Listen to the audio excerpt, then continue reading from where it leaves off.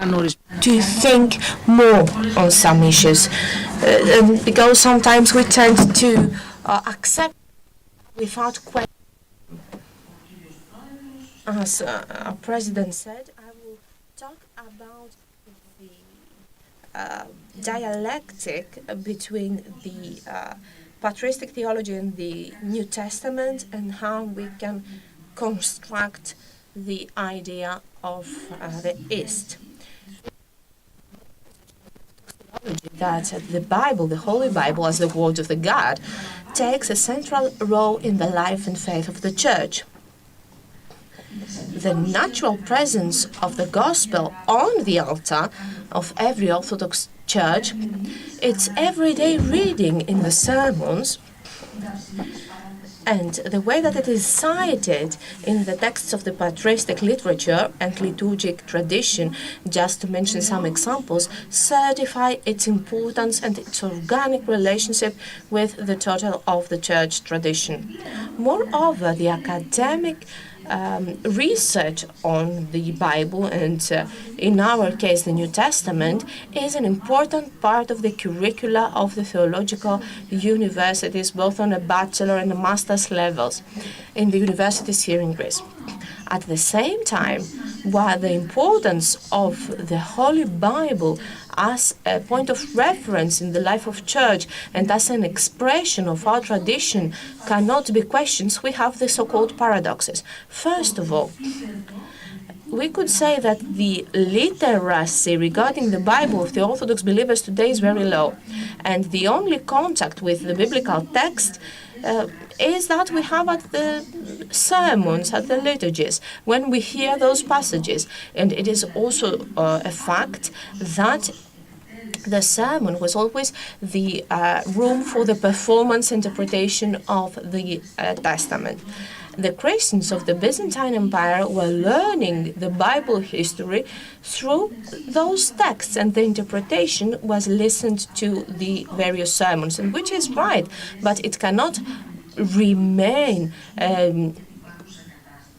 as it is today, because today we don't have some of the important elements of the things that happened during the Byzantine Empire. The contemporary believers are not familiar with the Hellenistic language as the average person. It is not by chance that the ancient church did not adopt the more scholarly, let's say, translations of the biblical text, for example, in the Homeric dialect, as we know that existed back then, but they preferred the simple original text in that Hellenistic language.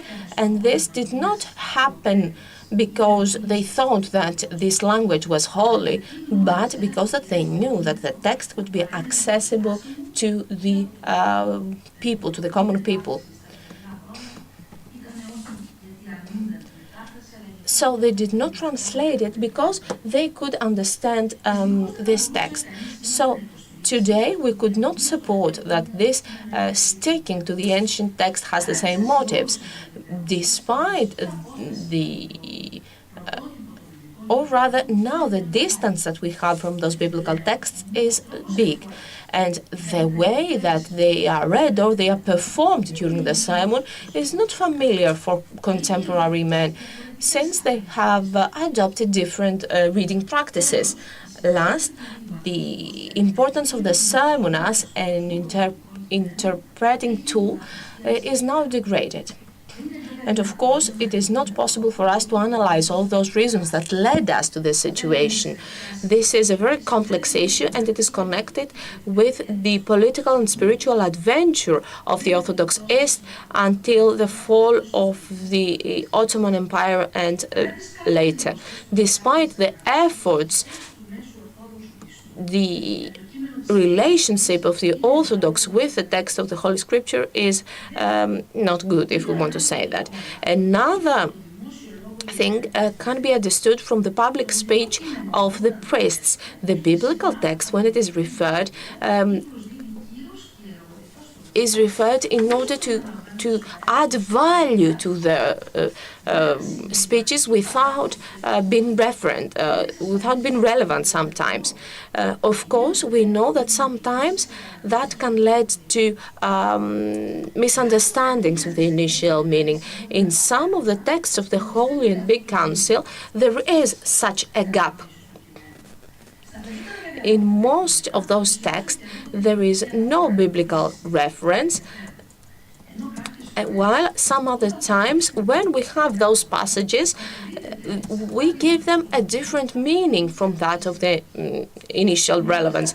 So talking, for example, about holiness, the people who wrote this circular asked from the members of the church to participate in the sacraments of the church, and mainly that of the Eucharist, which they characterize as a sacrifice, a living sacrifice, according to the Epistle to the Romans. However, St. Paul is asking the believers, I beseech you, therefore, brethren, by the mercies of God, that you present your bodies a living sacrifice, a holy, acceptable unto God, which has a different meaning, and there is no reference to the Eucharist. Sometimes later, the writers address the people and the young, and they say that within this confusion of the conflicting definitions about the meaning of the childhood, the reference is made to Matthew. Truly I tell you, unless you change and become like little children, you will never enter the kingdom of heaven. Or, according to the Gospel of Luke, truly I tell you, anyone who will not receive the kingdom of God like a little child will never enter it.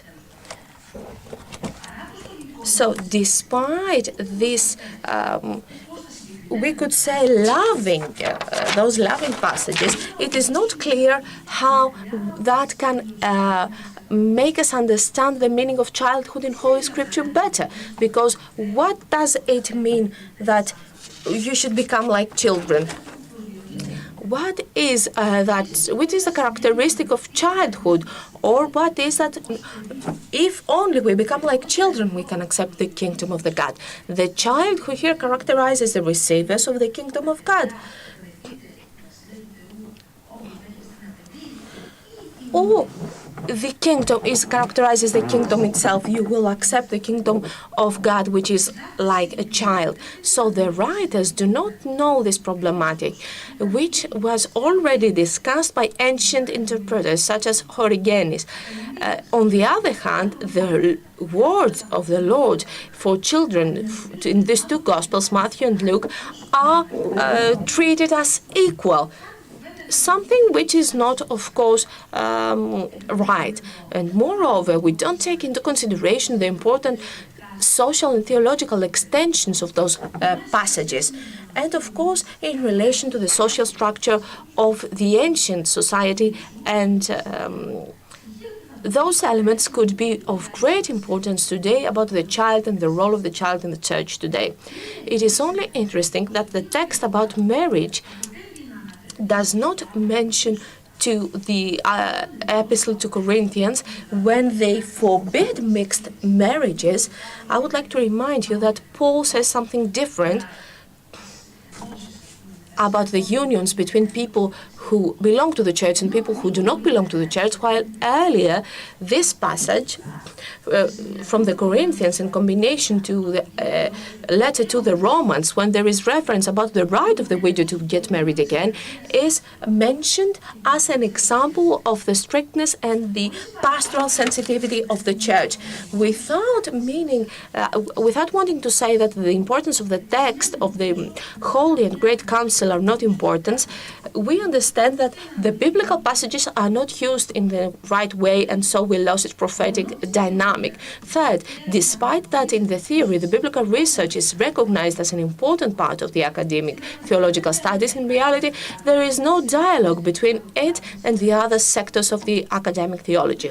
Very often, for example, theologians in academia who study the patristic research or the systematic theology ignore the interpretive work of their biblical colleagues, and they do not take into consideration the problematic that is given by the contemporary interpreting approaches. How many are ready to include in the discussion for the two sexes the two traditions about the creation of man in the first chapters of the Genesis, of the book of Genesis, which use this distinction between the levels of the early Christian tradition, or discuss critically the new proposals about this science, the science of the New Testament, such, for example, the so-called the debate on the pistis Christou, if this means faith in Christ or faithfulness of the Christ, which means that the Christ was committed into the fulfillment of our salvation. So this argument is that it is safer to read those texts through the long-term interpretive tradition of the fathers, and that the newer approaches that are adopted right now are born by the Western Enlightenment, and they do not fit in our tradition, the tradition of the East. So this distinction between the East and the West, I appreciate that lies in the heart of those three paradoxes that I have just described. And it is about the identity of the research of the New Testament today in the Orthodox theological schools. However, this tension, I have said that it is very important mainly to the first years after the before the Greek Revolution and after the Greek Revolution, in those years and the creation of the Greek state. However, this tension is starting early, at the years of the Ottoman rule. It is very interesting that from very early, this biblical text is translated, and those translations are very popular despite the polemics that they have.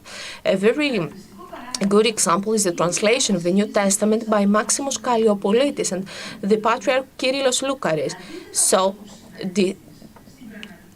in reality, and that is according to the sources, the translation in its revised form was circulating until the early 19th century. Moreover, especially during the last years of the Ottoman rule, we can say that there is a production of works interpreting commentary of the Holy Scripture, either as speeches or as interpreting texts. In those works, the texts of the Holy Scripture are not just a consolation, but also an inspiration for the enslaved people. The writers go back to the older patristic tradition, but they also add their own interpretive proposals in order to make this biblical speech timely and to give it meaning for the readers. For those people, it is like a treasure of the apostolic tradition and can transform the people who read it. Moreover, the biblical text is used as a textbook in the schools in the years before the revolution, and it is something that we do not mention it. For example, in this short work titled, of an anonymous writer, titled Christianic Teaching, in 1782, there are questions and answers between teacher and learner and student about the Orthodoxy. In the question, which are the two meanings of the scripture, the literal interpretation or the more free interpretation, the teacher is asking the student to mention an example, and the student is mentioning the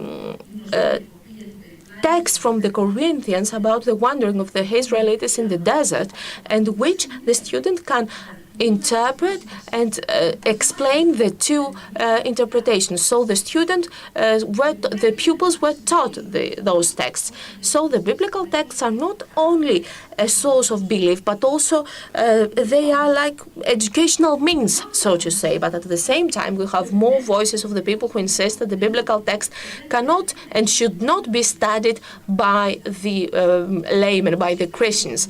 For the Josephus of Jerusalem, the Holy Scripture is a text very difficult to be interpreted, and those who are not scholars should not read it, but just to stick to the acceptance of the doctrines of the faith. In the question, if the Holy Scripture should be read by all Christians, the answer is negative. positions are now the norm, and they are thought to be the genuine way of the Orthodox spirituality. On the other hand, the studying of the Holy Scripture is thought that it is dangerous, that it is an innovation that's coming from the West. So the East identified itself with what we call patristic tradition, without that tradition to be described in a more clear and concise way. So, in a steady way, the fathers and their thought was thought that it belongs only, it is a legacy only of the Orthodox East.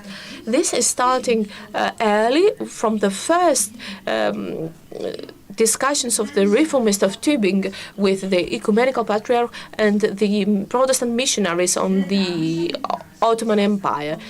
And it is also combines with the seeking of the identity of the Orthodox people, where the patristic tradition will be included in the glorious Hellenic past of the Greeks. It will be expressed by the invitation of the Father Georgios Florovsky to go back to the fathers and to the new patristic synthesis.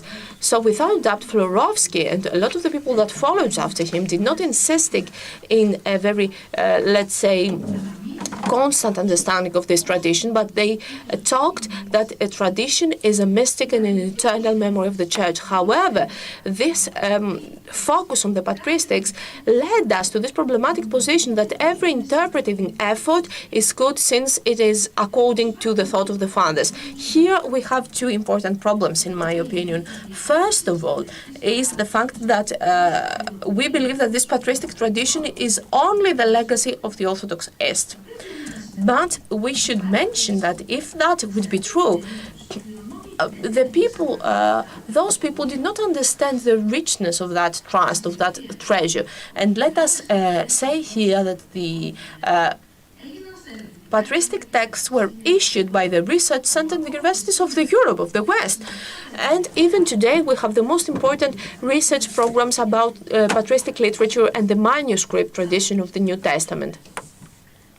And no one can doubt the contribution of the West to the rebirth of the patristic, but also of the liturgic studies.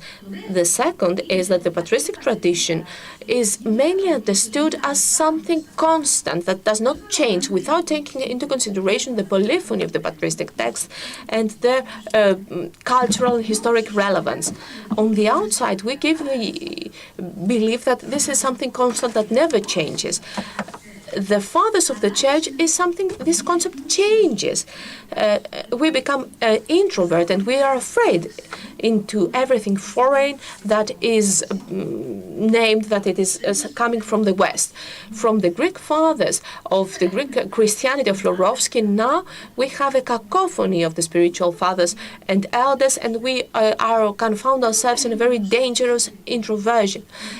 So the research about New Testament with all those new methods and proposals is not accepted. The study of the New Testament is considered as a Protestant characteristic, and so that it is risky, and that the access to the biblical text should be given only to a few chosen and with very specific requirements. The letter of the Kallinikos II to Constantine Basarab, which did not allow him to translate a text for the people, I think that today would find a lot of people in favor.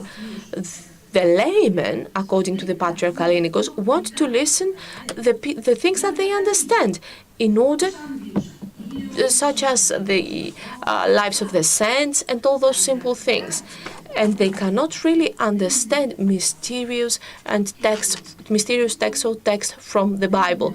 And he also says that not everything is for everyone. However, this access only to the few to the biblical text is not according to the patristic tradition, since the Holy Scripture is a source of inspiration and a point of reference. In the Orthodox theology, we mainly say that the Holy Scripture is part of the tradition of the Church and it is equal to its other aspects.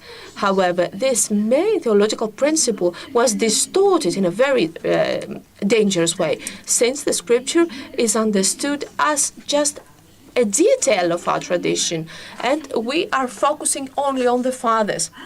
So, if in the position of sola scriptura we place the fathers without including in that consensus the Bible, then we have a serious theological gap. This position that even if the Holy Scripture would be lost, we could find it and we could revisit it based on the text of the fathers, which is something that we hear very often, it is an argument in order to let the Bible aside. Or, as the older generations is, to put it on in front of the icons and to have it as an object which is magical and distant from us. But this is not relevant with the experience and theology of the patristic East. Undoubtedly, the new methods of interpretation are different from the practices of the ancient Christian literature. But, in my opinion, what we should do in order to bring those two interpretive trends together, and of course they come from different time periods and from different cultural eras, is the common goal to showcase the prophetic dynamic that is hidden in this biblical text, since it is speech that was written in a specific time period, but it will never lose its eschatological orientation, is feeding and is fed by the body of church. And you would allow me a small comment coming from my life. I studied theology in Theological School of Thessaloniki according to the 80s, in a period where the biblical studies in general and the so-called School of Thessaloniki was flourishing. From the 60s and later, Thessaloniki was a center of the patristic studies, and which could be seen not only the curriculum but also to the research programs of our school. And a lot of our professors belong ideologically to what we call today the generation of the theologians of the 60s. So, differently from what happened later, in the later generations, we had a spirit of openness and ecumenic dialogue. Apart from some exceptions, we didn't have, let's say, we did not disapprove anything that came from the West. This openness was very evident to the works of the professors of the New Testament. However, even then, we were trying to identify those biblical studies and to try to have a dialogue with the patristic tradition, with the contemporary interpretation of those texts.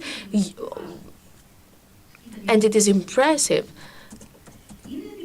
It is impressive that this is still an issue for those who study New Testament, which is not by chance, but I believe that it shows the need of the research of the New Testament to identify its identity at each separate time, trying to leave the stereotypes behind and leave the segregation of the West and the East behind. But we should leave this dilemma behind us. We should not stick to it. I'm talking about the dilemma between the patristic interpretation and the contemporary interpretation methods, because our teachers tried to bring those together, but this effort was not successful in my opinion, and I should also criticize myself since I come from biblical research and the academia was just a discussion between the specialists, very technical, without having an effect to the body of the church. So it is necessary, the biblical research, to find its position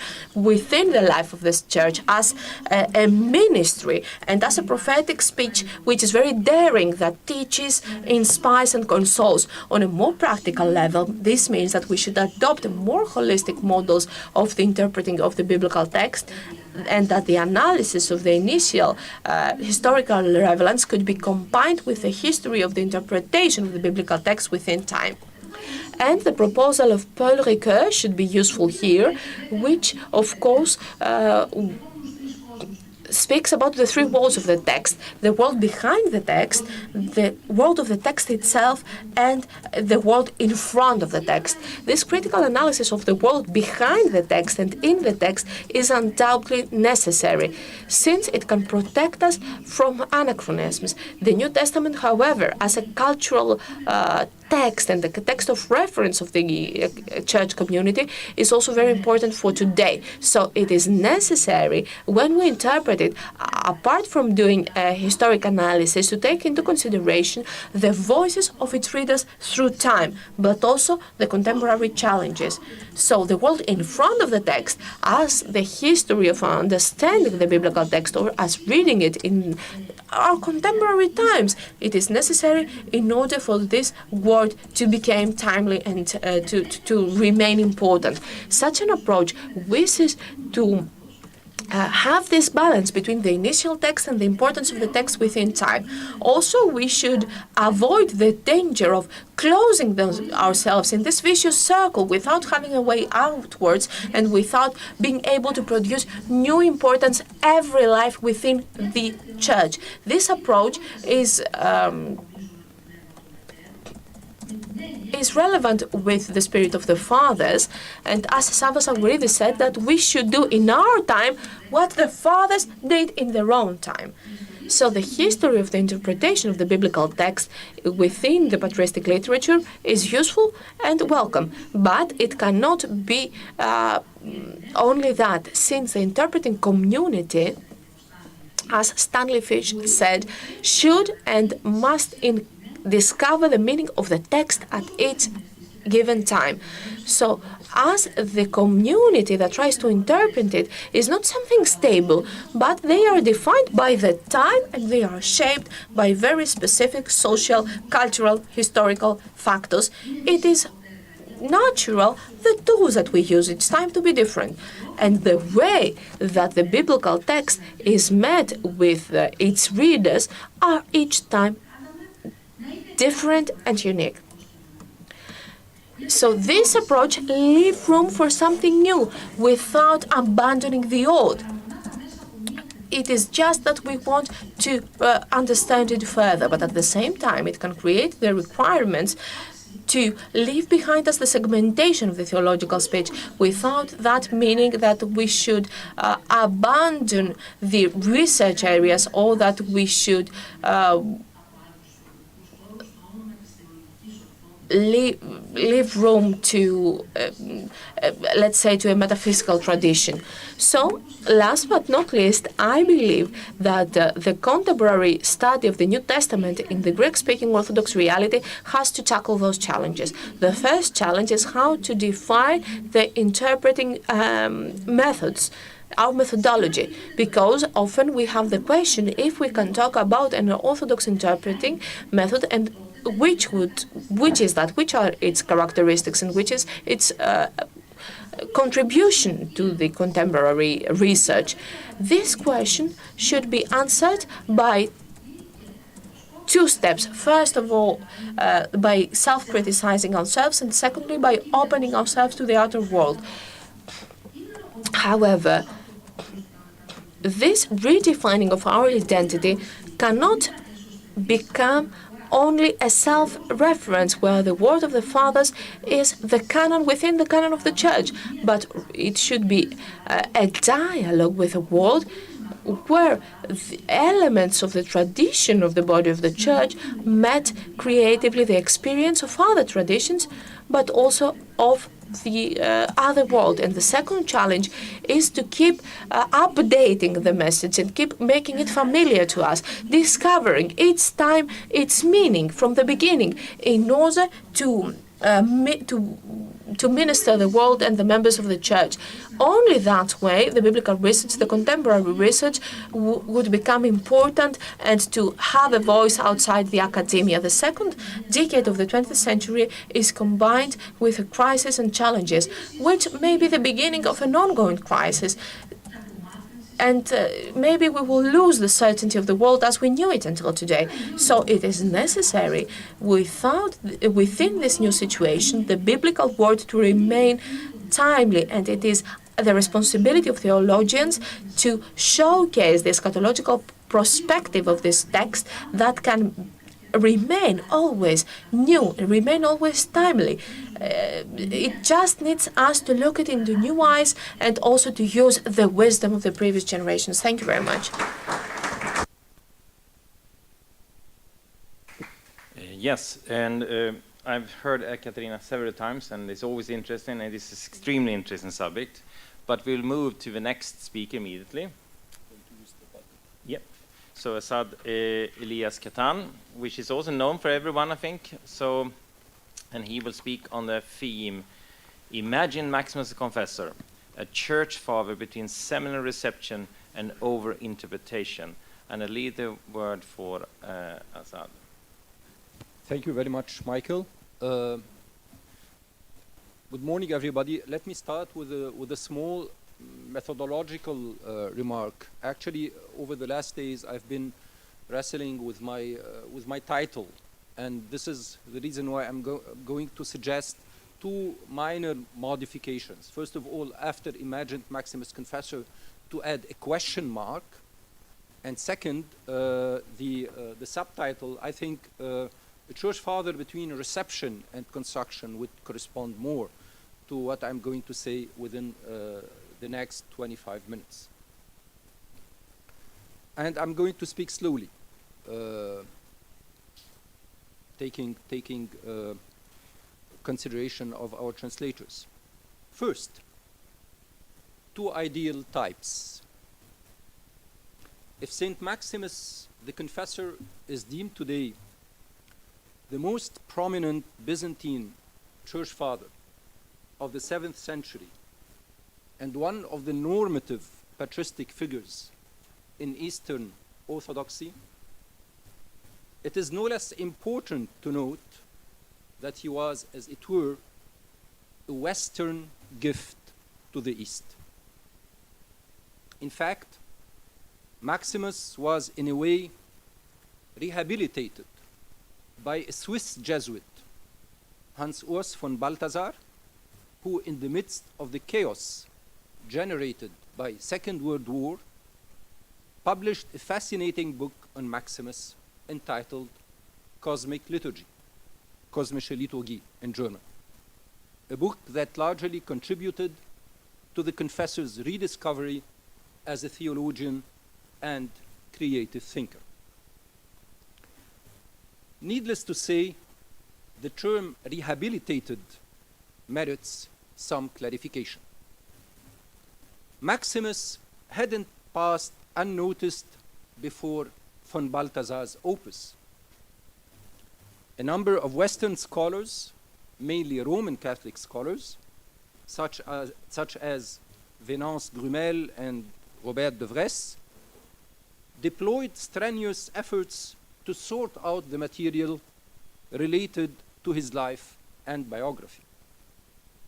Furthermore, Maximus' Christology and spiritual thought were the object of well-documented studies, including doctoral dissertations by the end of the 19th and by the beginning of the 20th century. From an Orthodox point of view, we cannot sufficiently emphasize the fact that the first attempts to launch a critical edition of Maximus' writings were made in Tsarist Russia by Epifanovich, who published in Kiev in 1917 an amount of previously unpublished material related to Maximus' life and work. Yet despite all this, and owing to an extremely influential study written by Marcel Villiers in 1930, in which Villiers compares Maximus' 4 centuries on charity to Evagrius Ponticus' mystical teaching, the confessor came to be considered, except for Christology, as a mere compilator.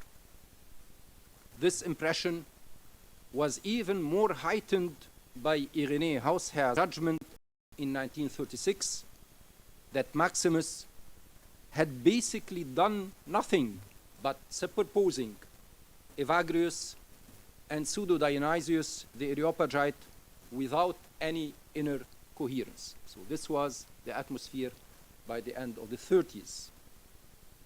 Against this background, Balthasar's pioneering work on Maximus was to shed a new light on him and to unleash in scholarship a liberating wave. It is thanks to Balthasar that Villiers and Hausherr's underestimation of Maximus was irreversibly dismissed in favor of a new paradigm. Far from being a more or less intelligent compilator, Maximus was rather an all-embracing spirit, displaying a rare ability to combine analysis and synthesis, and to draw extensively on his theological forebears, such as Origen, Evagrius, the Cappadocians, and the Areopagite, without losing the sense of innovation. According to Balthasar, the underlying principle of Maximus' formidable dogmatic and ascetic synthesis is his pronounced Christocentrism and deep faithfulness to the teaching of Chalcedon. Maximus provides thereby a corrective to Evagrius' Noetism and to the Areopagites' somehow uncontrolled Neoplatonic leaps. However, Balthasar's work on Maximus presents the disadvantage of being extremely speculative and too difficult even for German readers. It comes as no surprise that this book was translated into English almost 60 years after its first coming out in 1941. And with the words of the American translator, Father Brian Daly, I quote, "The questions Balthasar asks of Maximus are modern questions, set by the peculiar situation of French and German Catholic theology in the mid-20th century. And the picture of Maximus Balthasar draws is, in the end, an incorporation of substantial and authentic elements of Maximus' thought into the proportions and shadings of Balthasar's own theological enterprise." End of quote. Thus, in his majestic book on Maximus, Balthasar not only paved the way for a more positive reassessment of Maximus' thought, but also gave a decisive impulse to the apparition, as it were, of a constructed Maximus, dictated by the prerequisites of a theological and philosophical enterprise, which goes far beyond historical analysis. It is by no means a coincidence that in the second edition of Cosmic Liturgy, published in 1961, Balthasar felt compelled to reconsider his position on a number of important historical issues in response to criticisms of the original version, and especially in the light of the extremely insightful work done on Maximus by Polycarp Sherwood in his book, The Earlier Ambigua. An American Benedictine monk and scholar, Sherwood showed that Maximus delivers in his book, The Earlier Ambigua, Ambigua ad Ioannem, so the earlier Ambigua addressed to Ioannes, a unique and far-reaching refutation of Origenism in Byzantine literature. And now my hypothesis for today. If we were to take Balthasar and Sherwood as two ideal types, one would not be far from truth in claiming that they stand for two ways of interpreting Maximus. The first one, a more speculative way of interpretation, committed to what is perceived as a pressing need in theology and philosophy today. And the second one, a more historical way of interpretation, seeking to understand Maximus within the broader framework of Byzantine theology in the 7th century. Although such an approach admittedly entails the risk of becoming a sweeping generalization, it may help us shed light on some aspects of how Maximus has been received or even constructed in Orthodox theology. Second, Orthodox scholarship on Maximus. As early as 1964, Polycarp Sherwood, the Benedictine monk, mentioned a young Orthodox scholar, John Zizioulas, who had allegedly, I quote, defended a thesis on the Christology of Maximus in the spring term 1964 at Harvard, end of quote. However, this doctoral project seems to have never been realized or to have never been published.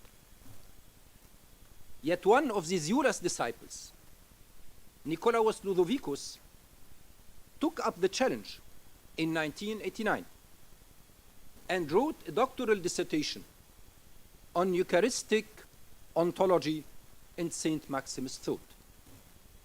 This book, which is to a certain extent illustrative of what I have called the Balthazar's ideal type, is less a study of Maximus by referring to his historical context than an interpretation of Maximus' thought in terms of Zizioulas' Eucharistic ecclesiology and ontology. Mutatis mutandis, that means with all, taking in consideration all changes, all necessary changes, Ludovicus' approach, which was considerably nuanced in the English translation of his book, is reminiscent of Jean-Michel Garrigues' book on Maximus entitled Maxime le Confesseur, la charité à venir divin de l'homme. Jean-Michel Garrigues is a Dominican father and scholar. For this book, Garrigues' book, interprets the question of human participation in the divine nature in Maximus in a rather Thomistic fashion, though Garrigues is more historically oriented than Ludovicus. I explain. Whereas for Garrigues, Thomas Aquinas is the key to understand Maximus. For Ludovicus, it is Zizioulas' Eucharistic ontology. Another Orthodox book on Maximus in the same vein was Vassilios Karayannis' study Maxime le Confesseur, Essence et énergie de Dieu, written in 1993. Not only does this book sidestep the necessity of delivering a cogent response from an Orthodox viewpoint to Garrigues' interpretation of the Confessor, but it is also a prime example of over-interpretation. To be sure, there can be no doubt that the distinction between essence and energies can be found in Maximus' writings. Hence, Maximus, alongside the Cappadocians and the Areopagite, can be viewed as one of the main sources of Saint Gregory Palamas. Yet, this is one register. Another register is to construe the whole edifice of the confessor's thought as if he were a Palamas before Palamas, to pay little heed to the many nuances of his multifaceted terminology, and to read everywhere in his texts the distinction between ousia and energia. In fact, a scholarly convincing response to Garrigues' Thomistic interpretative challenge was only given 20 years later by Jean-Claude Larcher's monumental study La divinisation de l'homme selon Maxime le Confesseur. In this compelling piece of scholarship, Larcher, unlike Karayannis, does not take for granted an alleged continuity between the confessor and Palamas, but persuasively evidences this continuity, showing thereby that to understand Maximus through the prism of Thomas Aquinas is a sheer misinterpretation. Kyriakos Savidis' doctoral thesis on divinization in Maximus and its reception by Gregory Palamas, written in German, was published 1 year after Larcher's book and without any reference to it. It is obvious that Savidis was not aware of Larcher's work on the Confessor when he wrote his own study. Here, the critical debate with the Thomistic interpretation of Maximus is somewhat stronger than in Karayannis' book, yet not as convincing as in Larcher's study. My sense is that Larcher's opus on divinization in Maximus is the first book written by an Orthodox. Actually, Larcher is a convert to Orthodoxy from Catholicism, that can match the groundbreaking studies on Maximus produced by Polycarp Sherwood, by Lars Thunberg, Microcosm and Mediator, and by Marcel Doucet, Dispute de Maxime le Confesseur avec Pyrrhus, written in Canada. In 1998, Jean-Claude Larcher published another book on Maximus entitled Maxime le Confesseur, médiateur entre l'Orient et l'Occident. The title cannot be more telling. For Maximus, despite being utterly Byzantine, was also oriented westwards. He lived many years in Carthage and supported Pope Martin I in convoking the Lateran Council 649 to condemn monothelitism. In his book on Maximus as mediator between East and West, Larcher tackles 3 controversial issues: the filioque, the primacy of the Roman bishop, and the original sin. Paradoxically enough, and despite his thorough knowledge of the related sources, one has the impression that Larcher's main concern is rather to free Maximus from the stain of being too Western than to show how he can really mediate. What is really missing in Larcher's book is a synthesis, an attempt to make Maximus' teaching on these 3 questions timelier and more fruitful for a dialogue between East and West. As constructed here, Maximus is rather an advanced defense barricade than a mediator.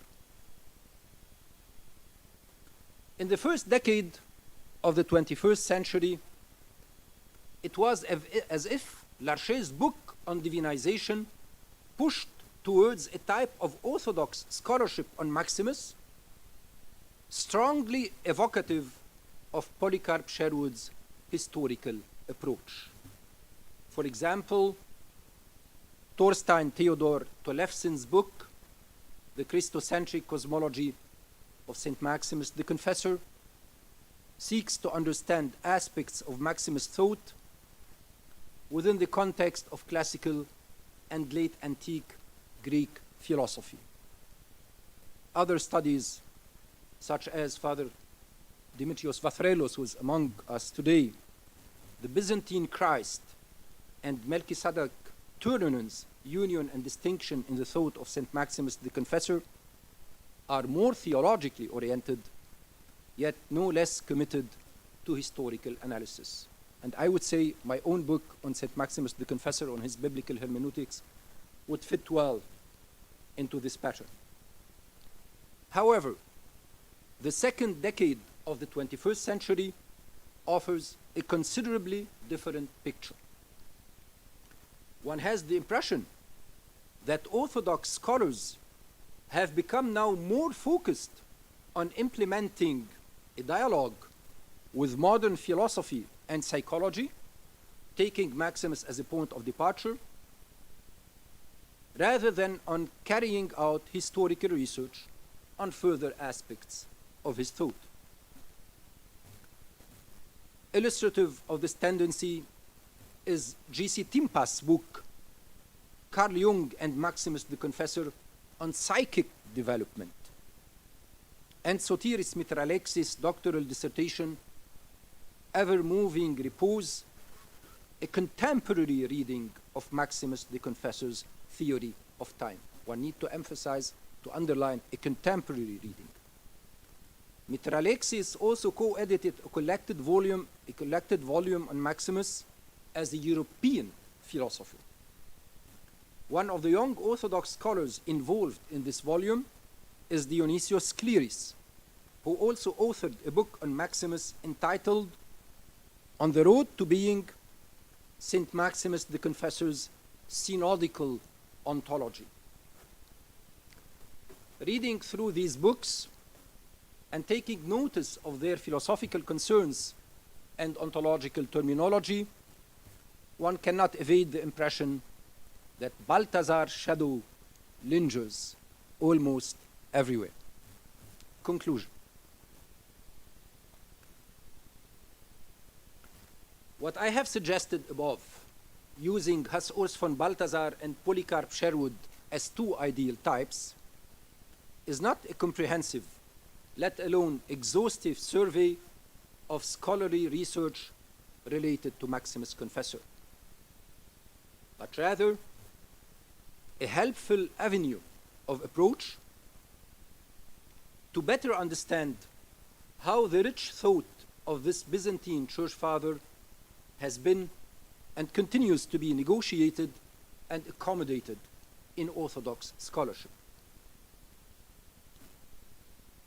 Far from being neutral, this scholarship has not limited itself to a historically oriented investigation, but it has also received Maximus using a broad spectrum of appropriation patterns and mechanisms.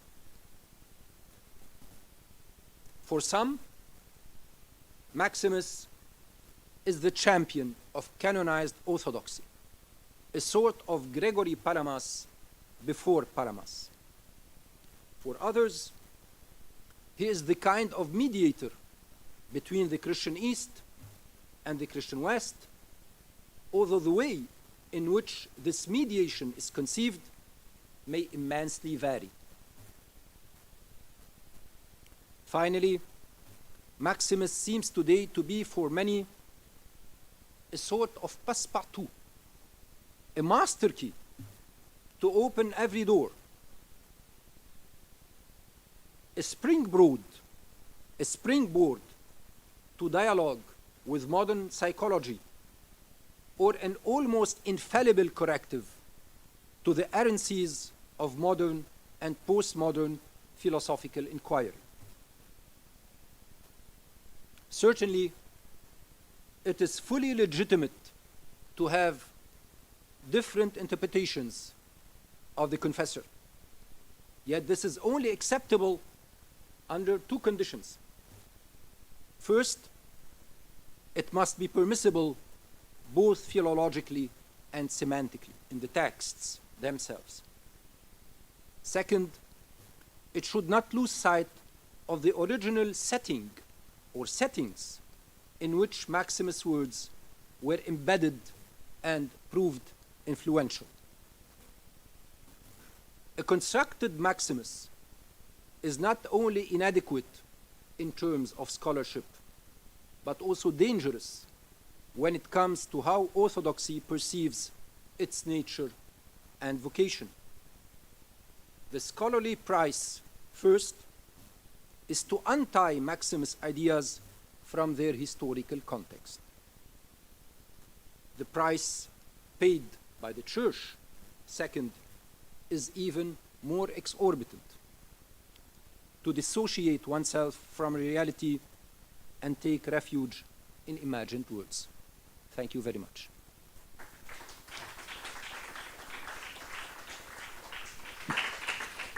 Thank you so much, Assad. we move directly towards Vasilios Makridis, if it's online.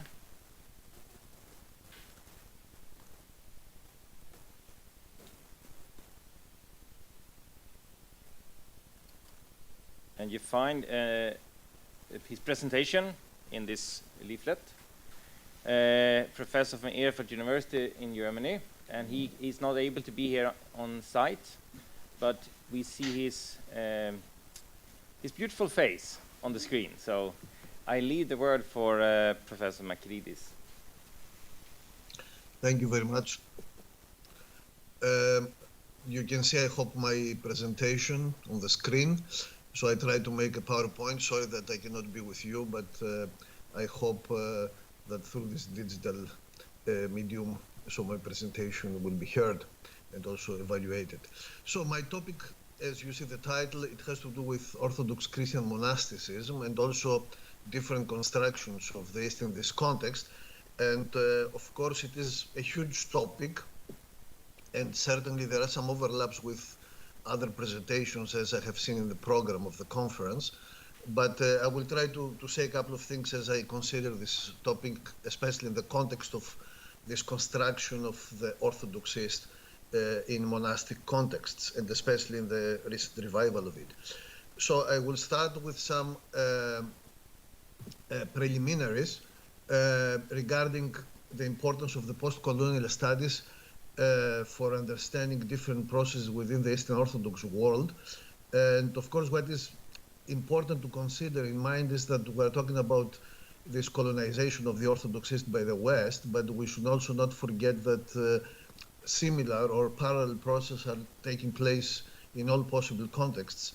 And sometimes, let's say, the colonized behave also in a similar way in different contexts. So the distinction between colonized and colonized is very frequently blurred in this context. And if I may identify some areas where post-colonial studies are important for understanding also different processes regarding the Orthodox world, I would say very shortly, I have summarized a couple of things here, like deconstructing Western constructions of the Orthodox other, or provincializing this West European Western discourse about others.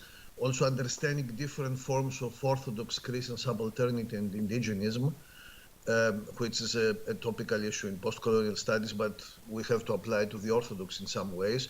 Also locating some forms of Orthodox internal colonization. So we have these cases as well, meaning that the Orthodox have also acted in similar ways. And also understanding and analyzing different processes of inter-Orthodox colonization. And finally, deconstructing different Orthodox discourses, not only about the West, which is sometimes put under the category of Occidentalism, but also about the East as well. In the case of the Orthodox monasticism, what is important here and needs to be emphasized is that usually one speaks about monasticism, and there is much literature about this in a very positive sense. But sometimes one should not forget what I call the dark side of it, or let's say the Janus phase, because there are certain problems associated with monasticism, both historical and at present, and this need to be addressed in a critical way, and without, of course, having the intention of somehow undermining the importance of monasticism in the whole history of Christianity, not only, let's say, in the Orthodox East. And that it has also to do with the fact that monastic cultures have contributed to a specific invention, construction, and also stylization of an exclusive Orthodox identity, and often in sharp contrast to other existing versions of Orthodoxy. We have this phenomenon in the past. I mean, if you look, there are a lot of criticisms against monks. I mentioned just one from the learned Archbishop of Thessaloniki, Evstathios, who wrote treatise against monks, I mean, in improving the monastic life. But I will focus more on contemporary developments. And actually, the whole topic is extremely very actual, because Ecumenical Patriarch Bartholomew just a few days ago he visited Mount Athos, and in a talk in the monastery of Karalakalu, actually he summarized what I wanted to say more or less today. So I permit me to quote him from his talk in the Karakalu monastery on Mount Athos. So in late May, he said, I'm quoting him, there are voices from the monastic world questioning the structure of the church. The monks are not above the church or despite the church, but within the church and even as it shows a constitution. The monks should preserve the basic and undeniable truths of the apostolic teaching against temptations and voices that lead in the opposite direction to the imposed unity and functionality of the church. Unfortunately, on 2 occasions, for example, the concession of autocephaly to the Church of Ukraine and the coronavirus pandemic, voices are heard sadly and bitterly said from the lonely place, which challenge and overturn the whole holy and spiritual structure of the church. Vasilios, Yes. can you open your PowerPoint? I have opened it. I don't know. Is it? You don't see it? Share screen.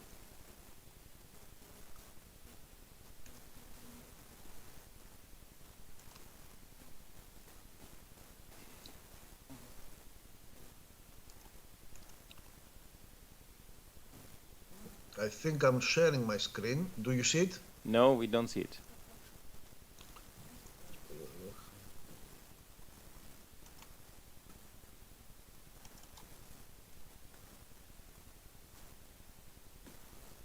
Do you see it now?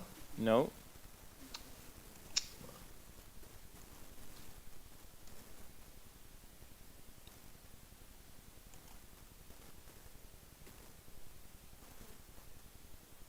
Now?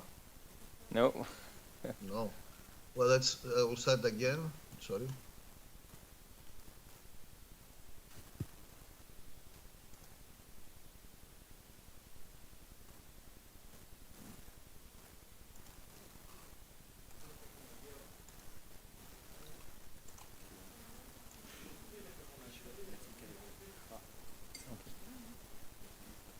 Do you see it now?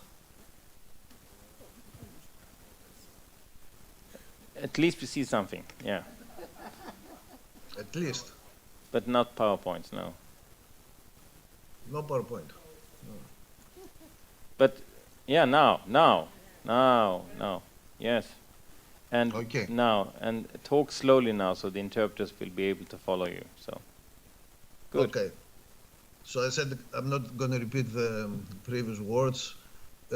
Just to quote Ecumenical Patriarch Bartholomew, who just a few days ago, he more or less summarized this kind of problems I'm referring to by reference to monastic cultures and how they construct the Orthodox East. And here is his words, actually, ipsissima verba. And I'm continuing where I have stopped. These voices unleash insults and slander against the Church, and exceptionally against the Mother and Great Church of Christ, means the Patriarchate. Monasticism is ecclesiastical and not private. In the Church, we are not saved alone. So the traditions and actions of our Orthodox Eastern Church are on the subject universal. Otherwise, we are diverted to a misguided ecclesiology. Any resignation from the apostolic teaching constitutes a dangerous alteration of Orthodox ecclesiology. We should not forget that all heresy starts from an incorrect ecclesiology. Those who lightly teach contrary to what the Church teaches, with the fear of God, faith and love, prudence, prayer, lightning, and much effort and agony, take on a heavy responsibility. And then he continues, the act of commemorating the Patriarch with the most simple and common prayer continually reveals this, and that the bishop of the place, Mount Athos, is always the Archbishop of Constantinople, so as to preserve the unity and functionality of the body of Christ, that is the Church. The charismatic order of the monks is in no way excluded from this functional unity of the body, as well as the slightest deviation from its harmony and conjugation would be a self-default of monasticism. The dangers and temptations for the monk are many, such as to be held responsible contrary to his dedication to Christ. The preoccupations of the monks with the individual ecclesiastical events without the invitation of local bishops, no matter intense and warm, are reprehensible because they can bring about problems, judgments, criticism, turmoil, and dissension. It is not the work of the monk to act in parallel with the local church. The monk teaches, illuminates, and sanctifies his surroundings with his consistent life and with spiritual struggle, repentance, fears, exercise, silence, obscurity, and ceaseless prayer.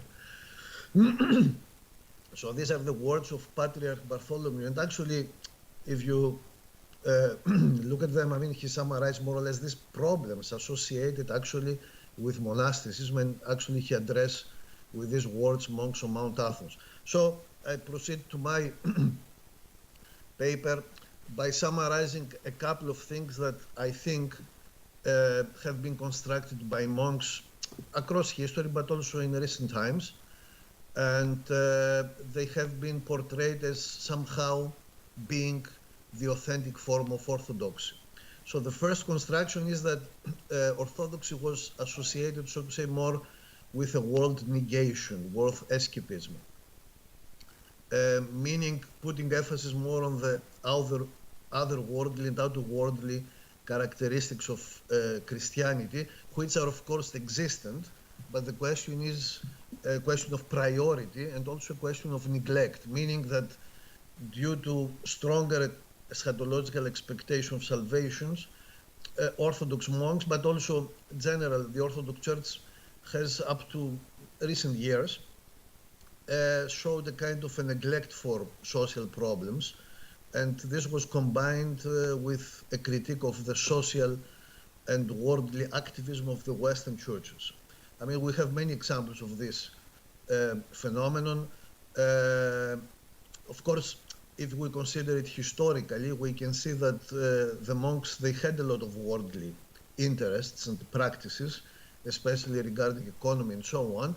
But let's say in the discourse, they always presented Orthodoxy as something that has to do with a kind of a supernatural, beyond the world conception that is not so much related.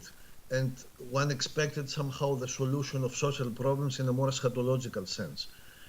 And this also has to do with, as I said, that we didn't have in the Orthodox Church until recently a more systematic articulation of a social teaching, which actually happened also last year with the publication of the social ethos of the Orthodox Church. So this is the first construction. The second one has to do with the fact that Orthodoxy was very often articulated in monastic contexts as an experiential phenomenon that involves the whole being and an active church life, and based also occasionally on some supernatural mystical encounters. And this was combined with a critique of academic university theology, and especially the so-called intellectual theology that was again associated with a Western Latin Christianity, considered as a Western deviation.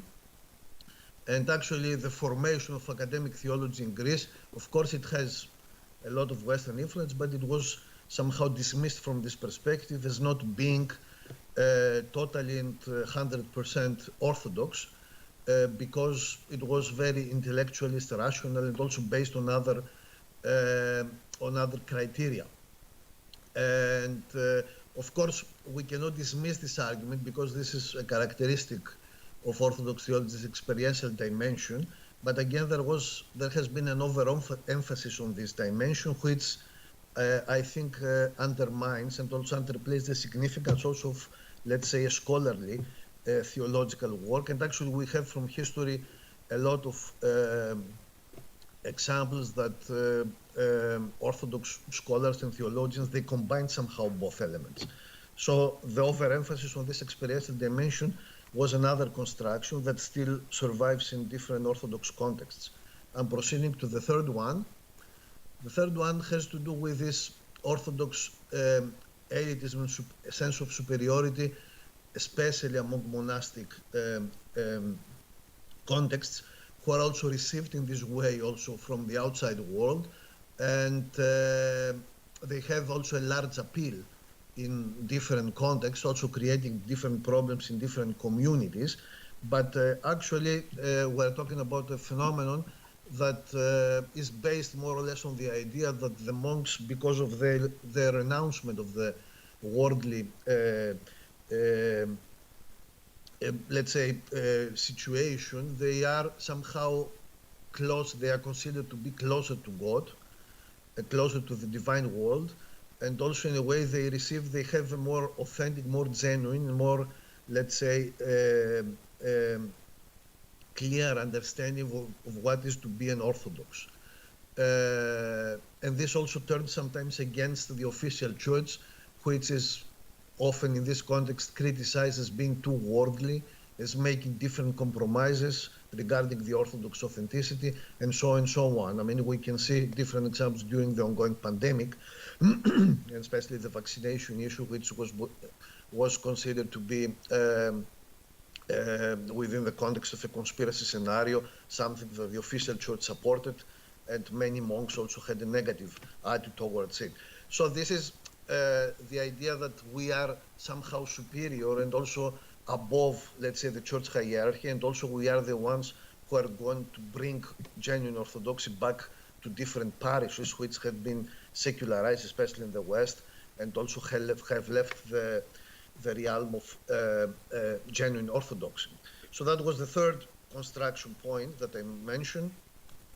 The fourth one is more an aggressive Orthodoxy, which is zealotist, fundamentalist, rigorist Orthodoxy, which is a well-known phenomenon, meaning that among monks there has been always a strong perception that we are somehow the faithful remnant that remains in this corrupted world, and we are the ones that preserve, of course, authentic Orthodoxy. But here we have also the opposite side, meaning that we have to be aggressive in not only in defending the true Orthodoxy against its real or imaginary enemies, but also in disseminating this kind of aggressive Orthodoxy to the outer world. As it is not accidental, for example, that many of the protests that happened, for example, when Pope John Paul II visited Athens 20 years ago, or in many other protests organized by the church, or mobilized by the church, we have a high percentage of monks that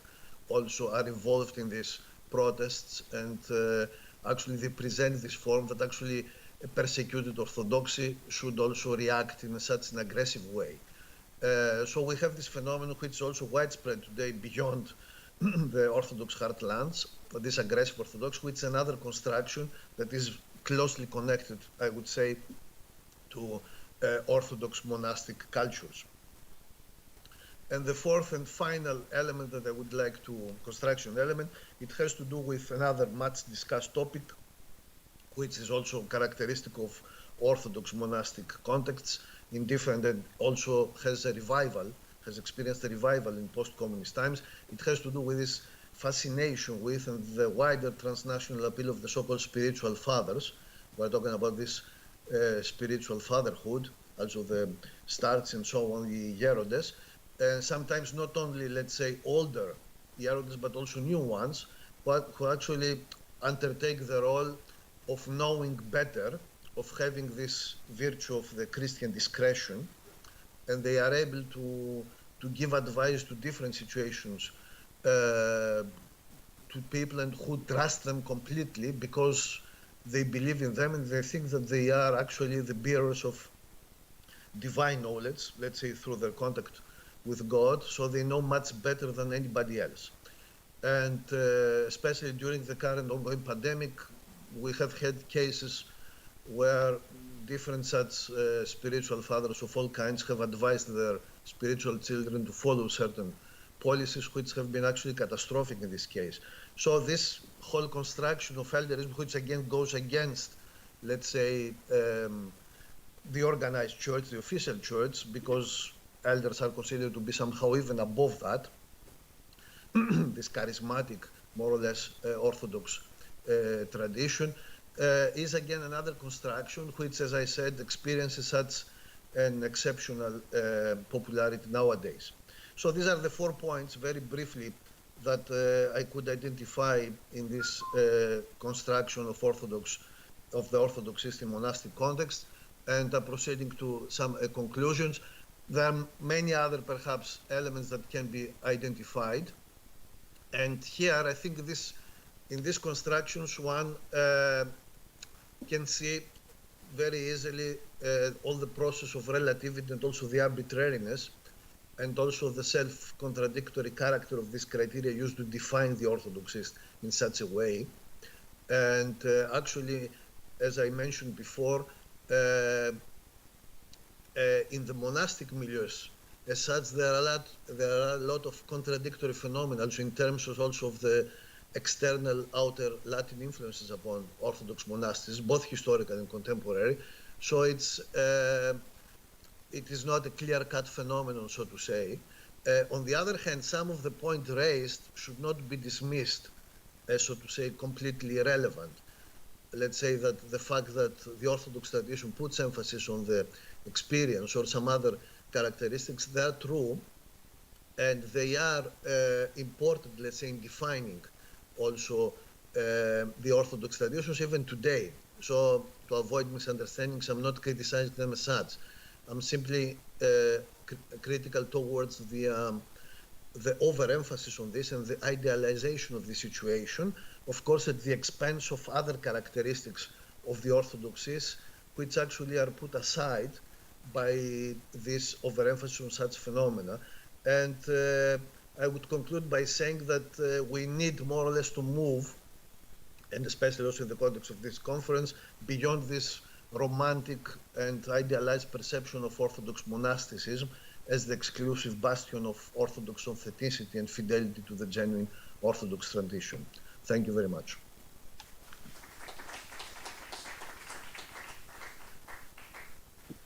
Thank you so much. And we start by opening up now for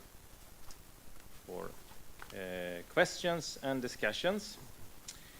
And I open up the floor, first of all, to questions or comments directly to the speakers, and then I hope that we'll have a discussion. And Makirios, you're hearing me, right? Yes. Good, good. So the first question is with George Demakopoulos, I think.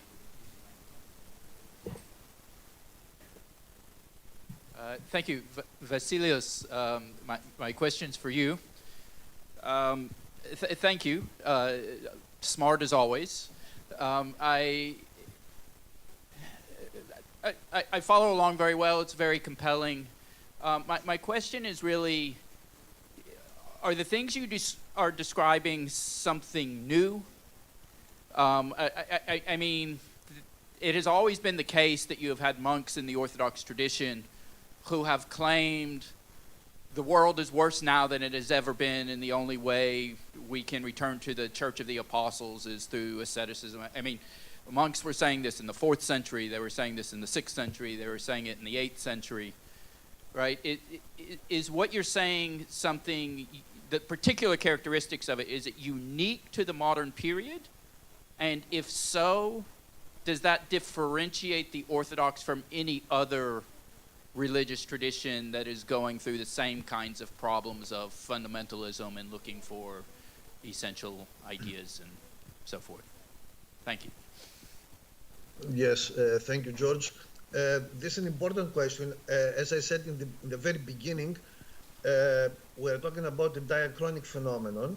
It's a historical one. I mean, let's say anti-intellectualist tendencies among monks, we observe them already in ancient Egypt in the beginnings.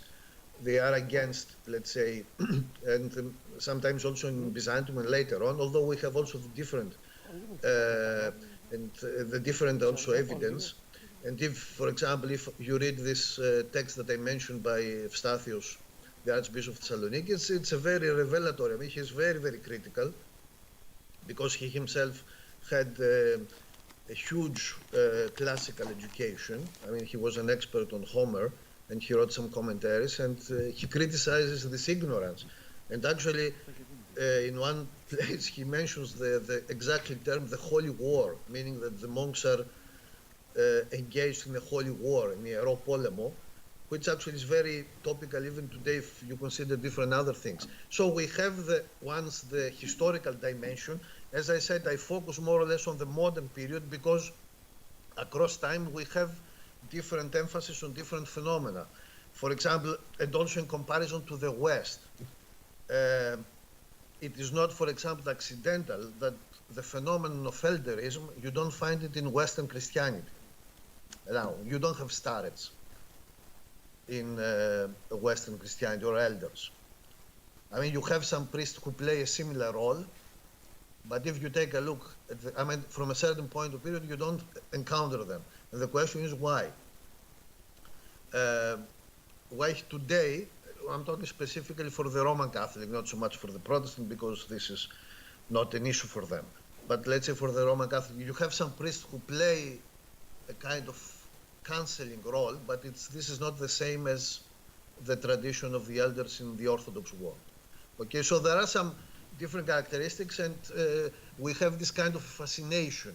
I mean, and actually, if you look historically, the tradition of this startsim, it was a novel phenomenon also in, let's say, in the Slavic countries with Paisi Velichkovsky. There is a lot of construction there. We have, so to say, a new period. It's not exactly the same. And then you have such phenomena like Starets Zosima and Dostoevsky and so on. There is this kind of popularization of the whole issue. And today, if you consider what is happening also in Greece and in other countries, you have such a fascination, sometimes an illogical fascination with them, which is, I would say, much more modern phenomenon through this transnational distribution of the writings, the translations, and so on. I mean, you find the text and the prophecies of Paisi in different other cultures now, and he's extremely popular. And sometimes all this is connected with this kind of constructions of what is to be a genuine Orthodox. So I think both dimensions are important, but I had focused more or less on contemporary, or more or less on modern developments. Pantelis. Ναι, θερμές ευχαριστίες και για τις τρεις εξαιρετικά ενδιαφέρουσες. I would like to thank you all for these three speeches. I would like to start from the final point on elderism and starches. And I will go back to the other two speeches of the panel. Vasily, you just said that the elderism phenomenon is not observed in the West. I dare say that until recently, this wasn't the case for the Greek-speaking Orthodoxy. It's something that has developed over the last 30, 40, maximum 50 years. And indeed, a few days ago, I met His Eminence Metropolitan of Bergamo, Ioannis Zisioulas, and he insisted in his view that the elderism that we have been experiencing over the last decades in Greece, that indeed influences ecclesiastical life and theology, it is something that has been transferred from the Russian starets. So the Russian starets were transposed into Greece in the form of the elder. And today this has been one of the most serious problems, ecclesiological and theological problem that we have to address. Do you agree with this statement? Do you think that the elderism in Greece is a recent phenomenon, or is it something that has also been observed in the past? And I would also like to highlight that this large influence of elderism and excessive monastic spirituality clearly influences, as Ms. Tsalabouni said, the reading of the Bible in many secular environments. It has been insisted that since we have the elders, not the fathers, the elders, we don't need the Bible, we don't need the New Testament, because the elders and their writings include everything that has already been said in the Old and New Testament. And as to the speech by Elias Ambassador Elias Katan on Maximus the Confessor, I would say that today the debate on the position of theology and spirituality has reached a point that Maximus, as you pointed out in your speech, has been overinterpreted. Maximus the Confessor has all answers for everything pertaining to the past, present, and future. This has now been underestimated by the monastic spirituality. Go to a library, look at the religious section, and look at the books, the spiritual food provided to faithful people today. Maybe 30, 40, 20 years ago, you would find books about the fathers, the modern theology. Now all these books have been displaced, and we are experiencing now an anti-traditional phenomenon. Those that advocate for the fathers have actually exiled them, and the only spiritual food that is considered to be appropriate are the writings on contemporary modern elders. So that's the end of my rather extensive comment. I would just like an answer from Mr. Makridis. And since we have Assad here, I would like to add that in the Middle East or Orthodoxy, the influence of elders is also a recent phenomenon. So I don't know whether there is a distinction between East and West, or Russian spirituality and the rest of the Christian spirituality. I would like to add something to Pantelis's question. How is this phenomenon interpreted into the US? We know that the US is a Western society within which there is also the Orthodox Church. How just a single person from Mount Athos managed to create 20 monasteries just recently? What laid the conditions for a monasticism movement throughout the US, when we know that the presence of the church in the US was consistent with the wider social and secularization movement? So is it an inner need of Orthodox people to also resort to monasticism in their ecclesiastical life? How can you justify the US phenomenon?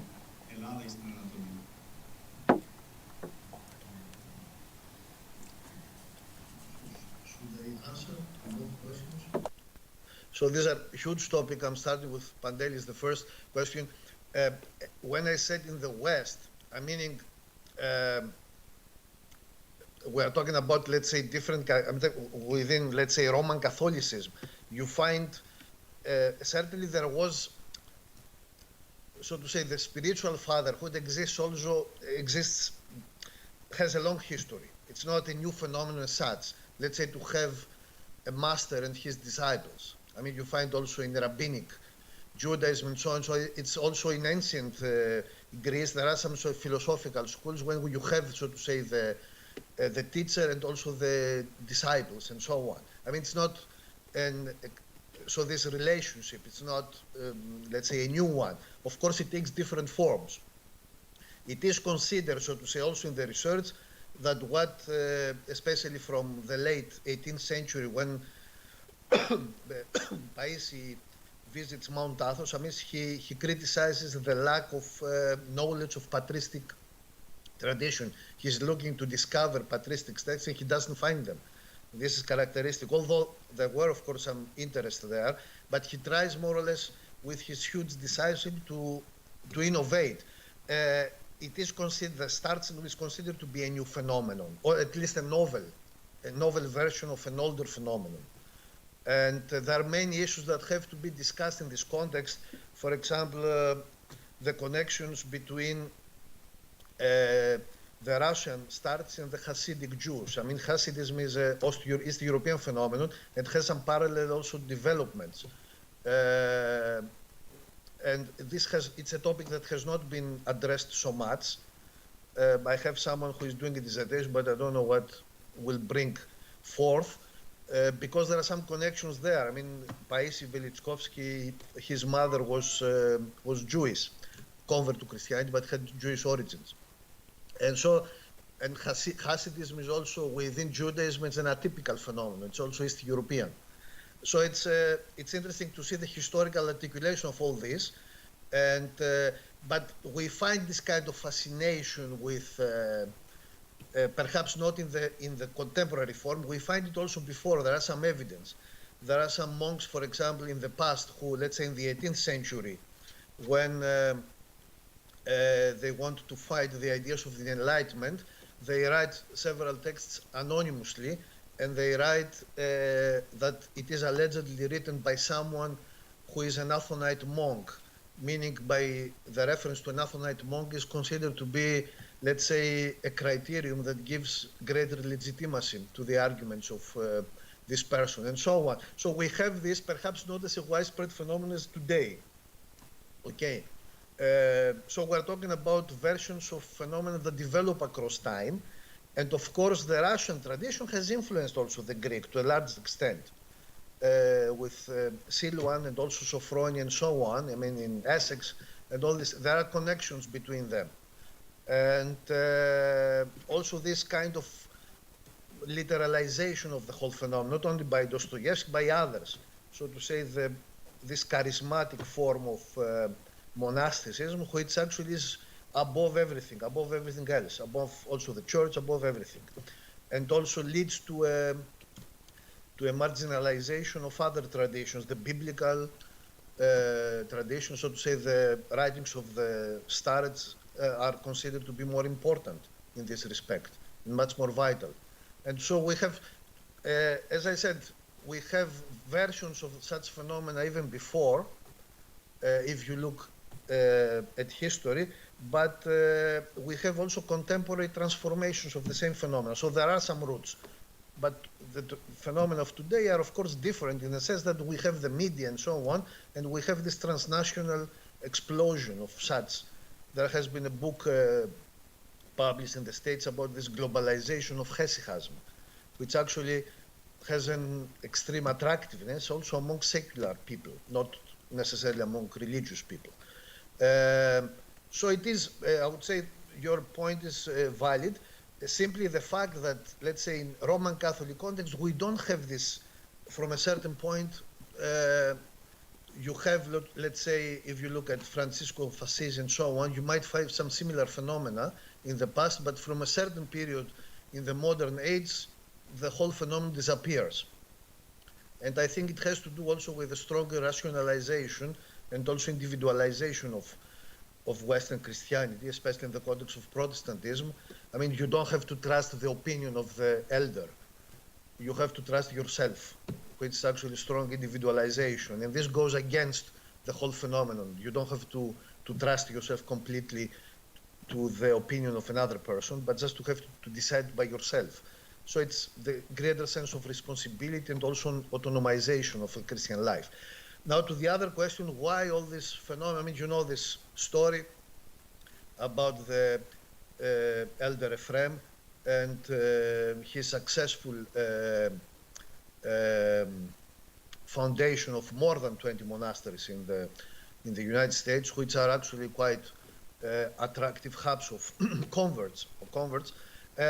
What is the? There are many reasons for this. One has to look at its specific case. The fact is that we have phenomena of, let's say, retraditionalization in different countries. So people are, in many cases in Western societies, they are feeling a kind of a vacuum, and they try to fill it in different ways. This can go in different directions. We have the discovery of East Asian spirituality, also in the United States, from the 50s and 60s. And the Orthodox present another, so to say, non-usual form of such spirituality, and also combined with a very strong sense of absoluteness. We are the correct version of Orthodoxy and so on. So this is particularly attractive for certain categories of converts, who may become, converts can become very often very radicalized. Not all of them, but many of them. And this is not accidental, for example, that, let's say, Russian, conservative Russian Orthodoxy has experienced also an attractiveness in different Western contexts in recent years as being an alternative solution against the secular version of a modern society. We're talking about converts and also other contexts. So it is not, so to say, something that should occasion surprise, because we have had such phenomena. I mean, people are not necessarily satisfied with the secular option. Let's say to be secular or to be very, very liberal and modern does not mean necessarily that you are a winner. In sociological research, there is always a big question why conservative churches or movements are stronger and are more successful. So to be liberal and to be open and flexible and adjustable, it's not necessarily the best advice and recipe to follow. Sometimes conservatism can give you more advantages. So it is also a broader phenomenon. It does not only refer to orthodoxy.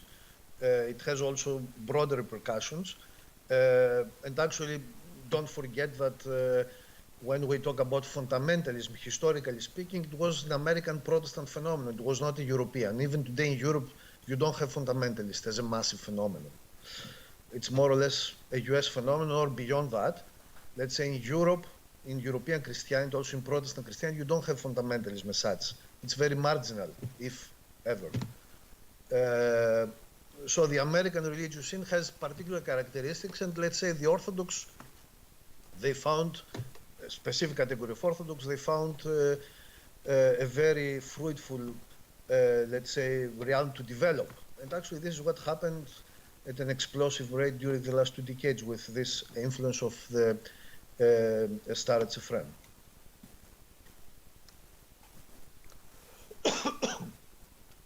I don't see any hands, so therefore I can place my... Άλλα χέρια. Α, μάλιστα, εσείς. Ωραία.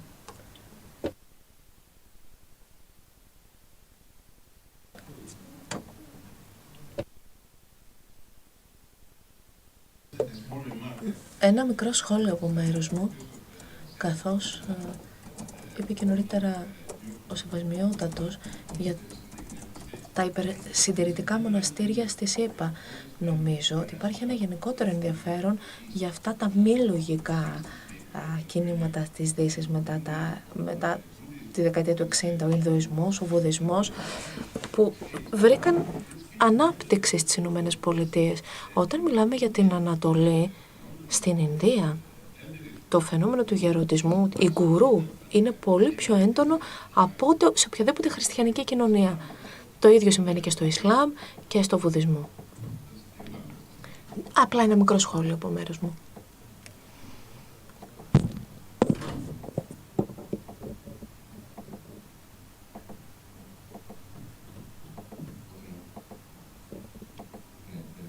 Πολύ.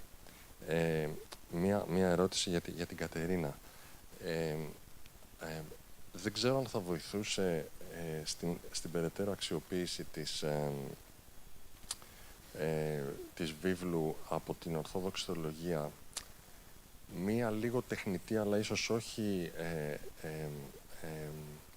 ανωφελής, ας πούμε, διάκριση ανάμεσα στο δόγμα και τη θεολογία. Δηλαδή, τι θέλω να πω, ότι ξέρουμε ότι ήδη από την αρχαία Εκκλησία υπήρχαν διάφορες ερμηνείες της Καινής Διαθήκης που η Εκκλησία έκρινε ότι απειλούσαν τον πυρήνα της δογματικής της πίστης. Ο αριανισμός, ας πούμε, χριστολογικές έρηδες. Και υπάρχει και ένας κανόνας, νομίζω, της 7ης Οικουμενικής Συνόδου που λέει ότι όποιος ερμηνεύει τη Γραφή με τρόπο διαφορετικό από ότι οι πατέρες πρέπει να καταδικάζεται κτλ. Πολλούς αιώνες μετά έχουμε τον Προτεσταντισμό, ο οποίος σε κάποιες εκδοχές του ερμηνεύει τη Γραφή με έναν τρόπο που καταλύει τον πυρήνα της χριστιανικής πίστης. Δηλαδή, αν δεν πιστεύεις ότι ο Χριστός είναι Θεός, ας πούμε, είσαι πια χριστιανός. Ωραία. Λοιπόν, άρα βασικά το ερώτημά μου είναι το εξής. Με ποιο τρόπο θα μπορούσαμε ίσως να ενθαρρύνουμε μια γόνιμη και δημιουργική ανάγνωση της βίβλου, που δεν αγγίζει το δογματικό πυρήνα της πίστης, αλλά αγγίζει ένα σωρό άλλα θέματα που είναι πάρα πολύ σημαντικά για τη ζωή μας. Ας πούμε, να πω ένα παράδειγμα που μου έρχεται πρόχειρα στο μυαλό. Ξέρω εγώ, ο πολλαπλασιασμός των 2 άρτων και των 5 ηχθείων. Τι μπορεί να σημαίνει σήμερα για την πείνα στον τρίτο κόσμο, για τη θεολογία της απελευθέρωσης. It mean for the theology of the redemption. We have various interpretations that should not be deemed as dangerous by Orthodoxy, by the Orthodox tradition. And a very short comment on what we have said earlier about elderism.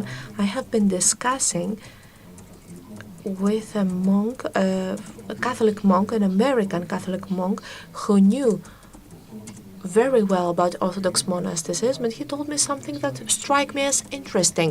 I don't know if it is fact, and maybe Mr. Makridis could help us, that when we Catholics become monks, usually we choose where we are going to live based on the canon.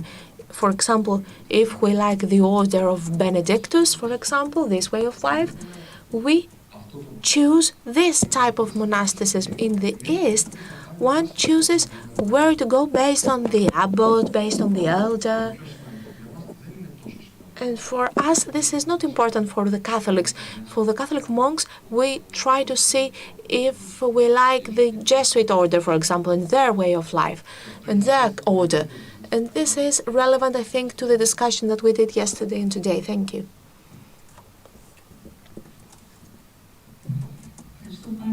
Thank you very much, Father Dimitrios, for this question. This goes at the heart of the issues. And I agree with you that today the Bible has to offer a lot of things, and that we should be brave and make new readings taking into consideration our challenges, the challenges of the modern era, of the contemporary era. Something I think that has happened through the history, but not always very successfully. However, this is another issue altogether.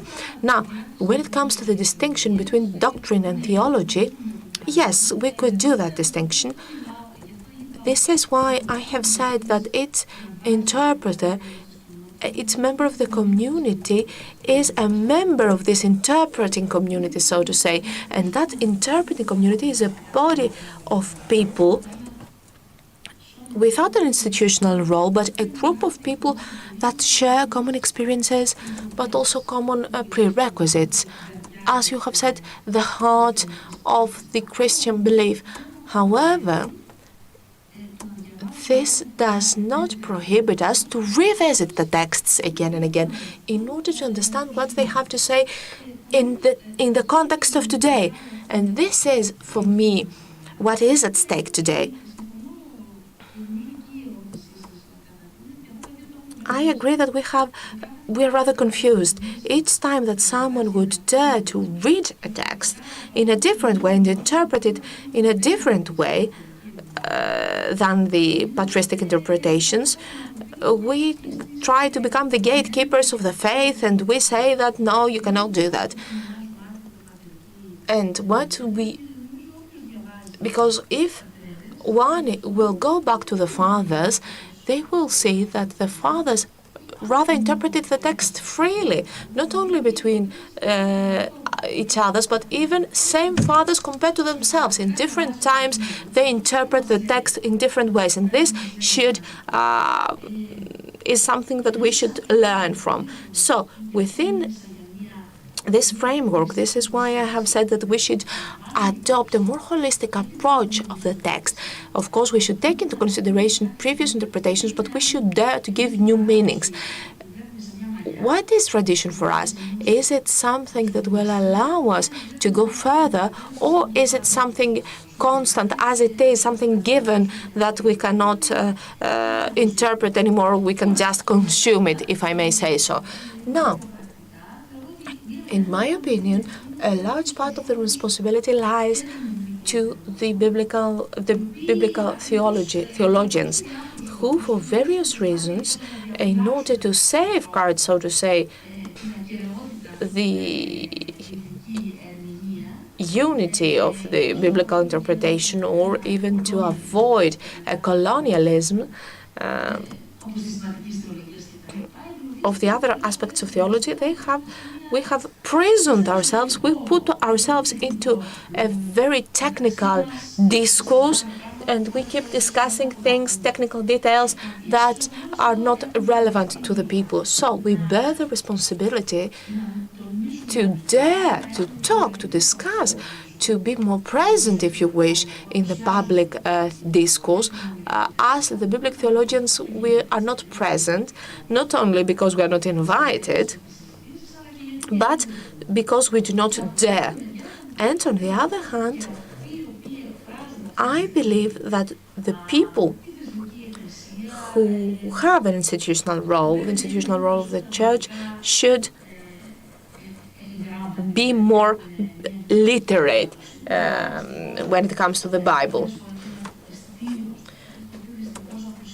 Unfortunately, this is not the case. So I think that we should do much work on various levels. And so this is, I apologize, my answer is just a not rehearsed answer. I haven't really researched it a lot, but I'm sure that we should do this discussion. I am in favor of texts that can give this beauty of the Bible, but also the problematic of the Bible. We should not believe that all the answers lie in the Bible, and this is why we have the tradition of the church. We should not ignore it.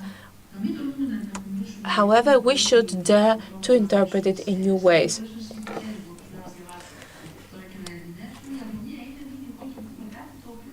We are afraid of saying something that will leave us out of a world, out of a faith.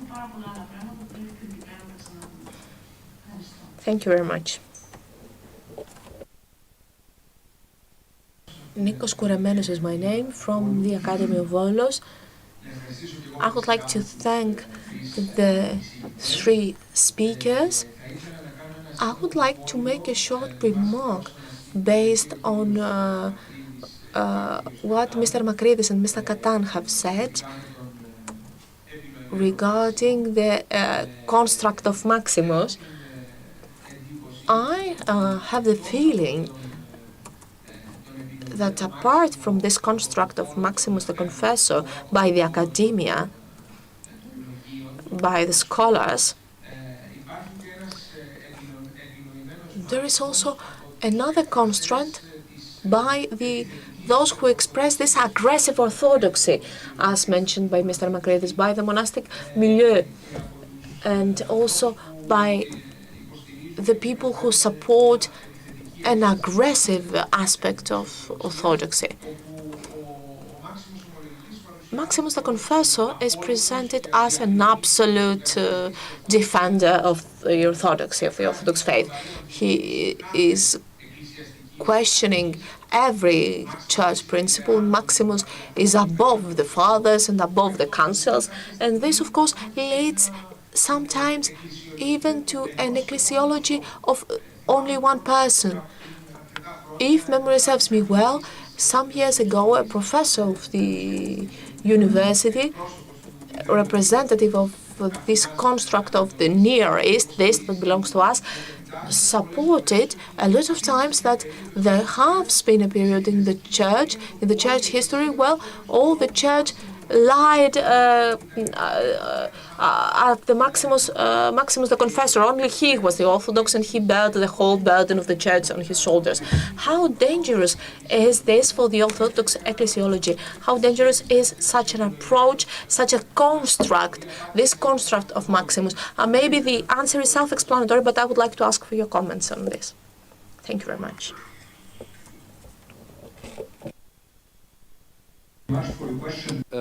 First of all, let me say that I don't have the impression that both levels are dissociated. We cannot dissociate them. It seems to me that there is a sort of dialectical relationship between them. Of course, we need to differentiate them. There is the scholarly level, and there is the, let's say, the spiritual, or but they influence each other. The spiritual one has been affected by scholarship on Maximus constructing Maximus, and even those people who worked in scholarship, they've been more or less affected by such tendencies coming from the spiritual realm.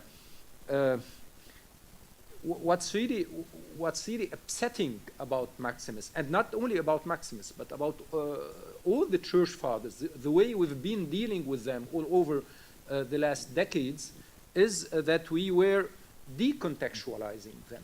And I think Katarina, by the end of her speech, she mentioned Hans-Georg Gadamer, and Gadamer, one of his major ideas is that historical distance, you cannot dismiss historical distance when it comes to interpretation. You should take it into consideration. Historical distance is not a problem, it's fruitful. You can make it, it's a productive thing. And well, our tendency in Orthodoxy, dealing with the church fathers in general, is to decontextualize them and to read the texts as if they would deliver responses to modern and postmodern problem. And this is, well, it seems to me that this responds a little bit to the to what has been expressed by the Metropolitan, because it's a postmodern phenomenon. It's a postmodern phenomenon to go to the supermarket and to buy cheese there without asking whether this cheese is good or not. So there is like a phenomenon. You go to elderly spiritual fathers and you get simple responses for complicated questions.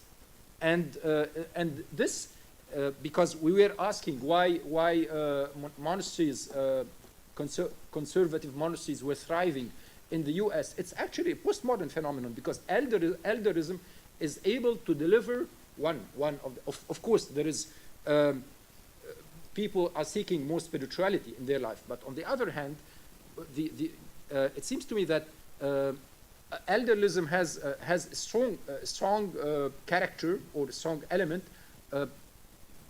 Starets are able to deliver simple responses to complicated issues, and this is postmodern in my opinion. Now, coming to your question, actually, in my opinion, what even the ecumenical patriarch has been saying on Mount Athos, this is absolutely upsetting, because, well, on the other hand, he is saying that church authority is superior than monasticism. And what we need in our church, and I would understand the whole movement of Maximus Confessor in the 7th century through this lens, what we need is sort of balance between different charisms in the church. Leadership in the church is a charism, and monasticism in the church is a charism. And what we need in the Orthodox Church is a sort of balance, establishing the balance between all those elements, all those let's say expressions of church life. If we understand our church life through this prism of balance between different charisms, I would say what Saint Maximus said in the 7th century, well, Ecclesia estin orthi homoloisi, the church is the right homoloisi, the right witness, or the right witness. In this case, it wouldn't be problematic anymore. Would you like to comment on anything, Michaelidis? Yes, if I may shortly. First one to an earlier comment that was mentioned about, let's say, the potential of conservative answers. I mean, we should always understand that in the history, let's say, in European intellectual and social history, when we have, let's say, a stronger rationalization, there is always at the same time the parallel, contrary movement. Let's say in the Enlightenment, it is considered to be a very strong rationalization and critique of superstitions and so on and so on. But at the same time, the same movement displays a lot of irrational elements. Let's say if you look at movements like mesmerism, spiritism and so, they are developing parallel to that, and perhaps there is, so to say, an underground culture which is exactly the opposite. So this happens everywhere. It's not only in terms of Orthodoxy and so. Regarding this, the other comment about the Catholic monks, yes, there is historically, I mean, this transformation. I mean, the Cluny reforms, I mean, you look at the Middle Ages and how the monastic orders were created, and then they were put also in the service of the church and also in worldly activities. I mean, it's a highly fascinating phenomenon that has also transformed also the late Middle Ages because of the impact of these monks. And of course, this kind of discipline did not exist in the Orthodox East, because we had this kind of freedom, which was again misunderstood.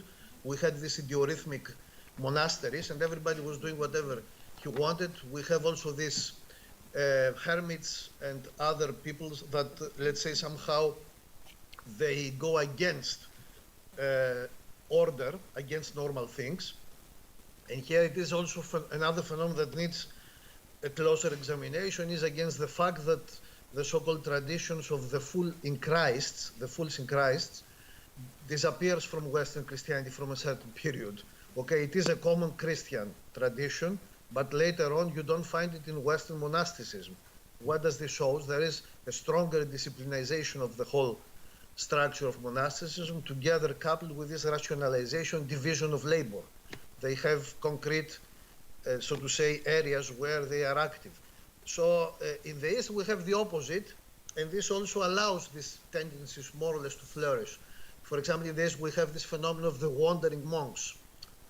Wandering monks that go and do different things. They collect money. In the 18th century we have a program on that, which is very interesting. They do all kinds of business, free from any other, so to say, obligation, and they use a lot of dubious and not illegal business always to accomplish their own tasks. The same phenomenon is also, can be observed also nowadays. I mean, if you look at the decisions of the Holy Synod of the Church of Greece, there are decisions against, let's say, wandering monks who go without the permission of, and also bring some miracle doing also icons and so on, and they collect different things. I mean, there are decisions against such phenomena, which always happen in the East, especially in modern times.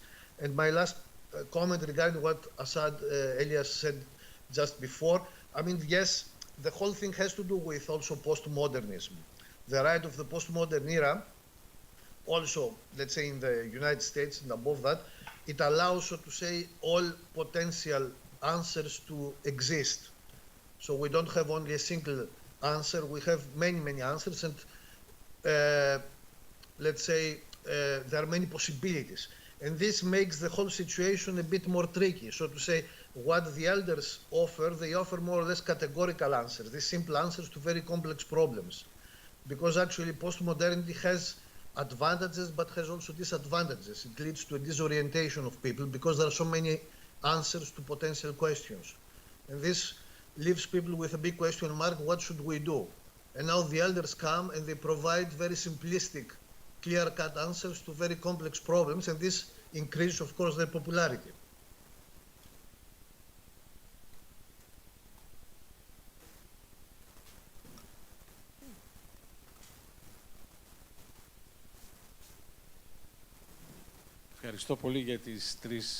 Thank you for all these three interesting speeches. I would just like to make a comment to Elias Katan. It is giving you a piece of information that you may be able to appreciate. The Metropolitan of Bergamo did not submit his dissertation on Maximus, on Christology, because in the meantime another dissertation had been published with the same topic. So he felt that his topic had already been addressed, so it wouldn't be an innovative piece of work. So he was rather sad because a work of years did not get published. But this shows a morality, in my opinion,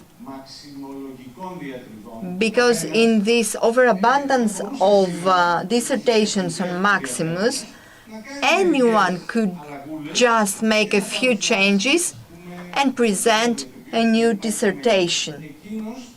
But he felt that this dissertation should never be published because he was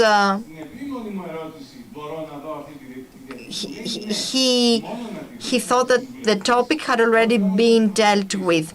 And I asked him, "Can I take a look at your dissertation?" And he replied, "Yes, you can take a look, you can read it, but you cannot photocopy it." And I do hope that the Volos Academy of Theological Studies will be able to digitalize at some point this dissertation as well for future theologians on Maximus. So is it a dissertation on Christology, as Sherwood said? No other doctoral dissertation on the issue of Christology, as far as I know. Πιθανώς να μην υπήρχε. Well, possibly there wasn't any other dissertation. He said what was the exact researcher that had published the other work. Was it Sherwood? Was it? I'm not sure. They didn't have the same title. The title was wider to include Christology as well. So he felt that this work is no longer pioneering, it is no longer genuinely innovative. So he undertook another dissertation about church unity during the first 4 years. But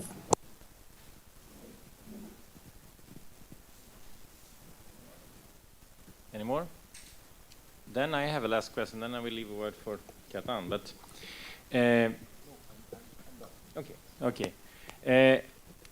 What I see is it's a very interesting lecture from Salampuni, and you're a teacher. That's very obvious for me. And for me, I see a loss of individuality in Orthodoxy, of participation on individual level. I see in your presentation, Katan, that you have scholars hiding behind Maximus for presenting their own views, where you don't step forward, you don't present your views, you don't deal with a dialogue with Maximus. Instead, you interpret it in a way that is deviating from Maximus sometimes. And the same thing with biblical studies, that there's a lot of things that we have to consider in the modern world, which gives new information, new perspectives, and we deal with it. And I've seen this several times. We use church fathers, we improve the church fathers in order to fit our interpretations, so we can pretend that we are following the rule and principles of Orthodox tradition. Can you make a comment quickly on this? Because this is very close to my heart. I see this many times in both in university studies and in research. Well, it seems to me that we have now 3 different approaches to the church fathers. The first one is so you are pleading for a third approach, or for a third option.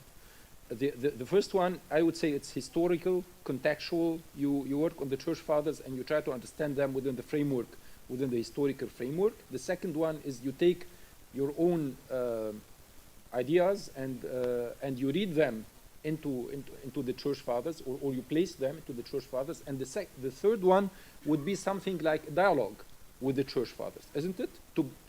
But in my opinion, this dialogue, and I try to plead in this direction by the end of my presentation. In my opinion, this dialogue with the church fathers is possible, not only possible, but also desirable today. But even this dialogue with the church fathers, you should understand them contextually. You cannot bracket the context. We are supposed to take the context into consideration, to understand them within this contextual framework, but of course, to come into dialogue with them, this is very much possible. And this is done by well, if you take Paul Ricoeur, which was mentioned today, his book on the famous book, not La Métaphore Vive, the other one, Temps et Récit, time and narrative. Well, he works philosophically, and he is in dialogue with a lot of thinkers from Augustine to the 20th century. But the prerequisite of such a dialogue is to understand the problematics of those thinkers within their historical context. And the second step is to try to actualize them, to make them timely. What we do as Orthodox scholars and Orthodox people is that we try to overcome this historical gap. We try to we decontextualize the fathers, and we bracket the historical gap, and we think that by bracketing this historical gap, we are dialoguing with the fathers, which is, in my opinion, the erroneous approach. Yeah, I'll speak in English since you asked me in English, so it's a matter of politeness. Thank you very much. Yes, I would follow to what Elias already have said. I think when it comes to the biblical text, the approach is a kind of similar to the way we nowadays approach the church fathers, in the sense that when we use it also always in an apodictic and apologetic context.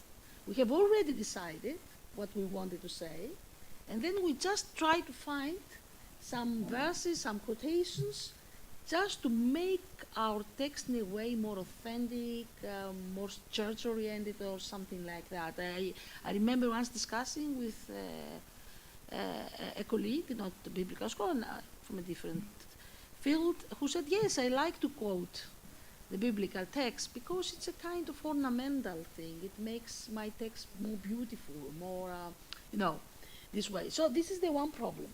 And the other, of course, is the dialogue with the church fathers. I am also open to this dialogue. I think it's necessary, but in the dialogue you don't always need to agree with the one where you are discussing things. I mean, in the sense that we have to be very critical and self-critical, and we have to, for the biblical scholar, I think this goes in two directions.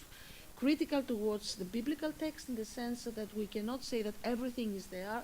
There's a closed text that actually has all the answers. It's a difficult text. It's like Jacob struggling in the night with this angel, a struggle that never ends, and you never have a feeling that you won at the very end. And here comes the individual not as, let's say, an autonomous person, but as a member of a community as well. We cannot be islands in this world. Even islands have their boats, have their bridges, they have their context. This comes for us as well, and that's why I talked about, and I like Stanley Fisher's idea, although this doesn't come from a theological context, of the interpretive community and the member being a member of this interpretive community. Not, however, being a kind of a slave of this community, but more like a deacon, a minister in this community, voicing the church, the feelings, the memory, the common memory of this community, at the same time offering new perspectives. And now, just this comment, nowadays in New Testament studies, for example, we say that gospel writers, for example, they are not the authoritative voices that come from above, but they are members of the church, of their communities, and what they actually write, and the way they interpret, is both the voice of their community and the challenge of their community, is also their reflection on these things and the tradition of Jesus as members of this community, which is a very complex way, and I agree that postmodernism makes things a little bit insecure for people. People would like to have an answer and that's it, but I think it's worth going this way, as earlier generations did.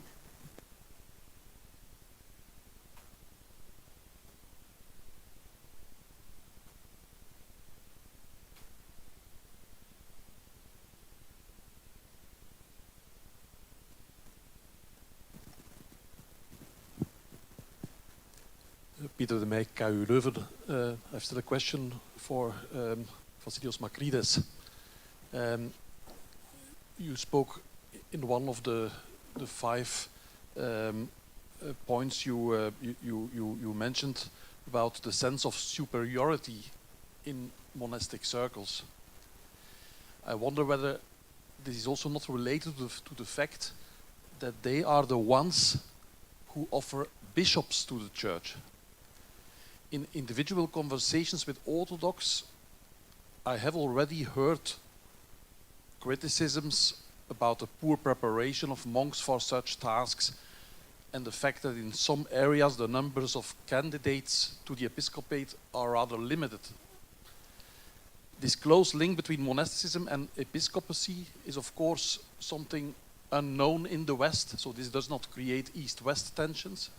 But I wonder whether you are willing to make a comment on this in your more post-colonial approach to monasticism. Thank you. Yes, Peter, this is correct. This is correct that there is a close connection between, let's say, elections of bishops from the realm of monastics. But this again is a historical phenomenon. Let's say we have different cases in history. If you look at Byzantium also, that there are numerous cases where, let's say, this monastic superiority or superior way of life becomes attractive, both within the church and beyond the church. You have emperors who give up their office and then they go to become monastics. And so there is, so to say, a diachronic fascination with this phenomenon in different contexts. And of course, it has to do also with the fact that that monks play also a role directly or indirectly in church politics in different ways. And this is a very important issue. But of course, to avoid misunderstandings, I mean, the whole discussion is a bit critical towards monks. We should not generalize things. And certainly there are better relations between official church and monks beyond the ones that I described. But simply my focus is now in terms of this deconstruction of different constructions of the Orthodoxy by monastics. We should take also the other side of the coin into consideration, meaning that there are a lot of fruitful and better positions between, and we're talking about phenomena that are not necessarily always in the mainstream.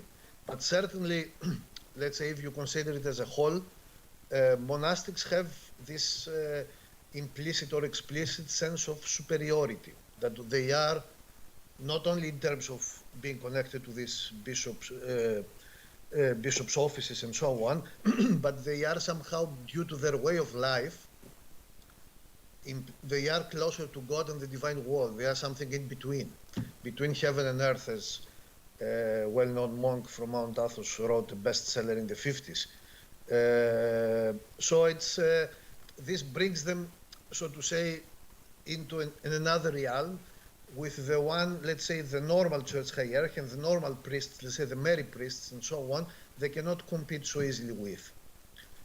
So someone trusts more, a believer trusts more someone who is considered to have renounced this world and he's looking for the kingdom of God already here. And the others appear to be too immersed in worldly affairs. And this creates a gap. And this gap is not always easy to bridge. And so the monks enjoy this popularity, and I would dare to say that this will continue also in the years, especially now we have this phenomenon with the veneration of Paisi, the elder from Mount Athos, who was canonized, and you have some cases that I remember a case in Agrinio when people gathered to venerate fruit that was blessed by Pius. I mean, this comes close to idolatry, if I may say so, excuse me. So it's this kind of fascination will not disappear. And so to say, the monks will always have this kind of superiority, whatever one might say from the point of view of the official church.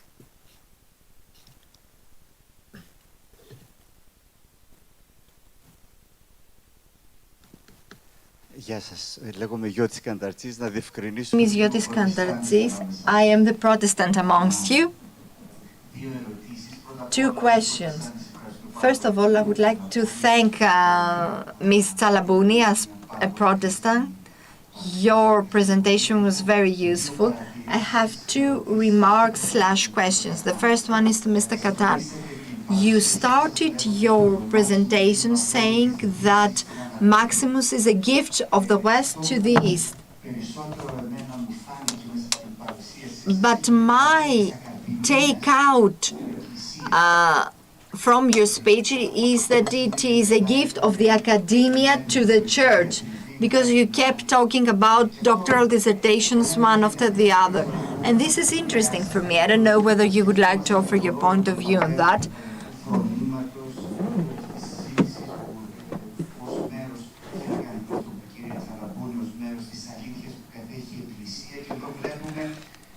And we can see that San Maximus is given to the church mainly through academic channels. This is what I perceived from your speech.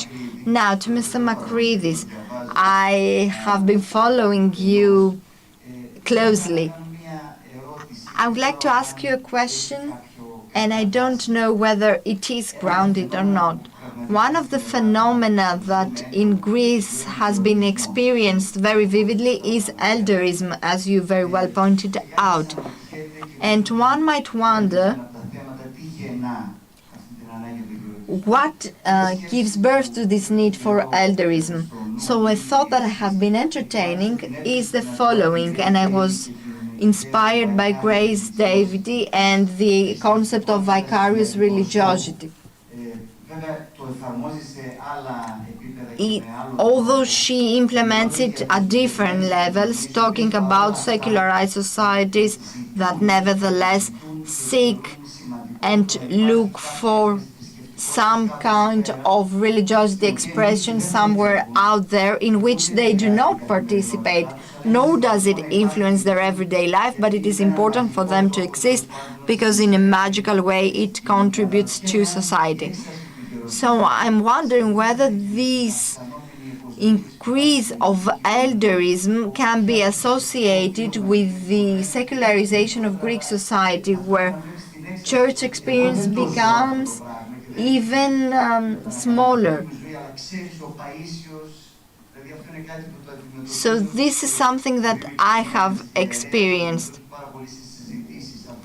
in my discussions with people who don't have any religious experience, but they resort to these elders or to this concept that's beyond their life, it's out of their life, but it is important for them to know that these stories are out there. Makidis, do you want to say something? Yeah, just two words about this. Let me begin by emphasizing the fact that Saint Maximus today he is an ecumenical personality, and since in my presentation I tried to elaborate a little bit on this scholarly dimension. Actually, he is ecumenical.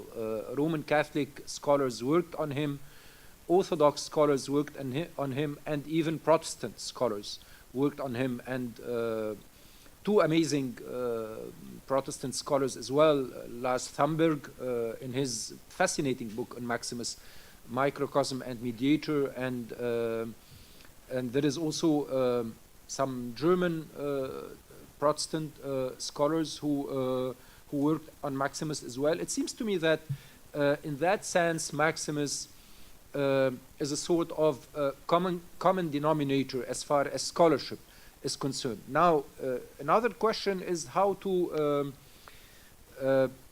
to make this scholarship more influential in daily church life. This is another issue. How to sensitize, for example, Protestants or in the parishes to the importance of Saint Maximus. Now, I should admit I expressed it in a more or less provocative way. It was provocative to say that he is the gift, a Western gift to the East, but it was meant in terms of his rehabilitation. Maximus was actually in Orthodox circles in the first half of the 20th century, except for Epiphanovich, who in Russia was working on a critical edition. Maximus was marginal. So his rehabilitation as a church father, I would say, was done by a Catholic scholar, Hans Us von Balthasar. In this sense, I meant that he was a Western gift to the East, but of course it was. I should admit it was a bit provocatively said.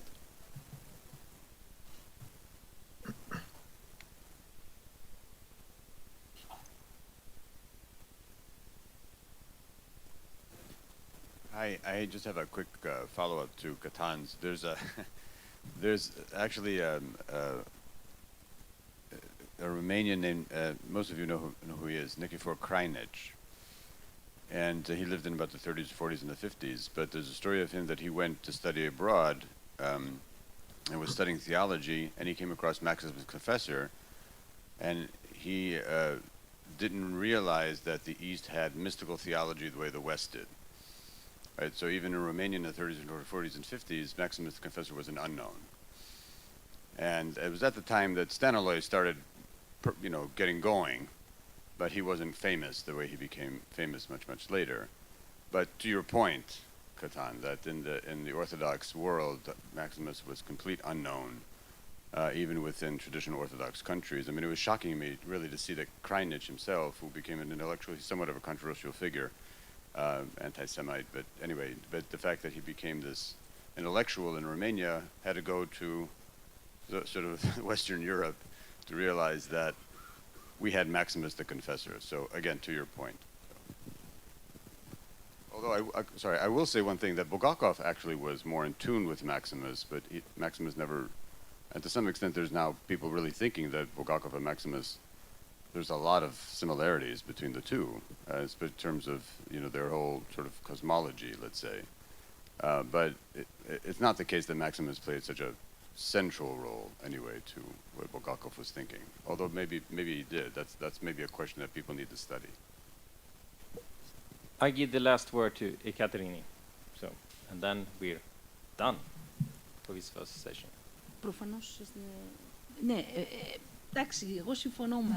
I agree with you. You know that. I believe that the current Orthodox reality, when it comes to the contact with the text, is rather problematic. This is why I talked about biblical literacy. And in my personal opinion, there's a lot to be learned from the Protestant tradition, and we should always keep learning from other denominations as well, because they can open up for us paths that we didn't cross, that we neglected. So there's always something to be learned. And of course, fathers are part of our tradition. My objection is when we consider that this is a purely Orthodox phenomenon. The truth is that the best works around fathers on the New Testament come from the West, from Protestants.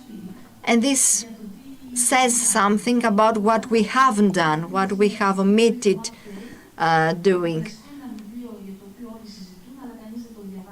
Bible is, as Mark Twain said, a classic book. A classic book is a book that everybody talks about, but nobody reads it.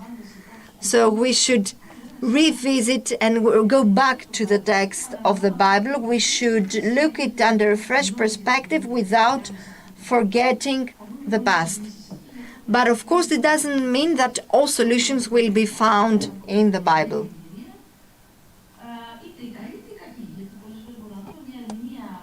And there will be interpretations that might be good or bad. Or an interpretation might have been relevant in the past, but it is no longer relevant today.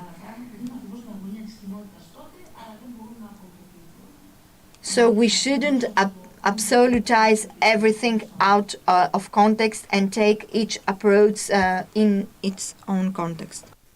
And thereby I declare the first session over.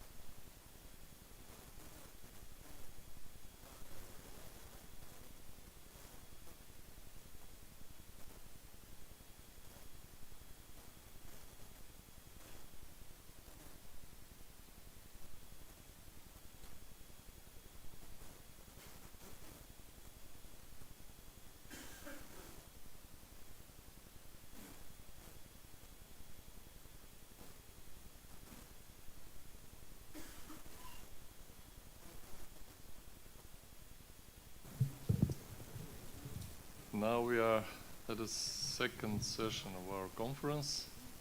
We'll have another 3 speakers. The first one is Dr. Elias El-Halabi. He's Associate Director of the Sheikh Nahyan Center for Arabic Studies and Intercultural Dialogue in Lebanon, Balmain University, and he will speak about constructing of the idea of the East in Islamic context. I think we'll hear something about identity that is shaped by encounters between Eastern or Oriental Orthodoxy and Islam. So, Dr. Halabi, the floor is yours. Thank you, Chairperson. First, good morning. In Arabic, Sabah al-Khair. First, I would like to start by thanking Metropolitan Ignatius and Dr. Pandelis for facilitating my arrival here and for the invitation to be with these esteemed and distinguished scholars. As Mr. Chairperson spoke, I will be focusing in this paper about this identity dimension in shaping the relationship between West and East and where Islam came to fit in. The legacy of Rome, split and vacuum. Amin Ma'louf spoke of 2 zones of civilizations that have rubbed shoulders with and confronted each other, one to the north and the other to the south and to the east of the Mediterranean. He echoed the theory of Ibn Khaldun, the famous Arab historian, on the rise and fall of empire. Then he placed the birth of Prophet of Islam in 570 AD Μετά τοποθέτησε τη γέννηση του προφήτη του Ισραήλ. Its glory with the death of the Emperor Justinian in 565 AD. Αυτοκρατορία και να ανακτήσει την δόξα της μετά το θάνατο του Ιουστινιανού το 565. Of German tribes spreading throughout Europe from one side of the Mediterranean with a notable sortie of tribes of Arabia. Theological differences that arose between the various Christian groups, especially the iconoclasm war, and their controversies on issues like fate, destiny, freedom of will, the last judgment of the Muslim, the faith in the Quran, and Muhammad's prophecy were instrumental in establishing Islamic theology, Ilm al-Kalam. Now I come to the second point, which is Arab Christianity. The word Arab do not refer to an ethnicity but to a culture, as in the hadith of the Prophet. Being Arab is not a matter of lineage but a matter of language. Whoever speaks Arabic is an Arab. End of the hadith. There were Arabs and Christian Arabs before Islam. Arab Christianity is the fruit of the cultural, philosophical, and linguistic encounter between the Christians in the East and Islam. When the Arab conquered the East, they were faced with population of diverse and rich cultural heritage. Greek, Syriac, Coptic languages would respectively be used along with the Arabic in the administration of the emerging Islamic State, thus providing the Christians with undeniable cultural superiority. This cultural superiority was reflected in their essential and positive contribution to Islamic cultural renaissance in the Abbasid period and in the Arab Renaissance in the modern time. Moreover, the flexibility that distinguished Muslims and their ability to absorb this diversity of discordant intellectual trends enabled Islam to find a balance between conflicting belief and ideologies, leading to the crystallization of the classical doctrine of Sunnis Islam, which is considered to be the Orthodox Islam. The Arab environment in which John of Damascus grew up played a major role in shaping his thoughts. Some believe that the influence exercised by John of Damascus on Muslim thinkers did not result from his Christianity or his critical writings on Islam, but primarily due to him being an enlightened Arab, a familiar figure to the Muslim and in harmony with his surroundings. Thus, he became in their eyes a living example of a Muslim with the broader sense of the meaning, with all the meaning of this word. Here, the whole issue of identity and its relationship to religion and its consolidation arise. As the culture of controversy went hand in hand with the culture of life, both parties established relations among themselves out of the necessities of life and survival on the part of the Christians and the interest on the part of the Muslims. This was evidenced through the support of Christians in managing the affairs of the Islamic Empire. John of Damascus, mentioned earlier, is a clear example of situation where loyalty was beyond doubt because of the necessity of survival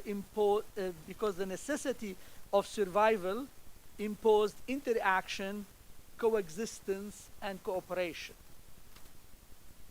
However, this constructive encounter soon came to an end, especially with the high degree of sensitivity of Muslims toward those considered dhimmis, meaning in the custody of Islam, and with the Arabization movement that affected the government and financial institutions during the Caliphate or Abd al-Malik bin Marwan, and the dismissal of a number of Christians who were working in the financial administration.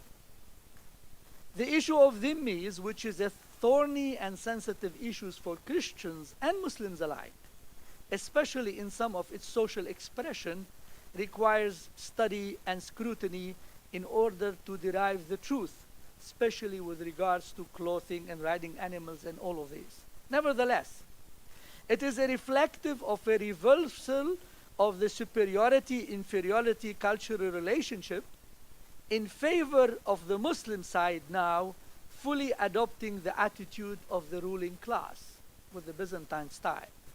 It is not permissible to say that the dhimmi system is a system in which the Christians lived well, as there have been several periods in which the dhimmis were subject to abuse.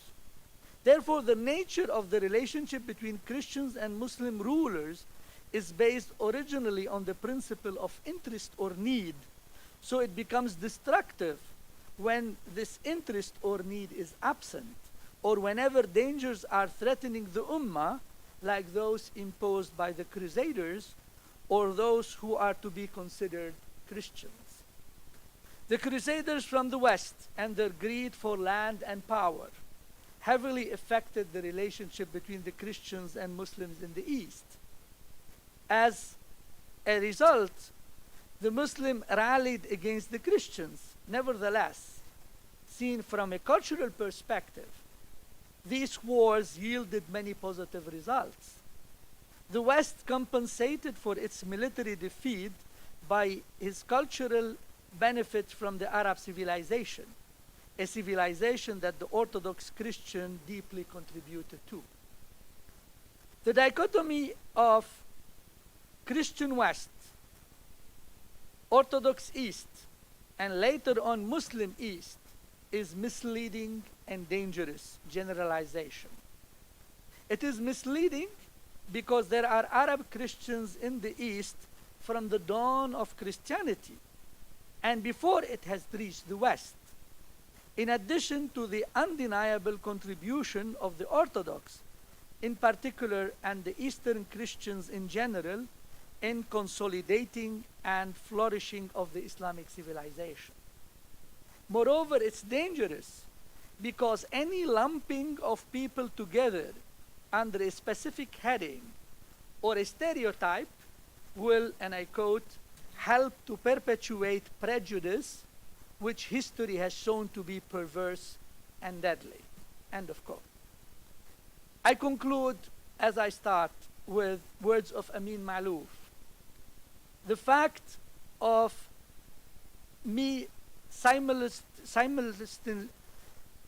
simultaneously being Christian and having as my mother tongue Arabic, the holy language of Islam, is one of the basic paradoxes that have shaped my identity. There are many things in which I differ even with every Christian and every Muslim. But between me and each one of them, there is an undeniable kinship. In one case, religious and intellectual, and in the other, linguistic and cultural. End of quote. Thank you.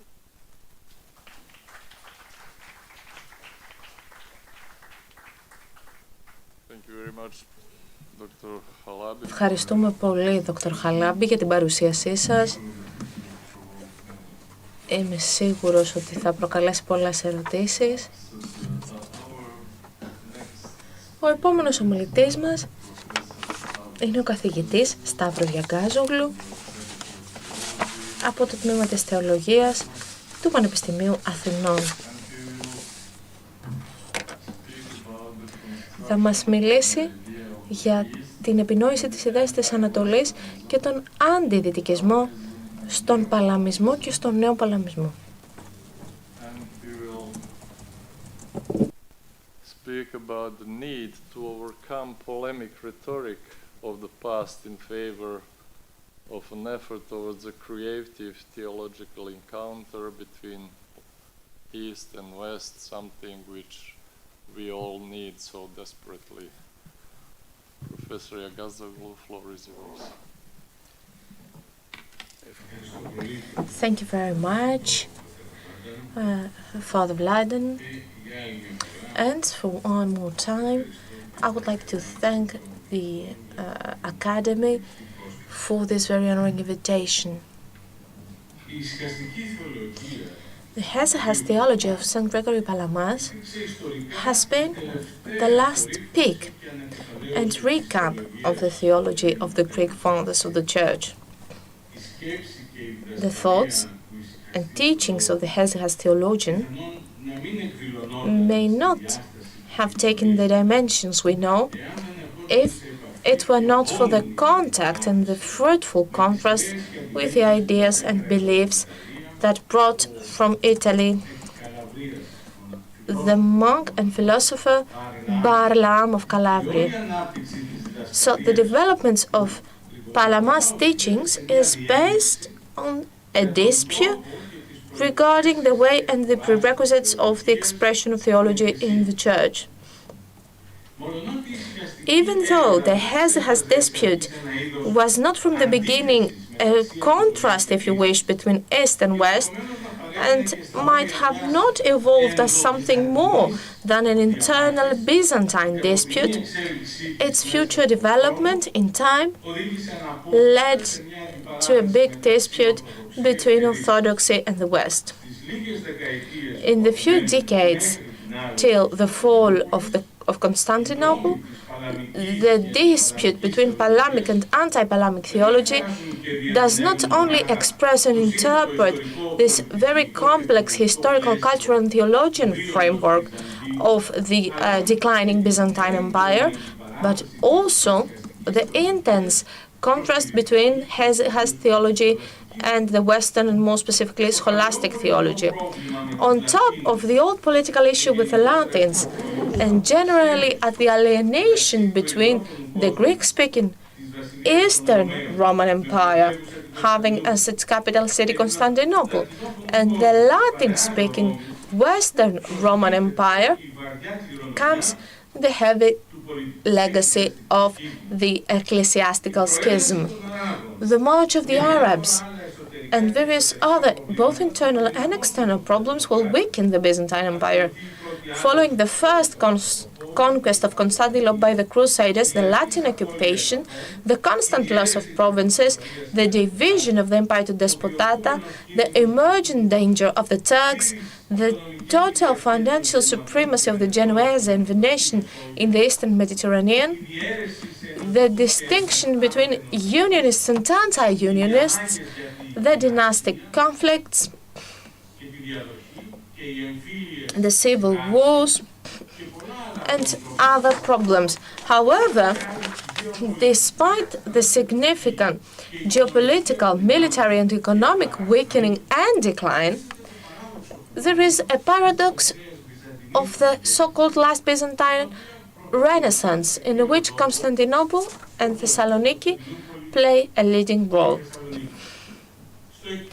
This astonishing and largely unexplained phenomenon of the spiritual and cultural blooming, flourishing, the so-called Paleologian Renaissance, this is dominated by two traditional spiritual currents, two trends. On the one hand, that of the humanist scholars with the Aristotelians and Platonists, which has deep roots and runs through the centuries in the Greek-speaking East. Its roots are lost in the Middle Platonism and Neoplatonism of the late antiquity, and the constant study and copying of the manuscripts of the classical Greek literature. This is the long tradition of explaining in Byzantine Aristotelianism and in the Christian Platonism, the so-called Plato-Christianus. This current sometimes is part of a fruitful synthesis of Hellenism and Christianity of the Greek fathers of the Church, and sometimes it shows a tendency of moderate autonomy and independence from the Christian faith, or sometimes a tendency of expressed opposition, which will lead us to Georgios Plithon. So they wanted to have the Renaissance, and the anthropological model was that of the scholar. The other current draws inspiration of the patristic synthesis and can be found within the monastic tradition of the East. The philosophy, when it comes for that current, is not the scholar study of the ancient Greek teachings and science, but ecclesiastical life, asceticism, and monastic life. This anthropological model is holiness. So this current manifests itself during the 14th century, as we have seen it in the conference of Saint Simeon, the new theologian. We also have those conflicts on the 14th century as a charismatic theology of the vision of God, while the official theology of the ecclesiastical hierarchy displays traditionalism, if you wish, a closed and conservative attitude, a theological inaction, and a bureaucratic ecclesiological conception. The same happens in the 11th century. This conservative theology never conversed with the secularization of the humanistic trend. At the same time, Barlaam of Calabria, who studied natural sciences, philosophy, and theology in Rome, appears in Constantinople and attempts to excel as a philosopher amongst the humanists and in the court of the emperor. Palamas is criticizing him from his theological position, and Varlaam is criticizing Palamas and to the monastic circles for the way of the Hesychast life and theology. The Calabrian monk will cause, in a way, this Hesychast controversy, but also a series of rapid theologian and spiritual developments at the last century of the Byzantine Empire's existence. From the beginning, Palamas has been criticizing Varlaam for the job that he did as a delegate of the emperor concerning the theology of the procession of the Holy Spirit in the official dialogue of the Church with Rome at Avignon. the then papal capital. It is known that the problem of the political existence of the Byzantine Empire leads all the emperors to be unionists, and sometimes they even become part of this church. So, at this dialogue with the Latins, Barlaam rejected the biblical and patristic authority as well as the interpretative method and adopted the philosophical method of dialectic thinking, trying to put the problem of the procession of the Holy Spirit to an Orthodox basis. Gregory Palamas is making a distinction between this issue and the issue of the papal primacy and the glory of the Latin Church, elements which were used by the old Rome in order to try and impose its innovations to the new Rome. Continuing and going deeper on the tradition of the Gregory of Cyprus, Gregory Palamas is developing the double procession of the Holy Spirit from the Father in eternity and from the Son in economy, but also the everlasting rest of the Holy Spirit to the Son, or even more daring, the everlasting enlightenment of the Spirit and from the Son, the Orthodox Filioque. Palamas knows the translation of St. Augustine from Maximus Planudes, the 13th century, and this is why he introduces, in a fruitful way, we would say, elements from De Trinitate, and without naming the writer, he is calling him a wise and apostolic man. Moreover, he does not hesitate to come into a fruitful dialogue with St. Augustine's spirituality by saying, and I quote, "But that spirit of the Supreme Word is somehow an ineffable love of the begetter towards the Word himself, which was begotten ineffably. The beloved Word and Son of the Father also experiences this love towards the begetter. But he does so inasmuch as he possesses this love, and as proceeding from the Father together with him, and as resting connaturally with him," etc., which I don't want to bore you now. So apart from the Filioque, the conflict with Varlam is taking place as a conflict, as a dispute between a mystic theologian from the Tratistic tradition with the intellectualism of a humanist scholar and sometimes a scholastic theologian. Those issues of the hesychast dispute and controversy gave birth to a series of problems, where the one led to another. For example, is theology a charismatic experience or just an intellectual and scholar access to the truth of the Church, which is the classic problem of philosophy and theology in the Byzantine Empire? So the answer to this issue gives meaning to the content of the Neptic and hesychast asceticism, but also of the sacramental life and experience of the Church. Then the conversation went to the critical epistemological issue of the distinction between the essence and the energies of the God, to the created or the uncreated character, and the importance of the table light, as well as the vision of God and the union between human and God as events of belief and life of the Church, which come from divine economy. So all these issues will cause the so-called hesychast controversy. Initially, as the dispute between the theologians and the humanist scholars of the Byzantine Empire. So later, as a dispute between Thomists and anti-Thomists, during the last decades and after the fall of the Constantinople, during the Ottoman occupation, as a professional conflict, we would say, between the Orthodox and the Latins. However, the case of the Barlaam of Calabria was not very different from the anti-Palamic stance of Gregory Akindinos, of Nikephoros Grigoras, and of the first anti-hesychasts, representing rather the group of the Byzantine secular philosophers and humanists. Going back, we will go to Psellos, we will see Ioannis Italos, etc. Barlaam, after this theological dispute with Palamas and his philosophical loss, if we could say so, from Grigoras, he thought that he doesn't have a future to the east. He will go back to Seminara, his homeland. He will join the Latin Church. He will become the bishop of Geras in the south of Italy,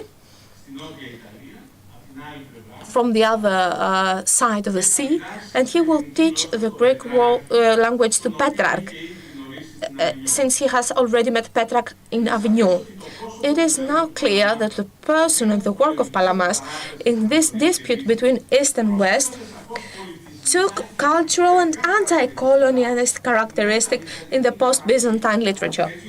So Palamas was promoted as, let's say, a balance, another person towards Thomas Aquinas. His first opposers was not all Latins in the beginning, since we can understand from the two cases that we have mentioned, Akintinos and the philosopher Nikephoros Grigoras. So despite the polemics from both sides, Gregory Palamas did not express anti-Western ideas towards the old Rome. We know that in the first phase of the Hesychast controversy, the president in Constantinople, Palamas, conversed with the Latins of Galata, of Peran, and the Knights of St. John of Rhodos. We have 30 monasteries of Latins, Dominican and Franciscan monks in Constantinople in the 14th century. And Kydonis will learn Latin, Kavasilas will converse. The same happened with Palamas. Akintinos and Grigoras, as patriots, one would say, have been accusing him for his stance that he conversed with the Latins. Despite the theologian way of thinking and has been preparing this penetration of the Latin scholasticism due to the philosophical prerequisites. We know that Palamas conversed even with Islam, with the Turks in Bursa of Asia Minor. And some decades later, the things will change radically when the Palamists and anti-Palamists will regroup in view of the translations in the Greek language of the works. We have new translations from the works of Thomas Aquinas and St. Augustine. The brothers Kidoni will play an important role to those translations, but after the win of the Hesychasts, the pupils of the students of Palamas will continue his work, and they will become bishops and patriarchs. And as Magendorf is explaining to his book Byzantine Empire and Russia, they will do reforms in Russia, but also in all around Balkans, where Hesychasm will become popular, and Hesychasm will reach up to Romania. And of course, those students, as Kalistos, we will say, Φιλόθεος Κόκκινος, Νίλος Καβάσιλας, Simeon of Thessaloniki, Mark of Ephesus, will showcase that Hesychasm was not an escape from history. On the contrary, it carried with him a political proposal. And Magendorf is proving all those ideas. Just two ways of how this controversy is becoming a controversy between Thomists versus anti-Thomists. Kydonis has been translated works of Thomas Aquinas because he is part of the group by Kantakouzinos, and they want to control the letters to the Latin, and he wants also to learn Latin himself. So, conversing with the Latin monks, he is fascinated by Thomas Aquinas, and during his whole life wants to get to know Aquinas and to introduce him to his fellow people. So, this is when a new phase is starting, the dispute between Palamists, which become anti-Thomists, and the first anti-Hesychasts that now become Thomists. We know that more Thomists sooner or later will go to the Roman Catholic Church, or all of them if you wish. Kydonis, his brother, Prochoros, who was a monk in Mount Athos. Kavasilas, on the other hand, will converse with the Latins in a very fruitful way. He will not convert to the Latin Church. He will remain Orthodox. One would say that he is the best anti-Thomist because he wants to draws inspiration from those conversations and tries to give answers to the issues of the era. At the previous conference regarding Saint Simeon, Hélène Congourdot told to me that the speeches of Kavasila for the Mother of God, for the Virgin Mary, who had a dynamic anthropology, modern, if we could say so, are due to conversations and inspirations that he drew when he saw this dispute, this large dispute between Dominican and Franciscan monks in Peran, in Constantinople, regarding the Immaculate Conception of the Virgin Mary. And we know that this dispute was very popular in the West at the same time. So now, I would like to say a few words by saying the following. After the fall of Constantinople, which is what happened with the theology of Gregory Palamas, we understand that his theology has been forgotten. If we want to see the confessions of faith in the Ottoman occupation, they mention Christopoulos and they mention some other writers. It is mentioned by some other writers, but Palamas has been forgotten. Only his liturgic memory will keep him alive,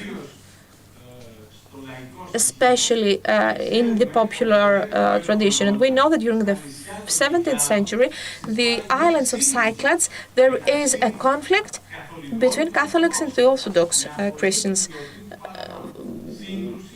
which started from the feast for St. Gregory Palamas, which was also armed conflict, if you wish, or they were using stones to hurt each other, to fight.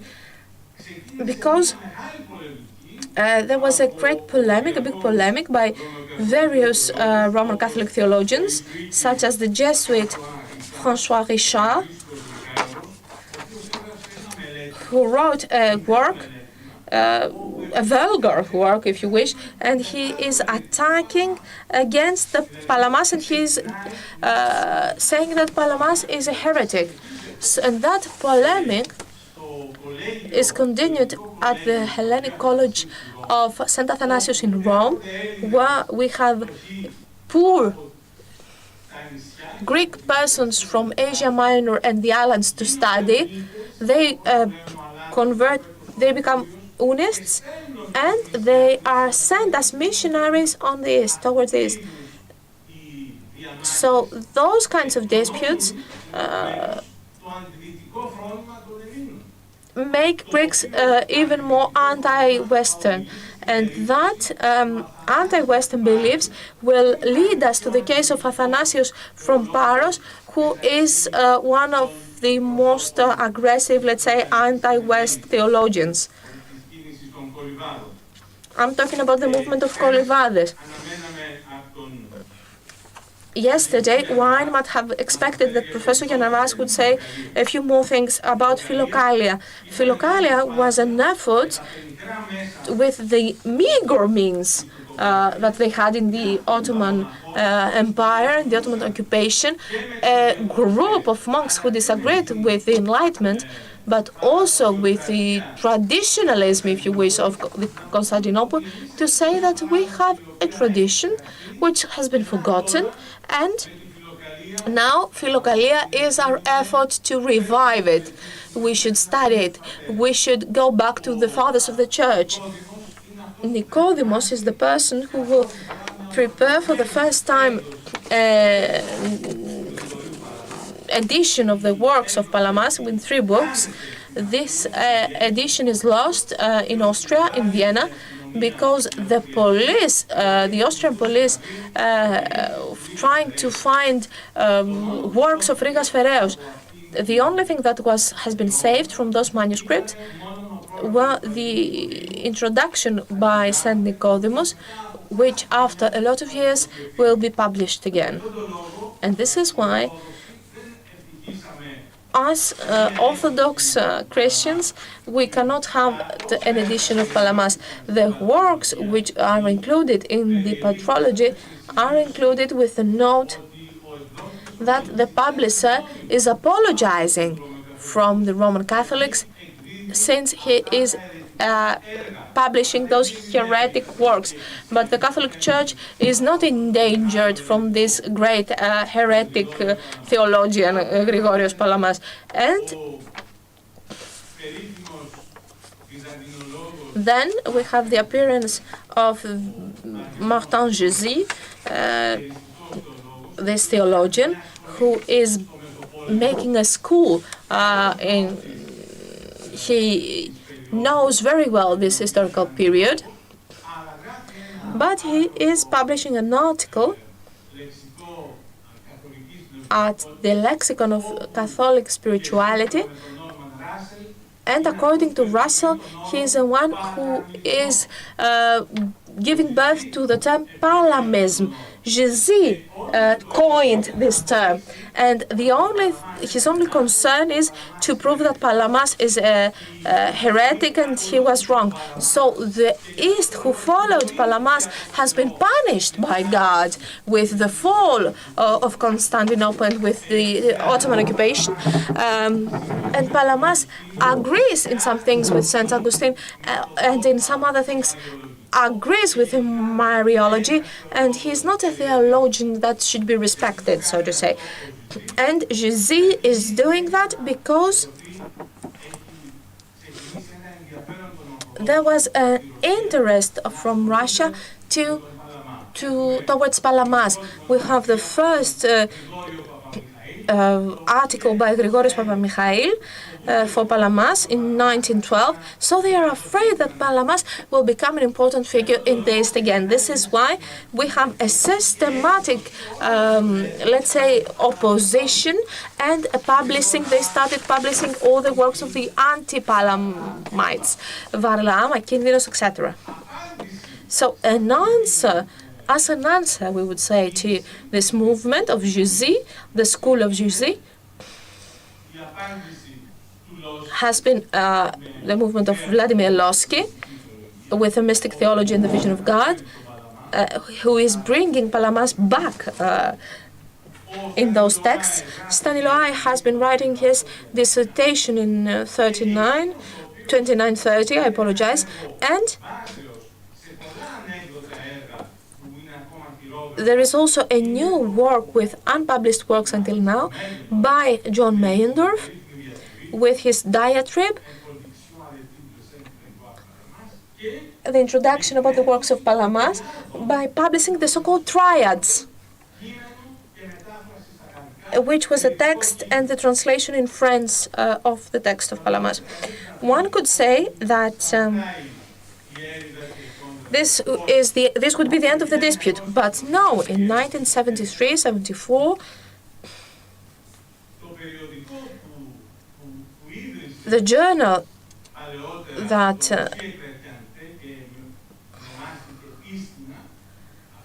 with the title Istina, this journal will publish new articles on Palama with the following title: Orient d'Occident, Grégoire Palamas. All the texts are against Palamas. New categories, new accusations against Palamas. Palamas is a Neoplatonist. He does not respect Christology. They accused him of everything.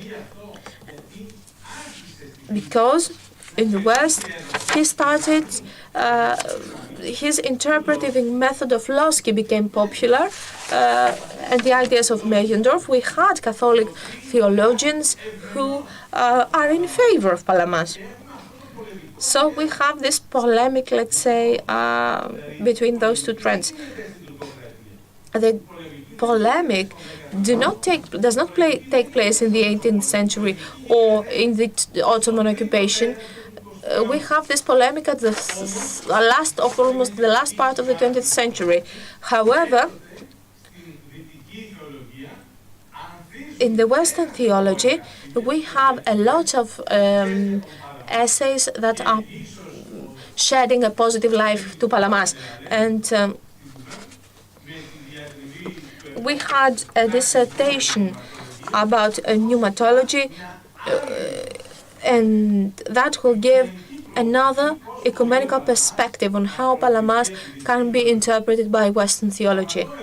I will stop here, I will put an end, and I will add only one or 2 points about the popular Palamism and for anti-Westernism. By continuing the discussion of the previous session, I would say that the transposition of Palamas in Greece from the 70s and onwards is a movement against the West. We do not read Palamas, we use Palamas as we have used Athanasios Parios. It is our, let's say, tool, our weapon against the West. Palamas was not did not have anti-Western ideas. He wanted to converse with the West. We have a lot of works and studies that showcase that the conversation of Palamas, the ideas of Palamas, they did not just took elements from St. Augustine, but also from Thomas Aquinas. Therefore, we should forget that polemic of the past and understand that Palamas can converse with St. Augustine, of course, as he did with Thomas Aquinas. There are a lot of common things amongst those theologians, and as the younger generation, we have to stop this polemic and showcase and interpret how we can read St. Augustine and Thomas Aquinas, and how the theologians of the West to study and understand Gregorios Palamas. This is what we have to do, and this is the work that we should undertake. If Palamas could somehow understand that his work did not stay at the context of its era, at the 14th century, but is still common, it is still read all around the world from people from various denominations or religions, would he be so closed in his terminology? Would he be so short-sighted? If Palamas has been alive today, how could he answer to those questions, and how could he contribute to a contemporary dialogue? However, this is the answer that we should give, and this is the work of a contemporary ecumenical theology that wants to converse and open channels of communications. Thank you very much.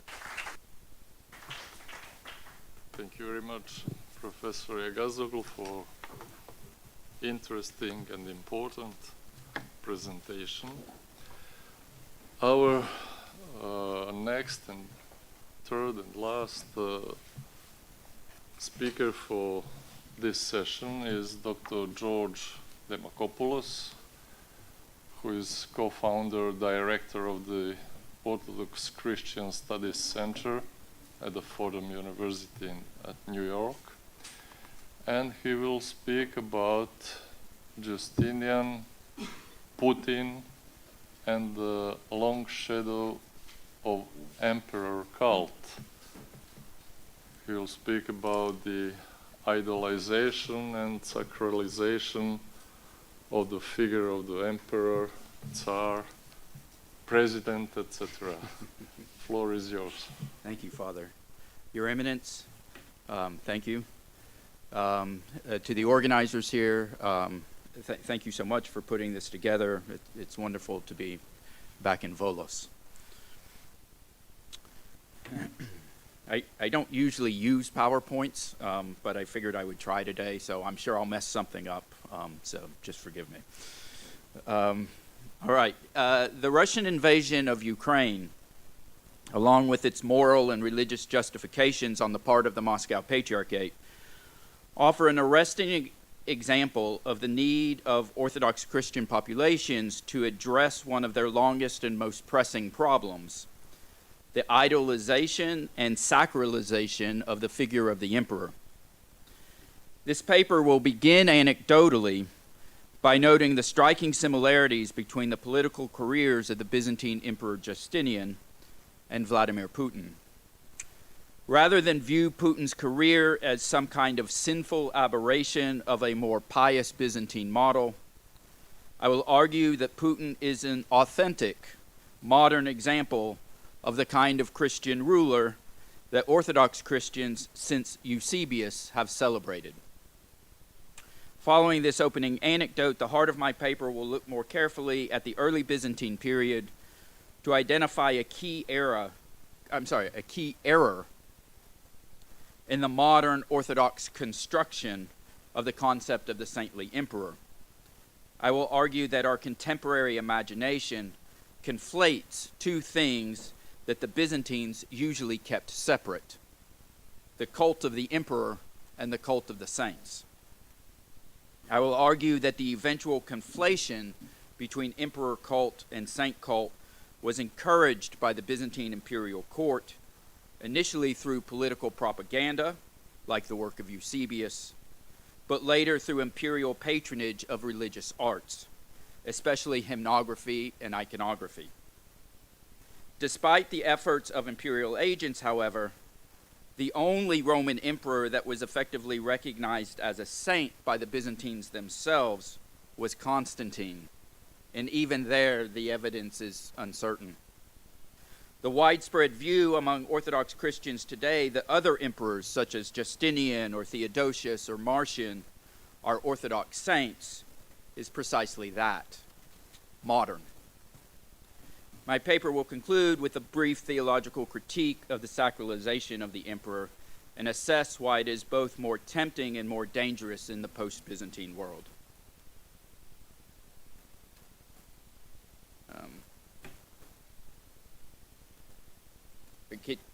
Can you move the slide? Oh, yeah, okay. So part one, Justinian and Putin. There are more direct similarities between the reign of Justinian and Vladimir Putin than we might realize. Whoops. Yep. Okay. Consider the following. First, Justinian and Putin spent extraordinary amounts of money on the construction of churches. Justinian, of course, built Hagia Sophia, which was the largest church in the world for more than 1,000 years, and remains the principal symbol of Byzantine Christianity.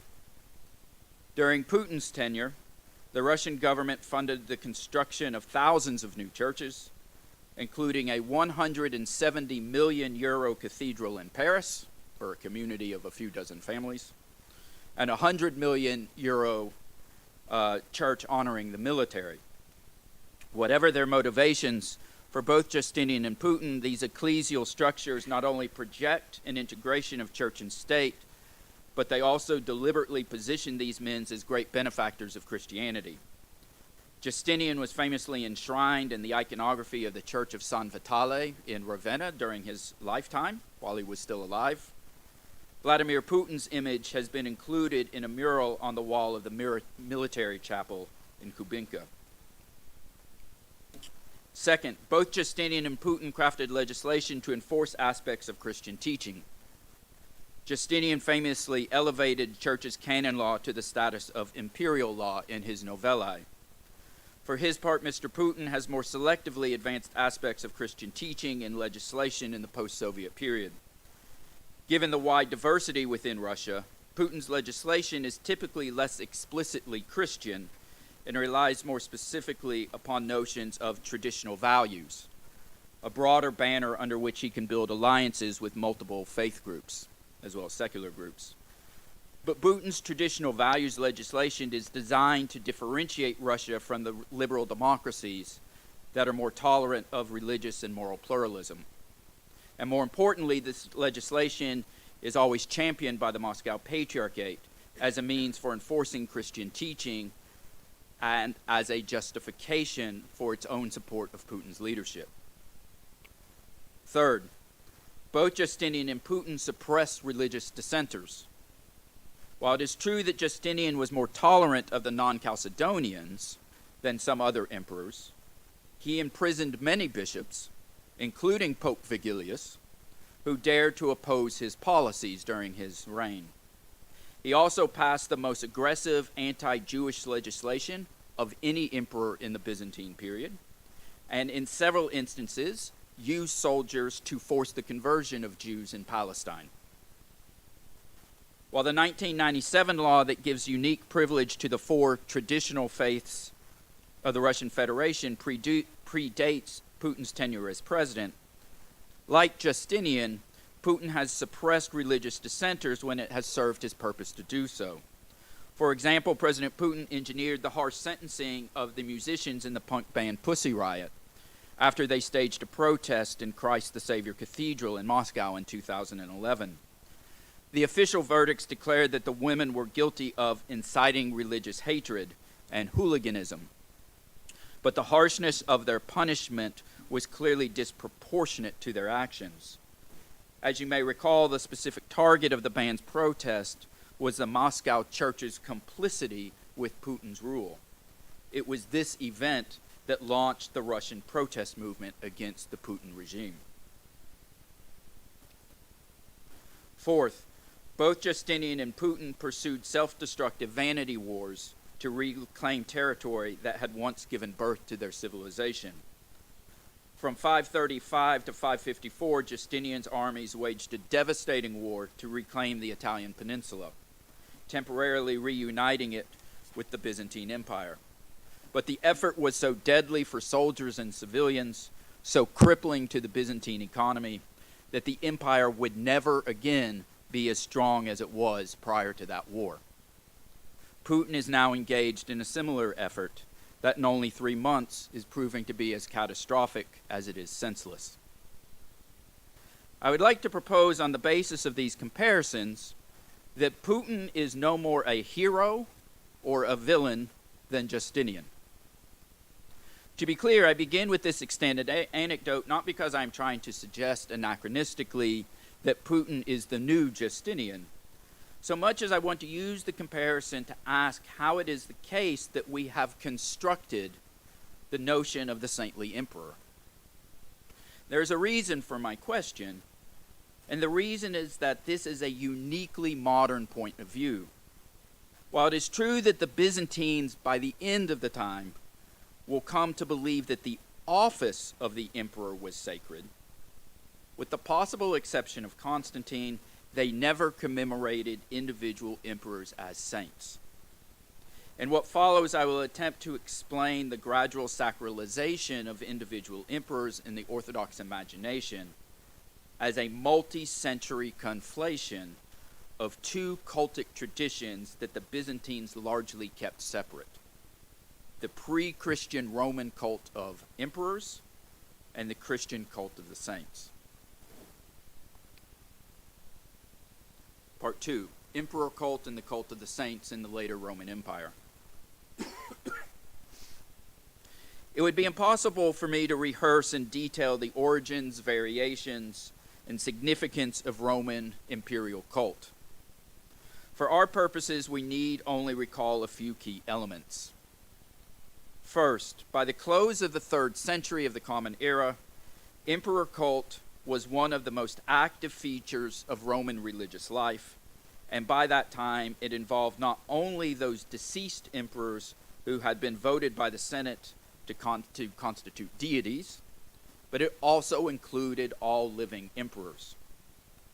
Second, the cult of the emperor was so fully integrated with other aspects of Roman religion that it would have made no sense to the ordinary Roman to differentiate between the cult of the emperor and the cult of another deity, like Asclepius or Dionysius.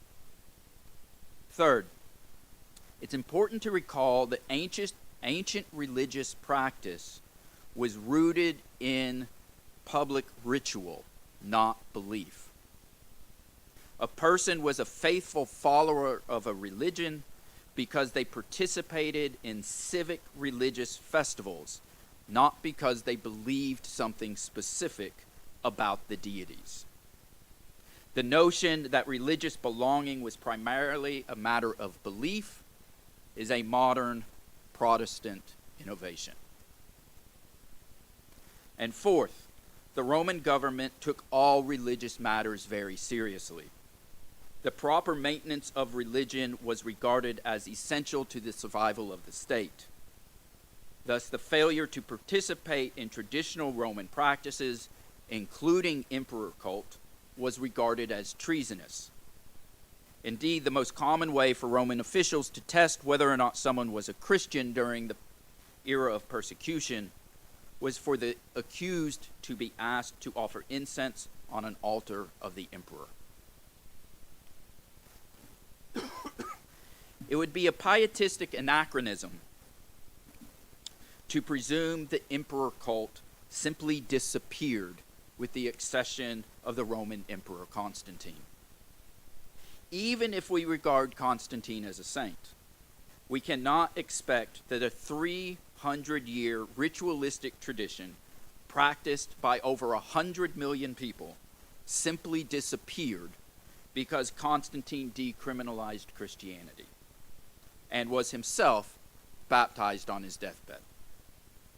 While it is true that Constantine was a patron of Christianity, it is also true that the dynamics of pagan civic religion remained largely the same during his reign as well as the reign of his children. It may surprise many of you to learn that in the city of Constantinople, Constantine commissioned more monuments designed for pagan worship than he did Christian ones. The notion that the new capital was envisioned as a uniquely Christian space is simply a pious myth. Even the famous Church of the Holy Apostles was initially commissioned by the emperor as an imperial mausoleum in the tradition of emperor cult. This is a reconstruction of the original crypt that Constantine had commissioned for himself. He was to be buried in the center, surrounded by the 12 apostles, and he was effectively to be worshipped in the same way that all the emperors before him had been. The Church of the Holy Apostles was a later construction added just to the west of the crypt. This reconstruction was built in the reign of Justinian. Right? The original crypt was simply an imperial mausoleum.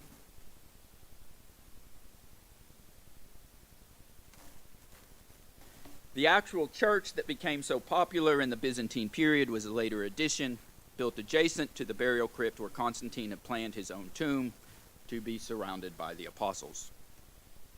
It is generally well known that the cult of saints began with the martyrs by means of an annual Eucharistic commemoration on the date of their death.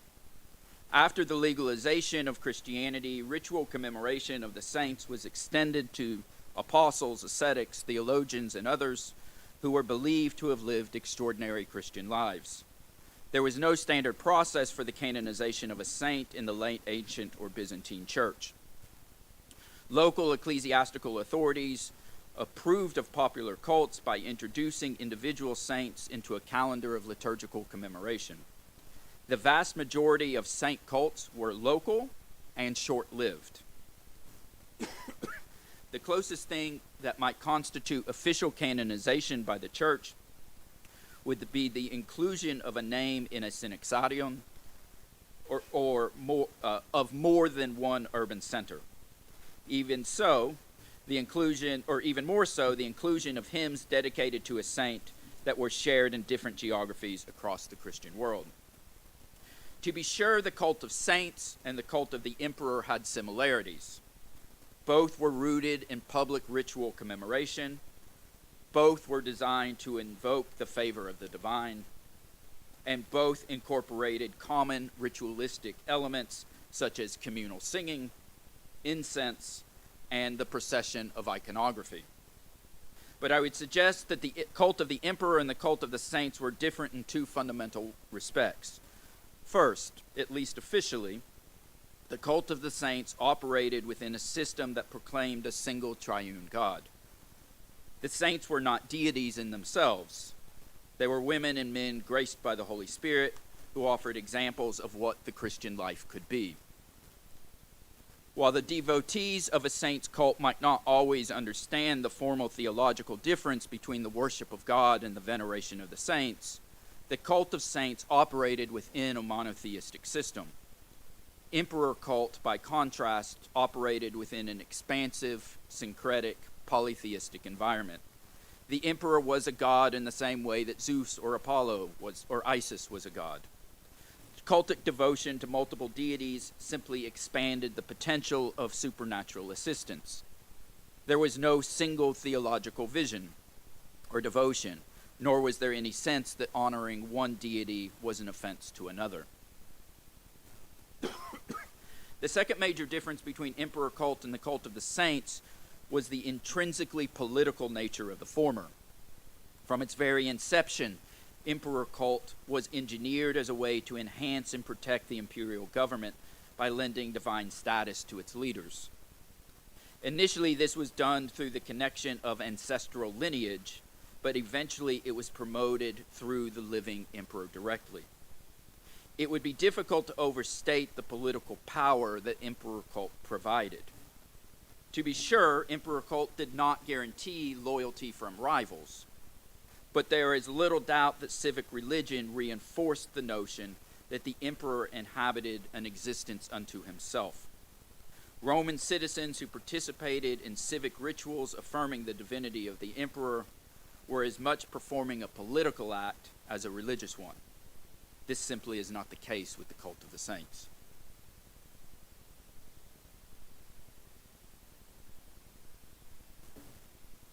Part 3, conflating the cult of saints and the cult of emperors. While it remained in the best interest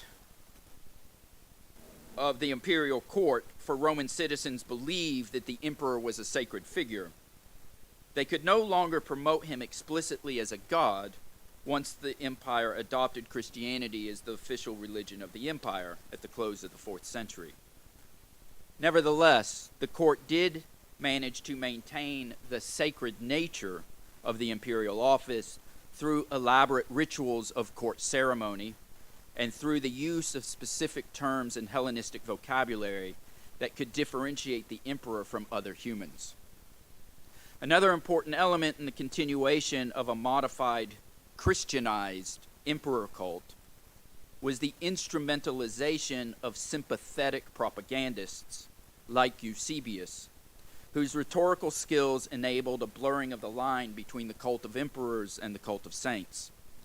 As Father John Meyendorff observed nearly 30 years ago, Eusebius's presentation of Constantine as a new David was a clever conflation of biblical precedent and royal terminology that was very familiar to Hellenized pagans. While Eusebius gave Constantine an air of Christian sanctity that subsequent emperors were encouraged to emulate, there is little evidence that the distinctive religious traditions of emperor cult and the cult of saints integrated in any substantial way prior to the 7th century. Public devotion to imperial authority continued in multiple forms. Cities across the empire erected statues to each successive emperor, just as they had before Constantine. These statues continued to deploy artistic motifs evoking the Olympian gods. Public acclamation of imperial rule also continued to follow ancient ritualized patterns, even if the language of those acclamations was massaged so that it no longer ran directly counter to Christian monotheism. Perhaps most significantly, the bodies of many reposed emperors continued to be housed in various mausolea. These buildings were often decorated with two-dimensional, haloed paintings of the deceased that looked, at first glance, just like Christian iconography. All of this continued for centuries after Constantine. even though the church did not recognize any emperor apart from Constantine as a saint.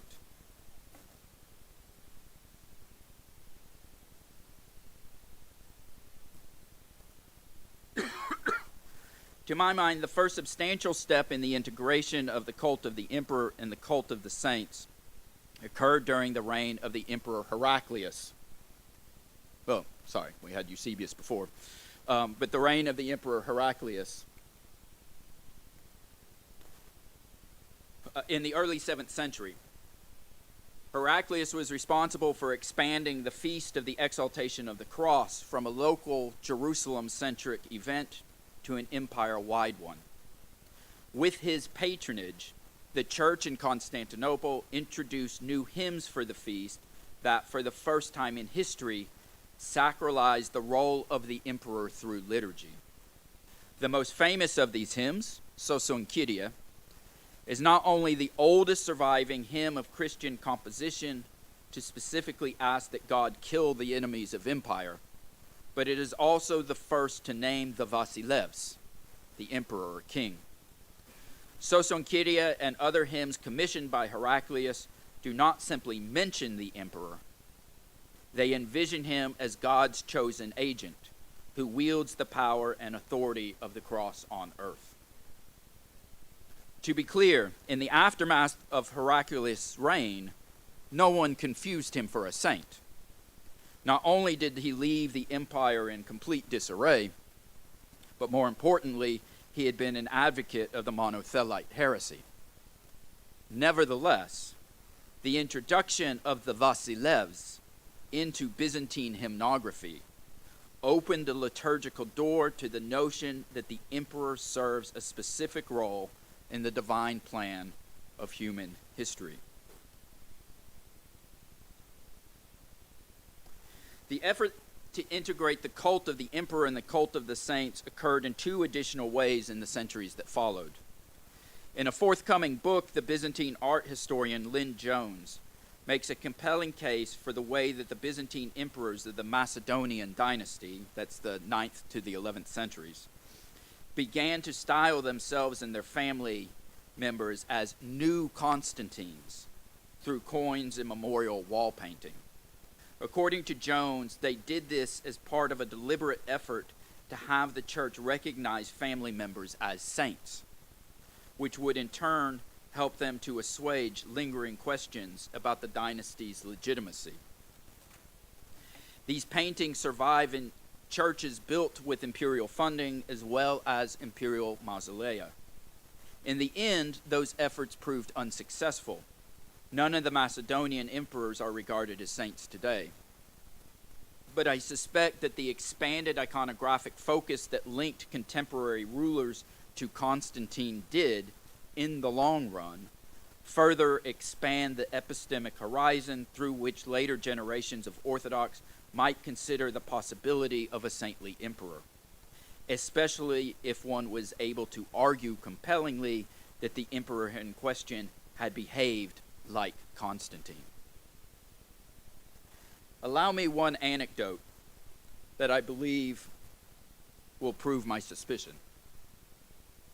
I'm sure that you are all quite familiar with this famous mosaic of Constantine and Justinian in the southwest entrance to Hagia Sophia, where the two emperors present a city and a church to the Theotokos.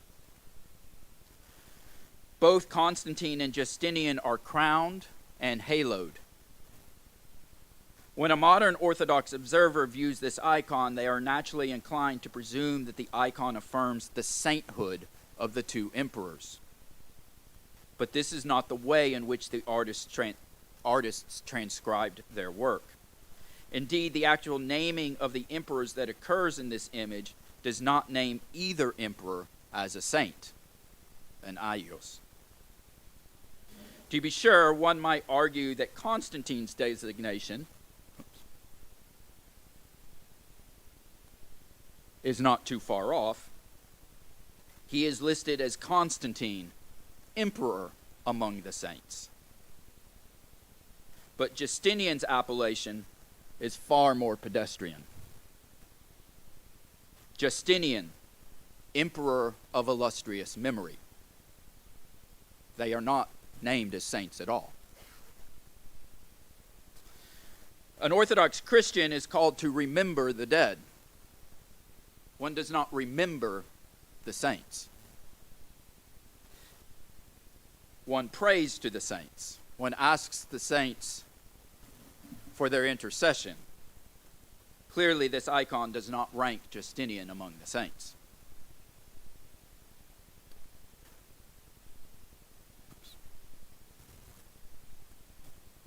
A second way that the cult of emperors and the cult of saints gradually intertwined was through liturgy, the establishment of feast days and hymns for deceased emperors.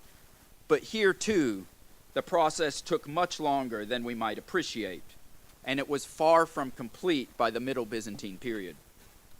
The oldest surviving complete liturgical typikon is that of the great Church of Constantinople. It dates to the late 9th or early 10th century. This text has an entry for 3 emperors. The Emperor Constantine, along with his mother, on May 21st. Justinian and his wife Theodora on November 14th. And Marcian and his wife Pulcheria. Marcian was the emperor during the Council of Chalcedon. Marcian and his wife Pulcheria on February 17th. It's important to note, however, that none of these entries in the Typikon refer to the emperors as saints. The entry for May 21st designates the day as one for the memory of our first emperor, Constantine and Helen. Is the Typikon prescribing an annual memorial service? Or is it recognizing a saint's day? It's unclear. The lone hymn assigned for the day does nothing to identify Constantine as a saint. It affirms the miracle of his vision and notes that God entrusted the imperial city to him. But rather than ask Constantine for intercession, the same hymn then transitions to ask the Theotokos to keep the city safe. The entry for Justinian and his wife Theodora similarly equivocates. Whereas Constantine and Helen are the only individuals remembered in the Typikon on May 21st, Justinian and Theodora are the last in a long list of saints for November 14th. Every name in that list, apart from the emperor and his wife, is designated as a saint. Justinian and Theodora are simply remembered as pious emperors. Like Constantine and Helen, there is a hymn affirming their memory, but like Constantine and Helen, the hymn fails to identify the figures as saints and makes no petitionary prayer to them. The entry for Marcian and Pulcheria is even less detailed. They are grouped along with Saints Flavian and Leo, their collaborators at the Council of Chalcedon, but neither imperial figure is listed as a saint, and there is no hymn at all assigned to the day. How might we explain this? While it is only conjecture on my part, I suspect that what we find in the invocation to remember these 3 emperors in this oldest Typikon is evidence of a movement centuries after the fact from performing a memorial service for the emperors to the beginning of a process of recognizing them as something more. I also suspect that this tradition is very much an in-process negotiation between the imperial court and the institutional church regarding the recognition of imperial figures as saints. Such a negotiation may have taken generations, if not centuries. To be sure, of any Typikon, the Typikon of Hagia Sophia would be more likely than any other to indulge in the hallowing of past emperors. The imperial court surely exerted pressure on Constantinopolitan bishops to steer the rituals of Hagia Sophia in directions that reinforced the legitimacy of the throne. And to be sure, the recognition of former emperors as saints would no doubt help to establish the moral and political credibility of current rulers. But the Typikon's memorialization without sanctification of the emperors, even Constantine, suggests a mid-stage of this process. For its part, I suspect that the episcopal authorities and assistants who composed the Typikon were willing to play along with the requests of the court, but only to an extent. Perhaps they saw an opportunity in the exaltation of Constantine's and Justinian's patronage of the church, just like that icon, right? But they were nonetheless reluctant to grant the imperial office the sacral authority that came along with sainthood. By the 10th century, the cult of emperors and the cult of saints had surely moved closer together, but they remained at arm's length. In a future expanded version of this essay, I hope to trace this centuries-long integration of the cult of emperors and the cult of saints through later Byzantine and post-Byzantine documents, to gain a fuller sense of when and under what conditions the church began to commemorate Byzantine emperors as full-blown saints, with genuine feast days rather than memorials, and with hymns seeking intercession. My strong suspicion is that this is a post-Byzantine development. It is certainly a post-Fourth Crusade development. Modern Orthodox Synexadia include at least 10 Byzantine emperors as saints. I should mention the oldest Synexadion, the Synexadion of Constantinople, is 11th century. It names Constantine. That's it. No one else. Given that the Byzantines were themselves only half-heartedly recognizing one, Constantine, suggests to me that the liturgical commemoration of so many emperors is a post-Byzantine nostalgic prayer for a return to a lost Christian polity.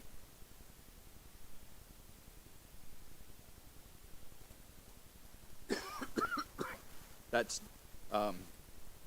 Justinian when he's still alive. That's from Ravenna, and that's the mural of Putin in the military church.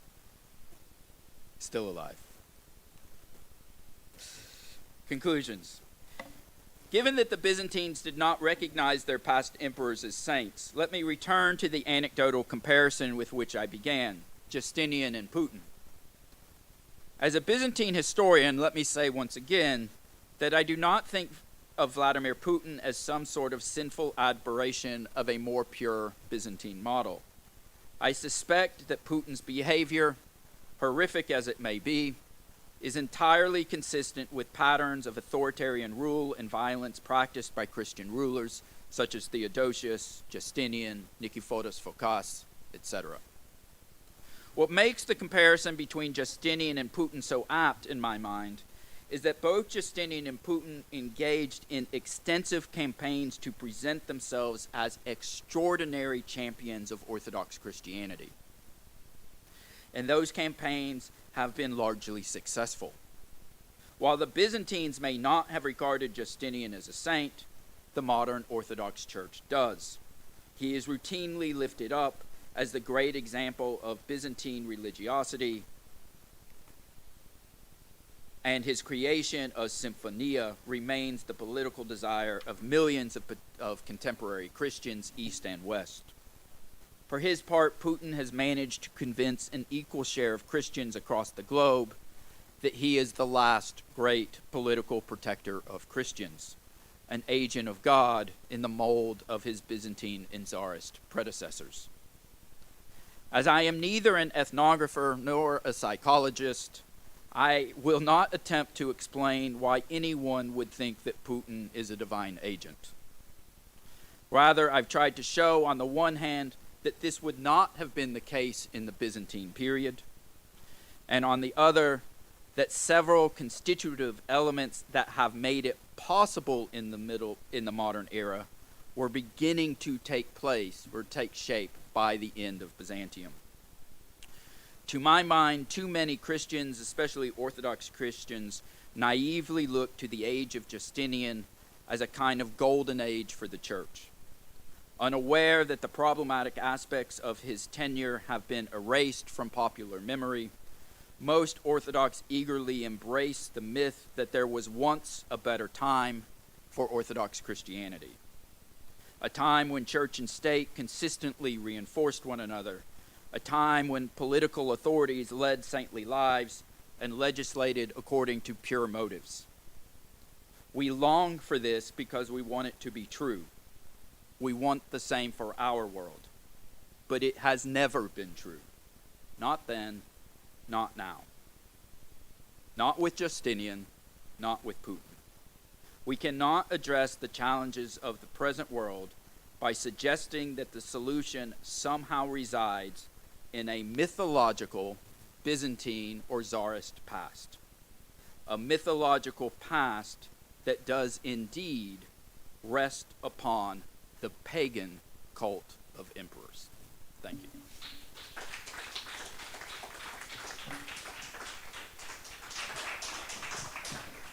Thank you, George, for your very interesting presentation. I'm sure that we all enjoy it.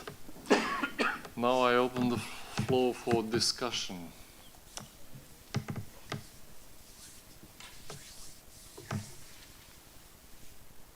Davor? Thanks, George, for the presentation.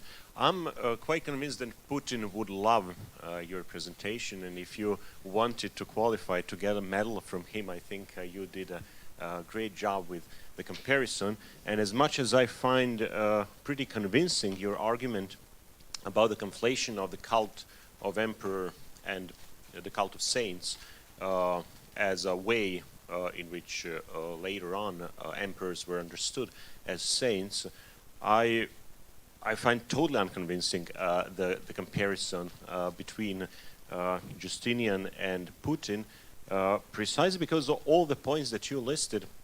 Actually, there is nothing specific about them in any of those cases. So you said spending money on churches, you know, we can think of millions of cases where money is spent on mosques or churches as religious objects in order to affirm particular political agenda. Just take a look at particular European places in post-conflict periods and outside of Russia, and you can find that without any problems. Integrations of aspects of Christian teaching into the law, well, you know, that's virtually universal. I can't actually think of exceptions. The entire law in liberal democracies is actually based on Protestantism, so nothing specific there. Silencing religious minorities.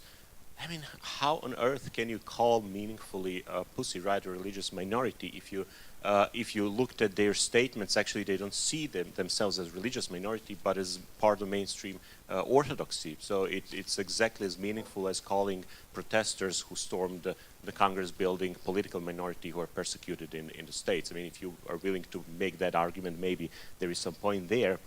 Destructive wars the same, but most importantly, I mean, I think there is a distorted image in the West of Putin as a promoter of orthodoxy, which of course he is partly, but that's not all he is. He does that for political purposes, but he also within Russia promotes himself as protector of Islam and religious minorities. So just like, you know, do you have any comment to that? And just to add to your other comparison between the cult of the emperor and the saints, would it make sense to look also outside of Eastern Roman context? Because I think there is a convincing evidence that outside Eastern Roman political and religious specificities, precisely of the reasons that you mentioned, you find actually a lot of evidence that Christian rulers were from very early periods considered saints. Okay, so thank you, Davor. On the comparison to Putin and Justinian, you're right that the ways in which I compared them would apply to any long-serving Byzantine or Tsarist ruler, right? With the exception of the last one, the last of my examples, which is these highly destructive wars to reclaim the sort of civilizational font, right? The Romans hadn't been in Italy for more than 100 years. Justinian tries to reconquer Italy. Ukraine has not been part of but Kiev has not been part of Russia for a long time. Putin's trying to reclaim it. So yeah, your point's taken. It's an anecdote to sort of to frame the other.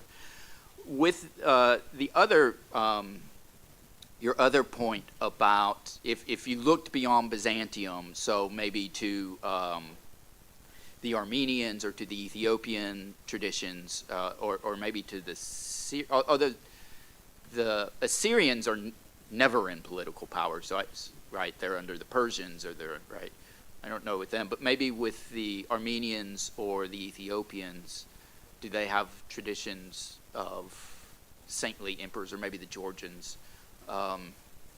Yeah, or where? Or the Slavs? Yeah. Yeah, that would be interesting to look Sorry, at. George, we have Charlemagne. Okay. Charlemagne is considered. Oh, to be Charlemagne. Yes, Yeah. Sacré Charlemagne. It's a song. Yeah, but is it like? Yeah.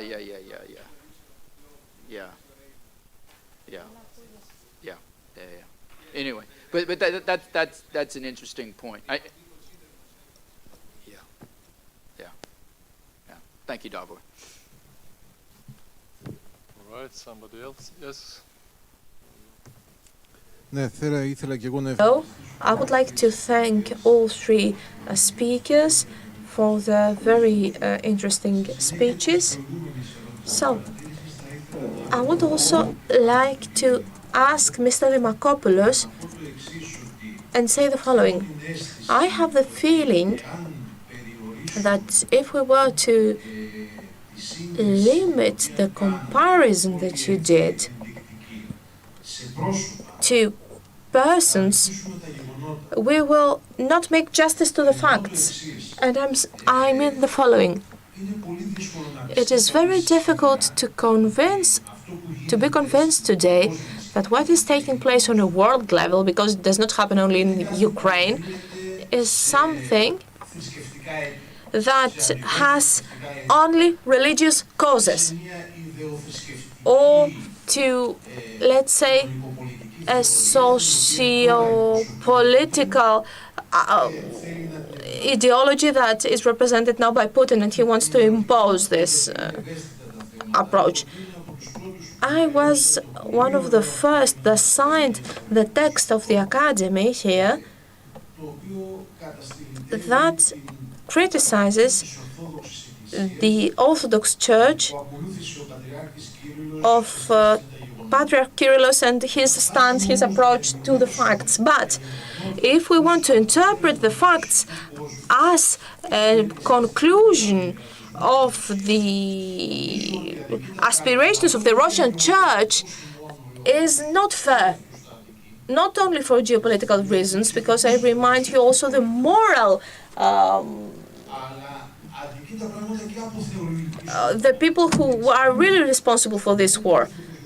However, if we do not understand that starting from the Byzantine Empire till today, the Church has a problematic relationship with the state, and that those should be revisited on a more theologian, let's say, basis, we have a problem that overcomes the persons, so to say, is bigger than the persons.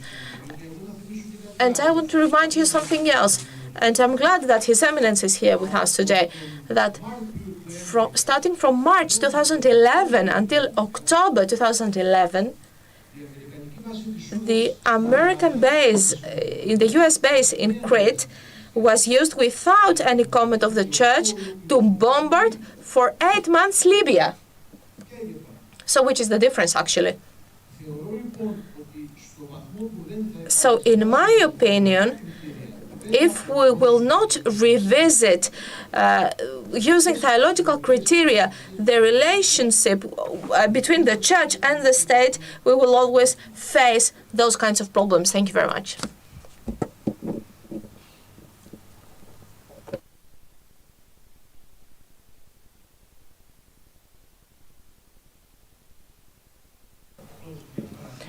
Just a remark on my behalf, because I have the feeling that you believe that only in the East there is this relationship between the state and the church. Could you please explain what is happening in the USA? What do Protestants have to do if they have power when there is an election of the US president? And by the way, I wanted to listen something about the sanctification of the family of the Tsar, the last Tsar. Canonization of the family of the last Tsar. What happened there? It's, I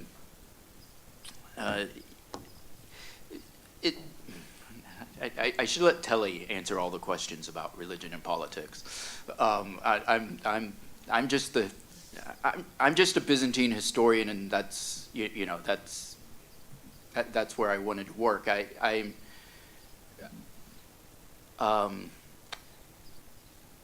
think let me just explain my own motivation for the kind of talk I did. I see the problems in the United States, right, with the influence of evangelicals in the American elections, which is horrible, right? And I see it in other parts of the world.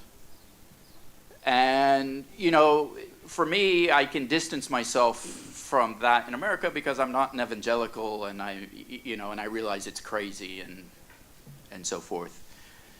But then I go to church with people, pious people, real believers, who think that Justinian and Constantine and they live. Maybe it's because we're in America, but they live in this imaginary world where Byzantium was this perfect place, where all of the church and state, they finally had it figured out. The saints walked on golden streets. There were no problems.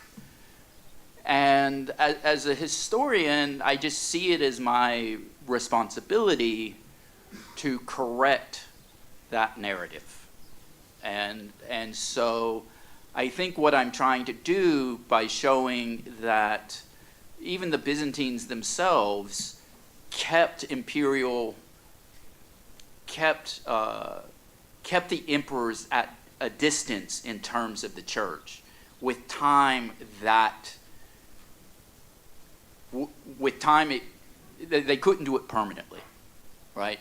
And usually it was individual emperors like Heraclius who really changed the trajectory of Orthodox Christian worship in ways that brought these things together, such that in the long history of ideas, you could have things like evangelicals affecting American elections, right? You can have a figure like Putin presenting himself as an authentic, true believer, and so forth. And you're absolutely right that I would never want to make the case that this is unique to the Byzantine experience. What happens in the medieval West is the same sort of thing as well. It's just the intrinsic nature of religion and politics, right? They're always going to look for ways to build with one another. Yeah. Thank you, George. Somebody else? Yeah.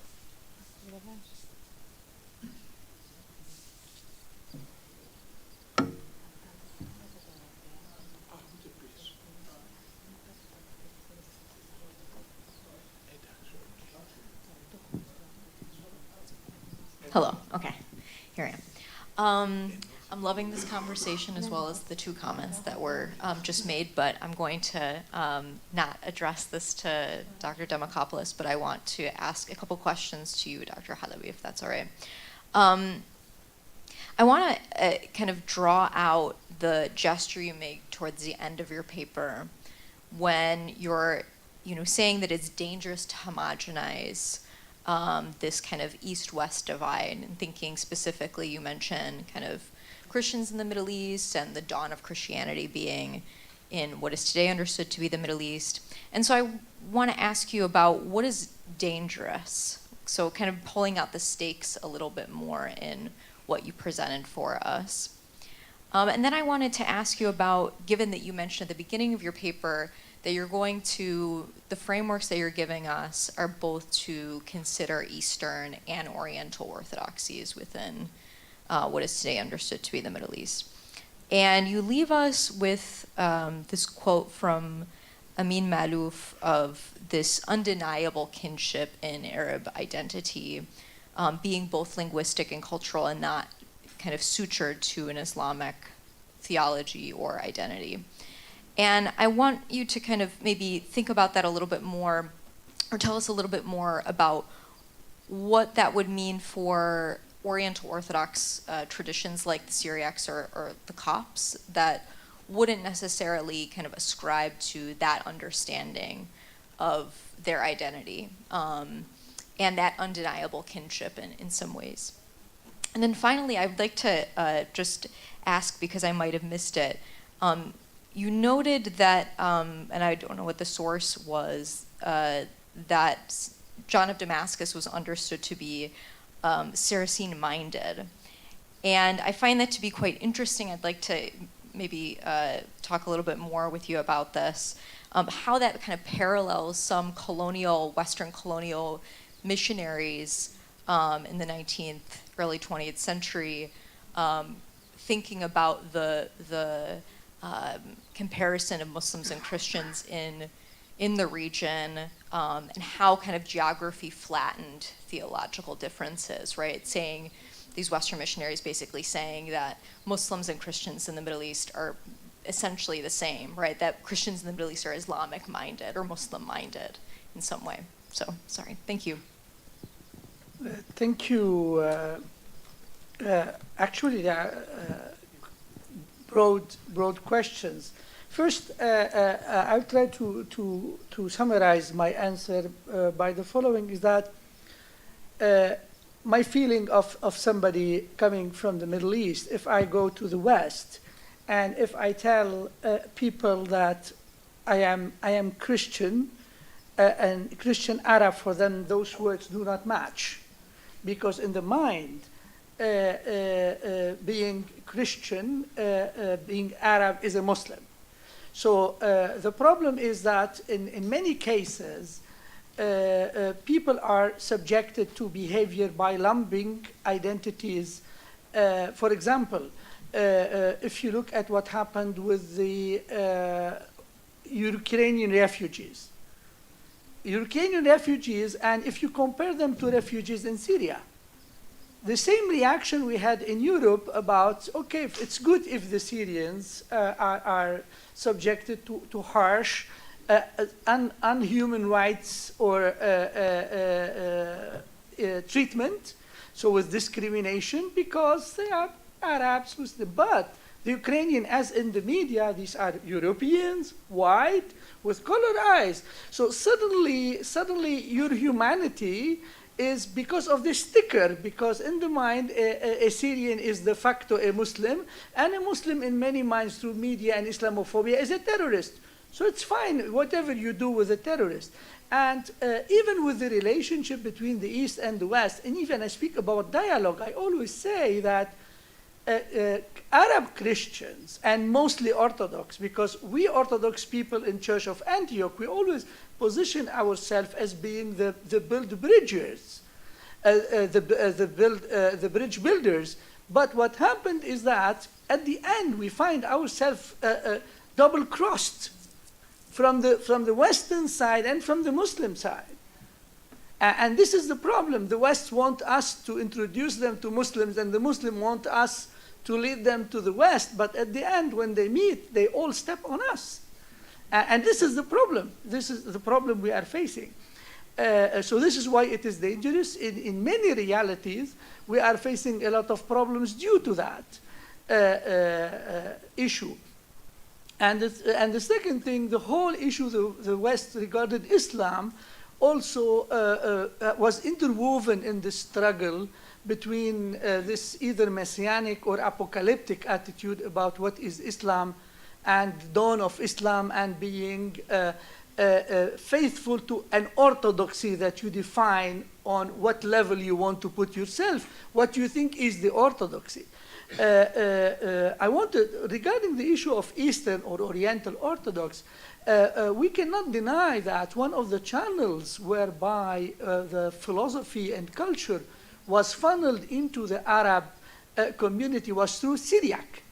So this is very important to highlight in as much. So we have the two main sources, the Greek, could be /Coptic, but Greek and Syriac, and the main funnels were, through which the Arab got to not only get the fruit of this culture, philosophical culture, but also to build on it in science and culture and history, and it is their role to convey it later on through the West, through Avarius and other thinkers. So there is something to be put here that in terms of orthodoxy, and of course it's very sad that, and I mentioned in my paper the fact that our role has been weakened is because our theological disputes did not stay in the realms of a room like this with well-esteemed researchers coming and thinking and debating.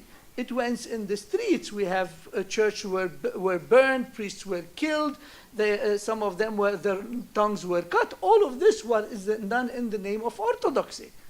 So this is something very painful, and this is something that we should put in the conscience of the church.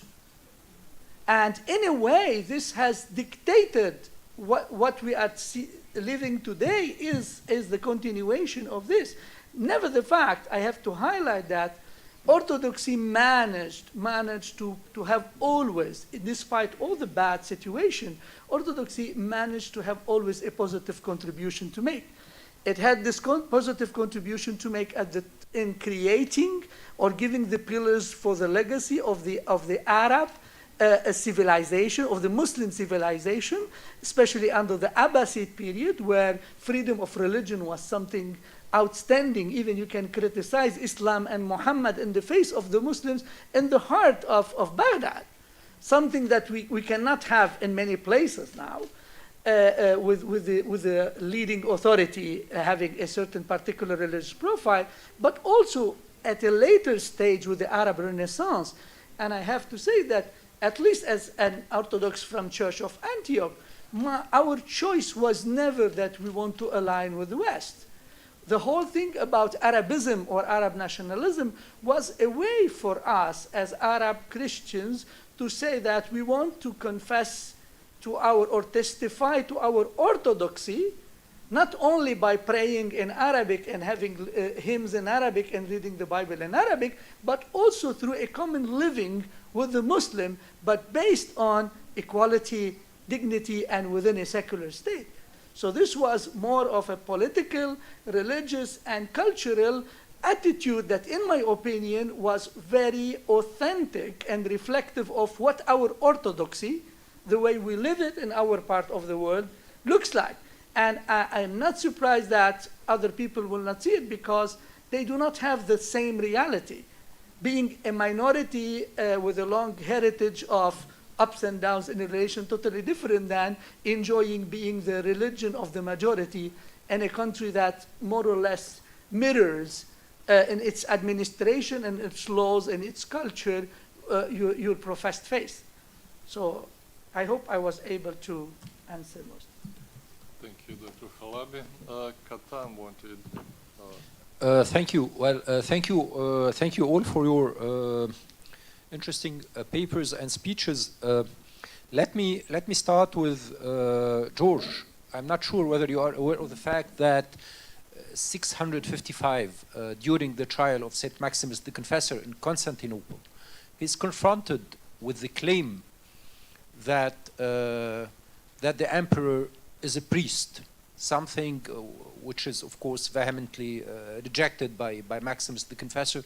But it seems that at that time, under Constans II, well, there existed something like an propaganda or an ideology in Byzantium that the emperor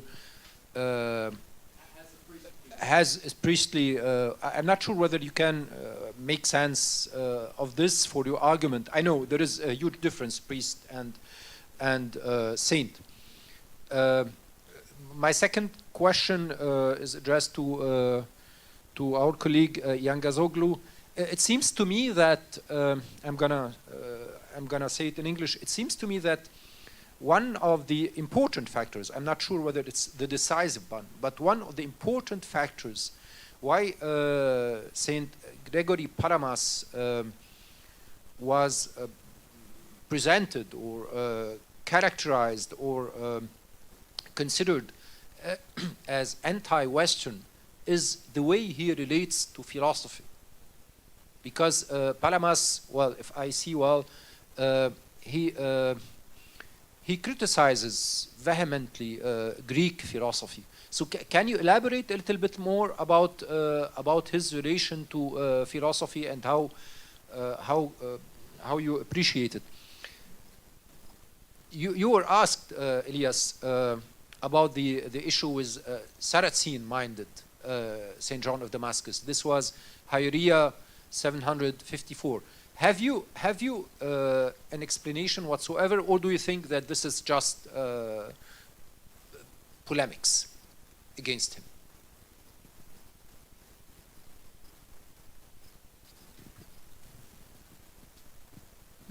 So I'll offer a quick. I'd forgotten of that case from Maximus. Thank you. When I develop this more, I'll be sure to reference it.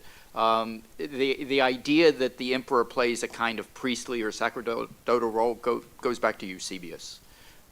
So I imagine that it's kind of in the air. I don't recall the specifics of it, but I like everything else, I know that Father Meyendorff talks about it at one point as well. Yeah, thank you.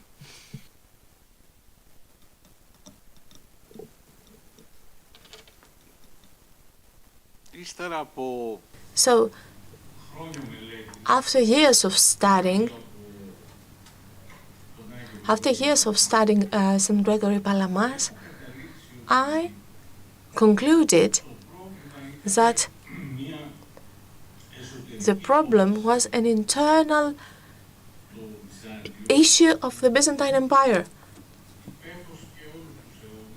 that was latent, we could say, all through the years, and it appears during the first Byzantine Renaissance, as Lambert is saying.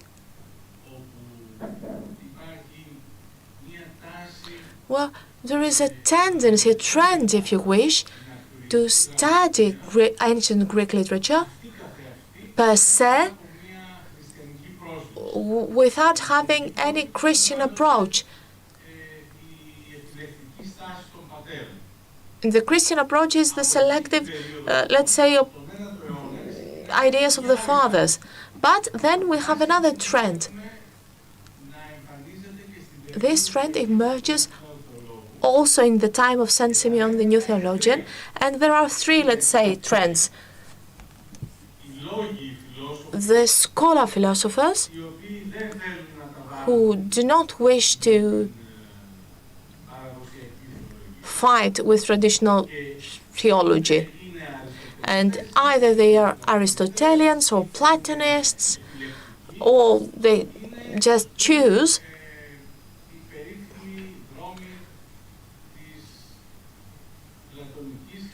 I'm talking about the so-called Platonian and Aristotelian thought.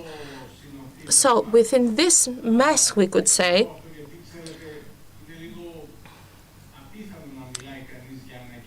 and how can we talk about Renaissance in the East? Because in the East, we never stopped copying, commenting, studying. We have a long commenting translation. The West is talking about the Renaissance because they have lost the relationship with the Platonic texts. They have lost the relationship with the Aristotelian texts. They rediscover them. Thomas was given every day a page that was translated just at the time in Greek, and he took it and he read it and he has been included it in his own, let's say, some. In this example, lets us understand that the West understood and read and studied, especially the 12th and 13th century, how fragmented was the study of the ancient literature. So, from the Christian of the East, we go to the Arabs, and the West is getting to know, to revisit those texts through the Arabic texts. So this is a great journey, how Aristotle came to be known at the West. And the West forgot Aristotle, and then in the Renaissance they found again Plato. This is why I have said in my speech that Balaam will teach Greeks to Petrarch. And a lot of scholars that will live before and after the fall of the Constantinople, such as happened at Ferrara and Florence, Plethon, will be asked to talk about Plato, because Plato is now popular in the West. In the East, this is not how things used to be. So the second time period, and I'm saying that because I want you to remember that the time of Photios has been a time of encyclopedism, and Photios is saving a lot of works in his library. So we have the period of Saint Simeon, the new theologian, where he does not wish to continue his studies. He prefers the monastic life.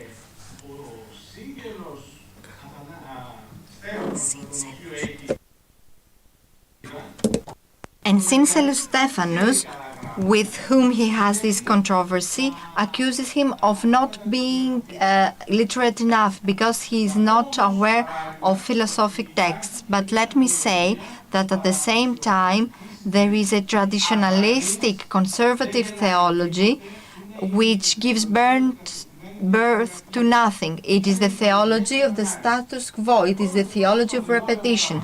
Let's go now to Gregory Palamas. Gregory Palamas studies on Aristotle. Let's say that he finished his thesis, he presented his thesis before Theodoros Metochitis in the monastery of Hora. And he says that now I'm leaving, I'm going to the monastery. He refuses to establish a career in the Byzantine bureaucracy, in the Byzantine court.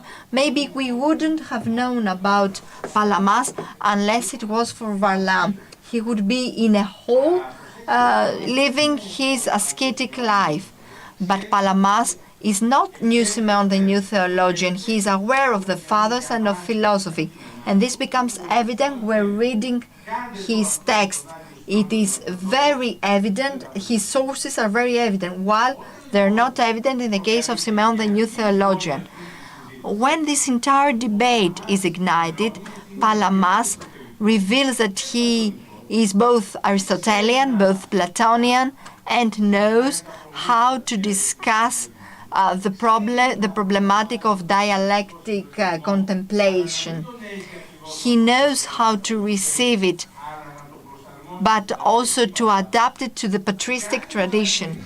And if the purely philosophical remarks in Varlam or Nikiphorus, Grigoras, he makes comments on them that prove his superior advanced studies in philosophy. And throughout his work, we can find such references which are purely philosophical. Now, clearly, in the Byzantium, there is a tendency, a current of humanism and philosophy, which wishes to cut off any bridges with theology. Yes, that's the case.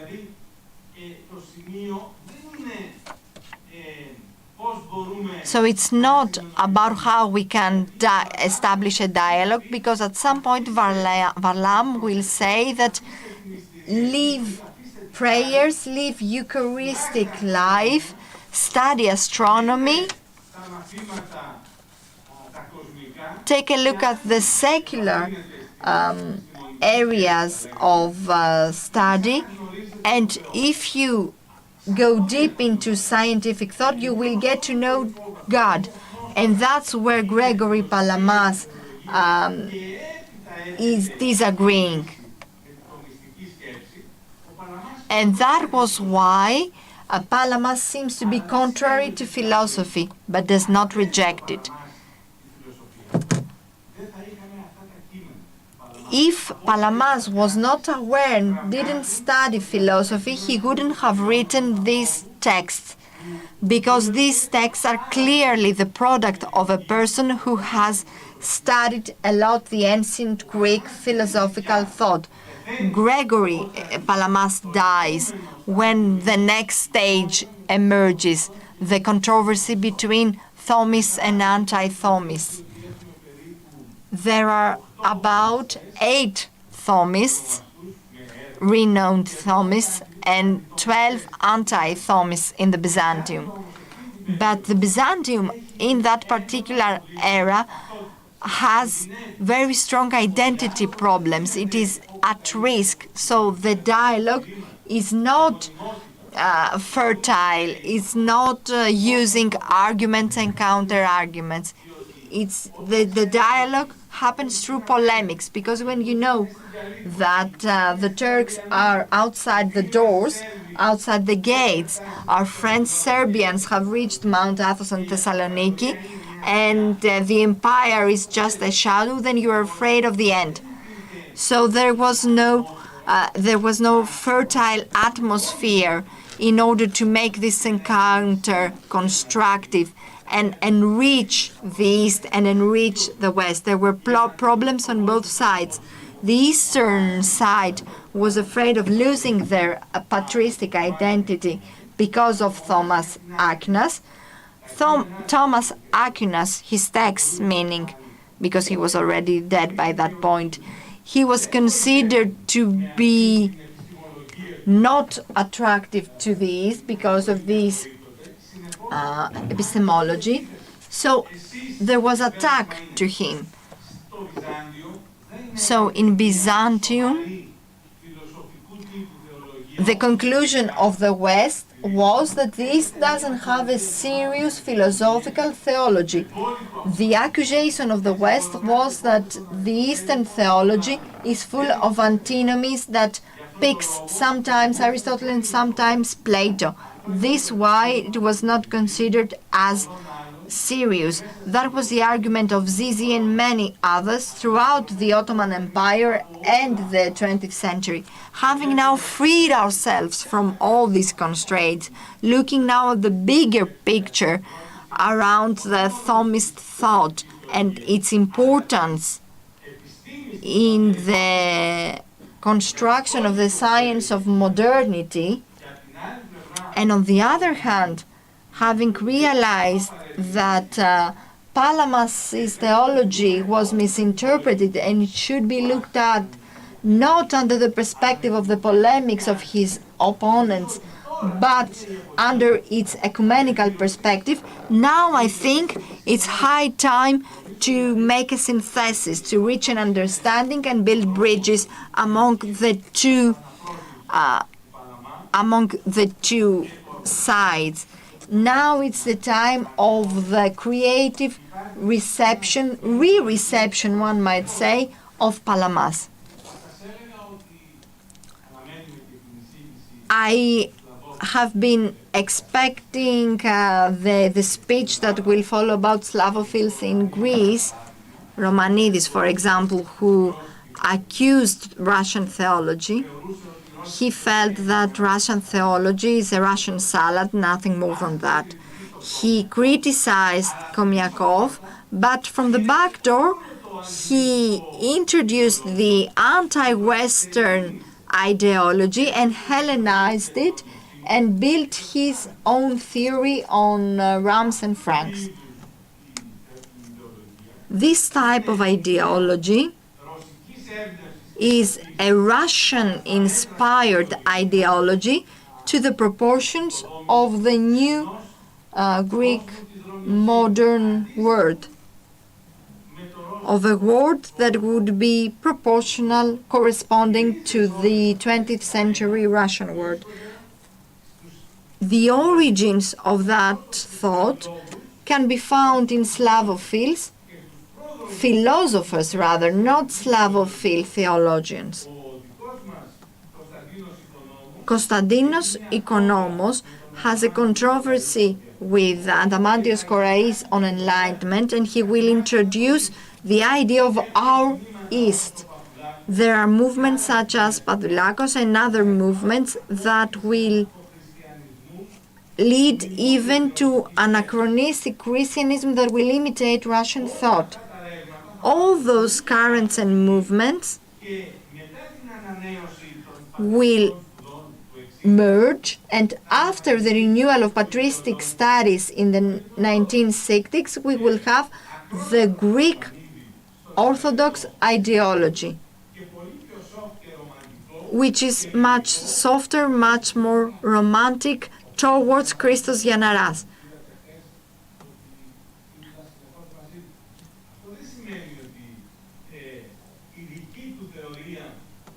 You saw yesterday that it was constantly by the side of Christos Giannaras. This doesn't mean, of course, that I don't believe that his idea about the Greek character has not been influenced by Russian theologians. That's my answer. Okay, just didn't answer yes, this yes, question. yes. Just Sorry. I make a quick Sorry. answer. First, regarding the source is Daniel Sahas worked a lot on the 7th century Byzantine Muslim relations, and this particular quote also comes from Ahmad Shubul, from a book edited by Jack Wardenberg from Oxford University called Muslim Perception of Other Religion, a Historical Survey. What I would like to add about this labeling of Saracen was not the only label, because there is another label called Hagarans, and refers to Hagar, the maid.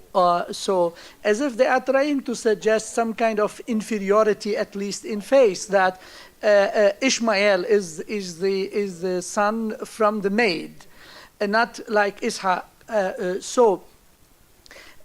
What was important for me in this whole issue is that it highlights the positive side is that people acknowledge that when people live together, they interact, and there is a cross-fertilization in terms of culture and also ways of thinking. The negative side of it, this reminds me a little bit of what happens in our context today. For example, if you have a prominent of somebody who comes and provides like a prominent figure or try to challenge a well-established theological principle, suddenly people will jump to the background of the person. You are criticizing Orthodoxy because you have an ecumenical involvement. You have been with the World Council of Churches or a Middle Council of Churches, or because you've been under occupation, or because you have a contact with Islam. So using those kind of quick labels as a defense mechanism towards issues that need to be settled at theological level or logical level, you find an easy way to rally people's support. Okay, George, this is just a comment, and I'm not sure if you really said if this mosaic of Putin really is in the Army Cathedral in Moscow, because on my latest information it is not, because when it was when it became public that these mosaics are really made, it caused a huge controversy in Russian society and against it. So in the end, Putin decided not to put it in the cathedral. So I think he enjoyed the possibility to do this, but even more controversial is Stalin is next to him, right? Yeah, that also Yeah. they did not put this Stalin flag in the end to the cathedral, so it's not there. Okay, I don't know thank where you. they are. They were made. I don't know where they are now, but Okay. 2020 they didn't put it for the inauguration. Okay, thank you. This is not in defense of Putin, but of Russian society.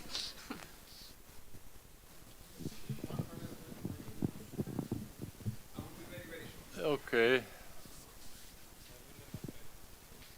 Νίκος Κουρεμένος και πάλι. Να ευχαριστήσω... Kouramenos. I would like to thank all three speakers for his speeches. Mr. Yagasoglu for his second speech, if I may say so, which was very enlightening. But I will succumb to a second question, to ask a question to Mr. Dimakopoulos. And I was impressed by the examples that you've mentioned of the emperors. All the emperors have a problematic relationship with the Orthodox faith. Okay, Heraclius, who supported monothelitism, but not only Justinian, but also Constantine, who was baptized by Eusebius, by Hemi-Arian, if we could say so. So his introduction to the church is kind of problematic. I don't know if all those facts played a role to the fact that they were not canonized, that the emperors were not canonized by the early Byzantine church. So at the Typicon of Constantinople, we have Marcion, Pulcheria. All those are connected to ecumenical councils, with the first Constantine, with the fourth Marcion and Pulcheria, and with the fifth Justinian. Nevertheless, the problematic relationship that most of them have, apart from Marcion and Pulcheria, with the Orthodox faith, I don't know if it played a role to the fact that they were not canonized by the early, I repeat, by the early Byzantine Church. That's a very astute observation. I don't think our sources are ever going to tell us why. I mean, certainly, to my mind, that's enough reason that they're not saints. But my sense is that people in the pre-modern world did not have any kind of objective historical consciousness, right? I don't think, other than maybe Heraclius, because of monothelitism was a big thing, like I don't think anybody knew that Constantine was baptized by an Arian, right? I don't think anybody really knew that Theodora was essentially a Miaphysite, and that Justinian dabbled in, problematic theology. I just don't think these things were known. I don't think they were remembered. I mean, you have to dig hard in the sources to find them. And I don't think the average person had access to that in the Middle Ages. I mean, maybe it's providential, right, that they weren't canonized as saints for precisely these reasons. But all the more reason that it doesn't make any sense today that they are canonized, right? I mean, Constantine was baptized by a heretic. We all know this, right? He presented himself as the sun god. We all know this, right? So. All right. I'm sorry that I have to put at the end this second session. I thank to all 3 hour speakers, all of you for discussion. But before we go for the lunch, we have to take a photo. I think Walila will tell us where. Here. All right. Come here.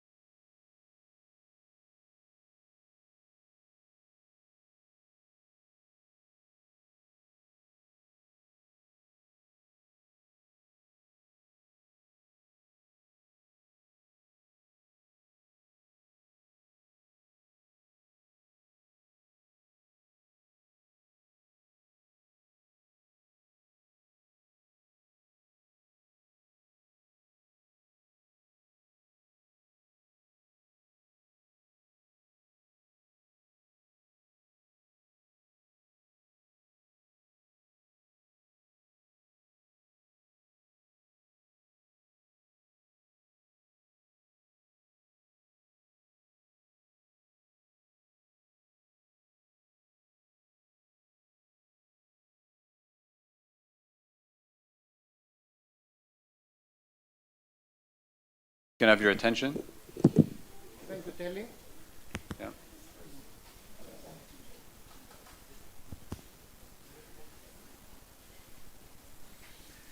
Thank you, Telly. Before giving the floor to the last session, Telly Papanikolaou, I would like to introduce you to resilience in infrastructure. Resilience is a unique interdisciplinary and invigorating research infrastructure for religious studies, building a high-performance access platform, supplying data, tools, and expertise. Resilience, since May 16, has issued a TNA scholarships application, call for applications. What is it, TNA scholarships applications? In general, TNA hosts institutions like Volos Academy, grant direct, fast, and effective access to their collections of manuscripts, rare books, documents, and materials. Resilience also provides a unique matchmaking service, matching TNA users with relevant scholars who can provide tailored expertise. TNA users can visit institutions in a country other than the one in which they reside. TNA users will have free access to the collections as well as tailored support from the institution and assistance from local experienced scholars relevant to the user research. A TNA visit thus means faster access to resources and therefore more effective use of research time. Regarding travel expenses and accommodation, this depends on each institution. So this is a program that has been it is run by Volos Academy for Theological Studies along with other institutions in Europe. You can consider the possibility for your students to apply for this kind of scholarship. They can stay for 2 months or the whole academic year in Volos or in the other institutions that are member of this TNA access international scholarships. So please, if you have any questions or you need more information, please find me outside during the break to give you more information. Thank you. Thank you, Nico. So we're here now for the final academic session of the day, and afterwards we're going on an excursion. So I won't introduce the bios because you have the bios here, and it's both of our speakers are actually on the same page, so that will be easy for you. We have Michael Helm and Father Perry Hamalis. Father Perry Hamalis, I don't think he minds me saying this, he contracted COVID, and so unfortunately he could not travel, and he's going to have to give his presentation via Zoom. But first we'll have Michael Helm, who is Senior Lecturer in Eastern Christian Studies and the Dean of St. Ignatius College in Sweden.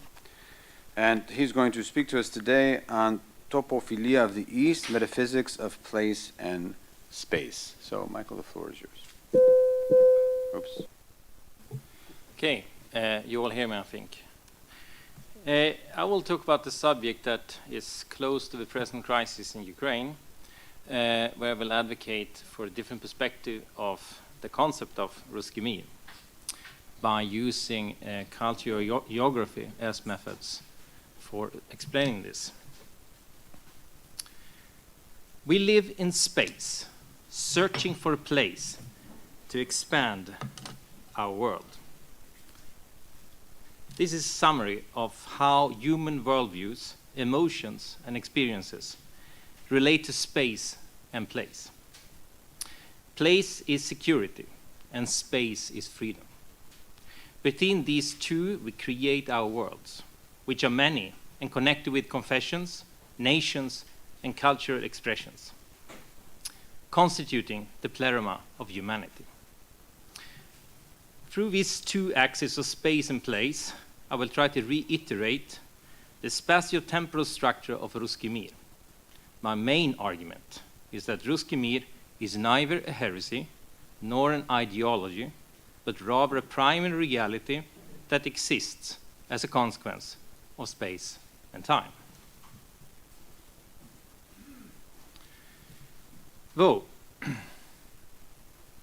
let us start in the words of St. Augustine.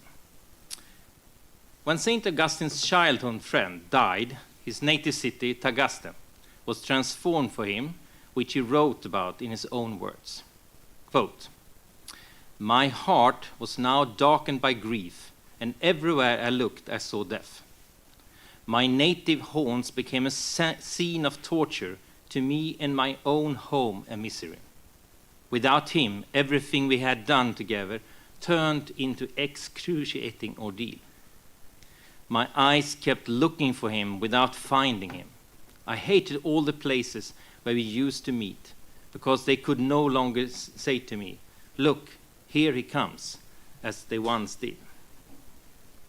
The words of St. Augustine reveals how places exist, not as merely spatial territories, but rather as an extension of humanity. St. Augustine expressed the deep connection between Tagaste and his childhood friend, inherent in all the places that were so dear to St. Augustine. Religion is described by St. Augustine in the same opus, not as an ideology, but as a spatio-temporal structure of existence, as a reality that exists not merely in our minds, but in those places and relations that are dear to us. In 1974, Professor Yi-Fu Tuan wrote a book, Topophilia, where he coined the expression associated with the title of the book. Literally, it means love to a place. Tuan himself meant that topophilia can be defined broadly and include all emotional bonds between the physical place and humans. A place to love, according to Tuan, characterizes the deepest foundation of a human quest for meaning and order. The charisma of a place gathers people and gives people their precise belonging and identity. The domestic home, as an example, keeps the family together, and in many religions, the place is connected with a special god, as for example, with Kami in the Japanese Shinto religion. Within the Christian tradition, the sacred space of a church provides us with a place to love, which is often connected with a special saint. Through the work of Yi-Fu Tuan, the field of culture geography changed forever. His findings and explanatory theories became the foundation for city planning and security structures, but also provided social explanations for understanding cultural developments and human conflicts. In this lecture, I will explore how this can be used to understand the construction of a Russian world. And I will do this by first explaining how space and place relates to each other in the thinking of Tuan. Secondly, I will then relate this to our Orthodox worlds with a concluding remark on Ruski Mir. Space, according to Tuan, quote, is an abstract term for a complex set of ideas. Various cultures differ in how they construct and order space, and in turn, space is an essential part of a construction of worlds.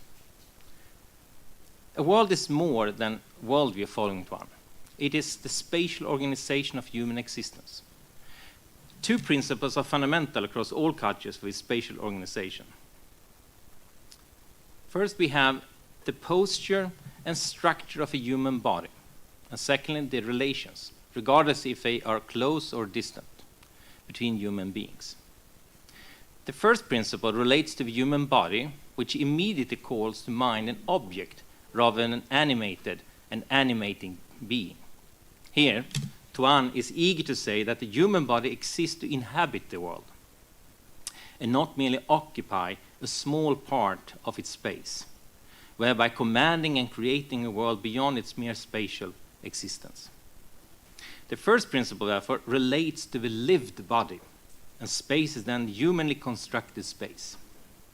From our lived bodies, we project living on various objects that takes place in front of us. These places become living memories of our existence, human ecstasies, similar to existential footprints in the sand. Through this projection, space becomes familiar to us, which turns space into a place filled with emotions and memories, in exact, a place to love, topophilia. Every humanly constructed world consists of places, created through the existential projections of lived bodies, anchoring the humanly constructed space of a world. From these lived bodies, we can also encounter the second principle of how these lived bodies relate to each other. Through the same ability to project our living in space, thereby creating place, we also create relatedness. As we saw in the case with Saint Augustine, his relationship with his childhood friend was intimately connected with places in his hometown, Tagaste. Places are therefore not just projections of our singular beings, but also projections of our communal existence, which in turn reveals how places, according to Tuan, are interconnected with each other. Places become personal, related to each other in a similar sense as lived bodies are related to each other. This is how worlds are constructed. The places are connected with each other, constructing the space of a world. Though, it is not enough that we project our individual lived interpersonal bodies, making space into places. We also need time to be added to these places. It is through time that places really become interpersonal. Tuan is eager in this perspective to explain that a place does not become historic just because it has occupied the same site for a long time. Past events, Tuan argues, make no impact on the present unless they are memorialized in history books, monuments, pageants, and solemn and jovial festivities that are recognized to be part of an ongoing tradition, unquote. What makes a place take part in the regeneration of any world is the recreation of the image of a place. The image of a place is necessary for the sense of self, whether individual or collective. It is the image that necessitates the exercise of power. If we take the case of a Greek city polis as an example, in the beginning they were small, so the recreation of the image was almost immediate. A Greek polis was not an abstract entity, a citizen could know it personally. The image of a place was recreated in the agora in direct relations with its fellow citizens. And these direct images could also be reproduced in small things and artifacts. What Tuan identifies as the soft reproduction. With the growth of the city polis, the recreation of a place became louder. In the larger polis, there were two methods to recreate the image of a place. One was adventure abroad, where foreign wars fostered national sentiment, which is also visible in the later nation states, hailing their explorers to the North Pole, the deep jungle in Africa, etc. The other is munificence, such as large-scale public works, including temple construction, and the subsidization of art. Grand artworks provided a focus on an outlet for patriotic zeal. The nation-state follows the growth of the Greek city polis to an extreme, where the recreation of the image of a place needs mediation through symbols, transcending the localized place, creating a holistic space. Most nation-states has used religion for this purpose. Religion makes the place relate to other places through the medium of sacredness. The various religious sites become pillars of a world, of a nation-state. This connection between sacredness and the nation-state is perfectly exemplified in the French Legislative Assembly decreed in June 1792 that says, quote, "In all the communes an altar to the fatherland shall be raised, on which shall be engraved the Declaration of Rights with the inscription, the citizen is born, lives and dies for la patrie." With the French Legislative Assembly and the American Constitution, we see the birth of secular religion, where sacredness does not necessarily need to involve a particular God, but nevertheless involves the mediation of sacredness, making the fatherland sacred, connecting various places with the nation-state.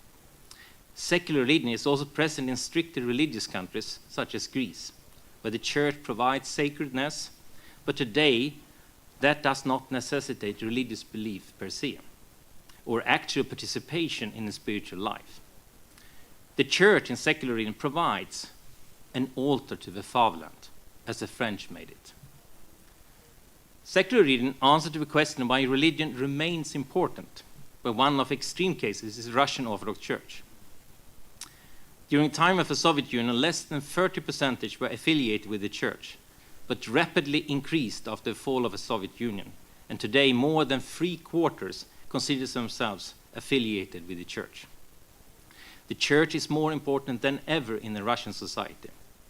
On the other hand, church attendance increased in the early years after the fall of the Soviet Union, but then dropped, and today church attendance is more or less similar to how it was during the Soviet Union, with less than 5% going regularly to the church. Russia is a typical case of secular religion. The research of Tuan and later scholars in cultural geography has demonstrated that the Greek city polis, as well as the enlarged polis, the nation state and the empire, all depend on the spatio-temporal construction of a place ordering space. But with the latter, there is a need of symbolical mediation that transcends localization in the nation state. The Greek world was not an ideological artifact produced in the mind of thinkers. On the contrary, it was reproduced in an empirical universe, where space was centered in a place such as the agora or the temples. The Greek world reproduced itself in buildings, constructions, city structures, etc. The spatio-temporal construction of the Greek world is primary and ideology secondary. In a famous article by Tuan, he argues that too often Western scholars identify ideology as primary, while buildings, organization of the empirical universe, is often primary. The Hellenic world was born before Hellenism, where the latter is not the actual reproduction of the Hellenic world, but the reflection on the already accomplished world. Tuan continues. Those that dismiss the construction of the Hellenic world seem to believe that architecture, cities, social structures, legislation, and social relations emerge from nothing. The fact, following Tuan, is that without the spatio-temporal construction of the world, we would be trapped in the cave, and we would still be hunting for food. No, the spatio-temporal construction of the Hellenic world is a primary reality that gives rise to secondary disclosures in the form of ideologies. The same thing concerns the Russian world, or Ruski Mir if you prefer that. It's a primary reality, with various ideological expressions connected to this reality. The Russian world has a different and in many parts unclear origin. The most probable theory is that the first Russian community started in a similar way as the Greek polis, as a small and immediate community which provided a role model for other smaller communities. The word for city, gorod, stems from the Scandinavian word gård, meaning farm or small place. This was most probably how the first communities were organized, as small organized communities as Russian gords. The existential jump to becoming something more than gård most probably developed with the need for defense against external enemies, which created the Rus kingdom, where Christianity acted as a mediation between the localized places, creating the Russian world as a spatio-temporal construction. The birth of the Russian world was later on transferred in a third phase to the nation state, which was a project started with the transfer of the Rus kingdom center to Moscow, and was not really completed until the late 19th century, if it was ever completed. The Russian world today is a primary reality in no less a sense than the Hellenic world. Russian culture, artistry, literature, and spirituality depend on this spatio-temporal construction. To say that the Russian world is merely an invention is a gross reduction, not just of Russian ideology, but also of Russian reality. It would be like saying that the Hellenic world is an invention, which would be denial of processes that made us evolve from a cave inhabiting the world.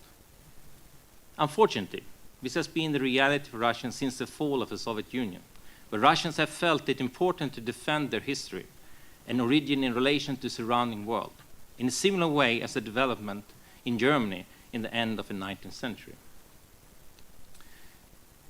Hellenism and Russianism are secondary reflections on accomplished worlds as primary reality, and as such, they can have various internal contents, even contradictory contents, but the common fact is that both Russianism and Hellenism refer to an existing spatio-temporal world. There have been attempts to identify Hellenism as well as Russianism as heresies, or at least as false fabrications, but most of them have been unsuccessful, because such a stance easily leads to reject the spatio-temporal world as such to be a heresy, which would, in the case of a Hellenic world, be close to impossible. The same counts with regard to the Russian world. Condemning Ruski Mir easily lead to condemning the entire world and not merely its secondary reflections. Another turn is to condemn Ruski Mir as ethnophilitism. It will be a different lecture to go into depth on what we mean by ethnophilitism and whether this has been the case with Ruski Mir. Though the basic understanding of Ruski Mir in relation to ecclesiology is connected with the idea of sobornost, the process of gathering humanity through the church. All nations are invited to embrace the kingdom, and this starts in the unity of a church, which then extends to the nation, and beyond the singular nation to the nations of the earth. Following this interpretation of Ruski Mir, it is difficult to squeeze Ruski Mir into the concept of ethnophilitism. On the contrary, the idea of Ruski Mir is to transcend the nation through the singular nation, inviting all nations to discover the same unity in the church. Ruski Mir as a concept appears as early as the 11th century and continues to appear consistently through the centuries. But there is a shift in intention.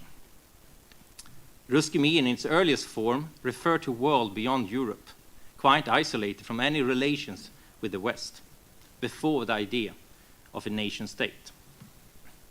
While the use of a concept from the 17th century was integrated with relations to Western powers and was slowly integrated with being one of the nation states of Europe. The present use of a concept differs in the sense that it is used as a distinction to West, appropriate in various spheres of a clash of civilizations, mainly propagated by Patriarch Kirill and his closest associates. A parallel development can be found in various historical periods of the Church, but previously mostly connected with the extended Greek nation. Mainstream research today links Byzantine national awareness with the shift of the term Hellenism and its derivatives after 1204, from a realm of a classical elitist discourse to the realm of national discourse, with the assertion that Byzantine nationality, based on the idea of a Greek ethnos, came into a distinct existence at this precise point, inexact, within the Nicene and later Palaiologan court circles. During this shift, the collective consciousness develops distinctive features identifying the common kingdom with this collective consciousness or identity. Inexact, we see the birth of a Hellenic cosmos or Hellenic world. Criticizing Ruski Mir from the side of ethnophilitism denies both the reality of a spatio-temporal construction of the Russian world, the integral components of a concept, and its connotations, as well as a broad historical connection between nation and church, which is not a unique feature of the Russians. Instead, there is another problem with how the Russian nation-state has been reproduced beyond the localized Russian world. In connection to the recent conflict in Ukraine, this become apparent in how Patriarch Kirill defined the mission of a Russian church. Quote, this is my translation. The existence of Russia is of great spiritual and cultural value, not only for you and me, but for all humanity. And we are calling for the preservation of the people of Russia, for the birth of our new compatriots, not only and not so much because these people are needed by the country, but also to a great extent because this country is needed by people. Russia must exist and play its irreplaceable role in our destiny with you, in the destiny of our descendants and throughout world history. The special value of Russia, continue quoting, The special value of Russia, its special vocation is to be a stronghold to Orthodox Christianity, to preserve the Orthodox faith, Orthodox tradition and culture, Christian moral principles intact. Maybe that is why the powers that are so ganged up on the Russian Orthodox Church, wanting to tear away the Greek Orthodox world from the Russian Church, wanting to destroy the unity of the Orthodox Church. We possess reliable information that everything that is happening now in world Orthodoxy is not an accident, not just a whim of a religious figure whose mind has become clouded. This is the implementation of a very specific plan that aims to tear the Greek world away from Russia. According to the perpetrators, I cannot describe these strategies in any other way, the Russian Church appears to be some kind of soft power through which Russia influences the world around it. But why can't Russia share its spiritual gifts? Is it criminal? This can be criminal only in view of those who seek to weaken and, if possible, to destroy the influence of Russia, unquote. Behind this ancient history of Russian influence, we find the idea of absolute enlightenment, which is engraved in the very concept of Pax Rusicana, which could be a different translation of Ruski Mir. Voltaire enjoyed the protection by Frederick the Great after he fell out of favor in France. Here, enlightened absolutists developed with the idea that even though royal power did not emanate from divine right, it was nevertheless of a necessity for the general goodness of a society, and that the sovereign better knew the interests of his subjects than they did themselves. Enlightenment in Russia became associated with enlightened absolutism, already incipient through the reforms of Peter the Great, whom espoused the idea that the royal court was supposed to be a cradle for these reforms, whose ideas then should be imposed on the people for their own good. Though it was Catherine the Great who continued this development, and even though Romanticism and Slavophilia partly broke with Enlightenment, the Russian society retained the idea that the general good needed an enlightened leader who knew the general good and who could develop the society in the right direction. Absolute enlightenment was based on the idea of complete mediation between theory and practice, as a practical philosophy, where theory is verified in practice. This demands a vertical structure for implementing the theory, where authority becomes the benevolence for the many. Benevolent authorities are the backbone of the Pax Rusicana. The idea of a Russian people as protectors of Christianity emerged already in the 18th century, with increased strength in the 19th century, centered in the Slavophil understanding of Sobornost. This was combined with the idea of a Tsar as protector of a Russian people. Communists did not break with the idea of a complete mediation between theory and practice, but substituted Christianity with communism and the Tsar with the dictatorship of a proletariat. Even the kingdom of God was kept, but substituted with the idea of an expected fulfillment of a completely equal society, where the dictatorship of a proletariat would cease once the communist society was completed. Stalin consciously used this by analogy as a measure for unifying the Soviet Union and urged the people to face the enemies.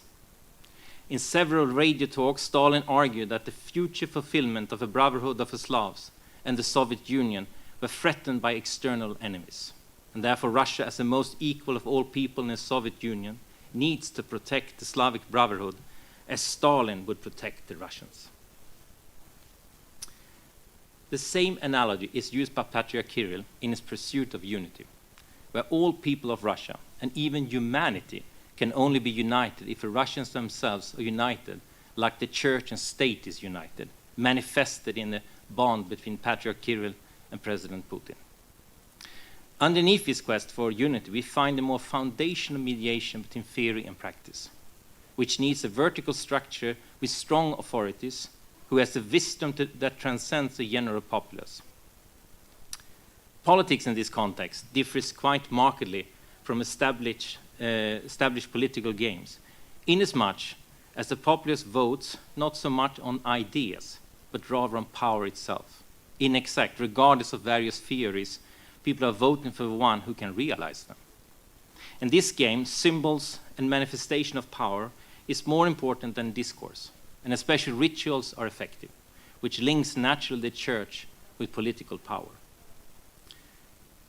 This makes the church not only the source for unity, but also for protection, which developed in Russia as a forced protection rooted in absolute enlightenment, reproduced again in the Soviet Union, and now yet again returning in the hands of Patriarch Kirill and President Putin, imposing the protection on the Ukrainians. Though this does not make the Russian world necessarily neither a heresy or a fabrication, but something that will continue to exist beyond the present conflict, which may in fact create a new East beyond East. Thank you.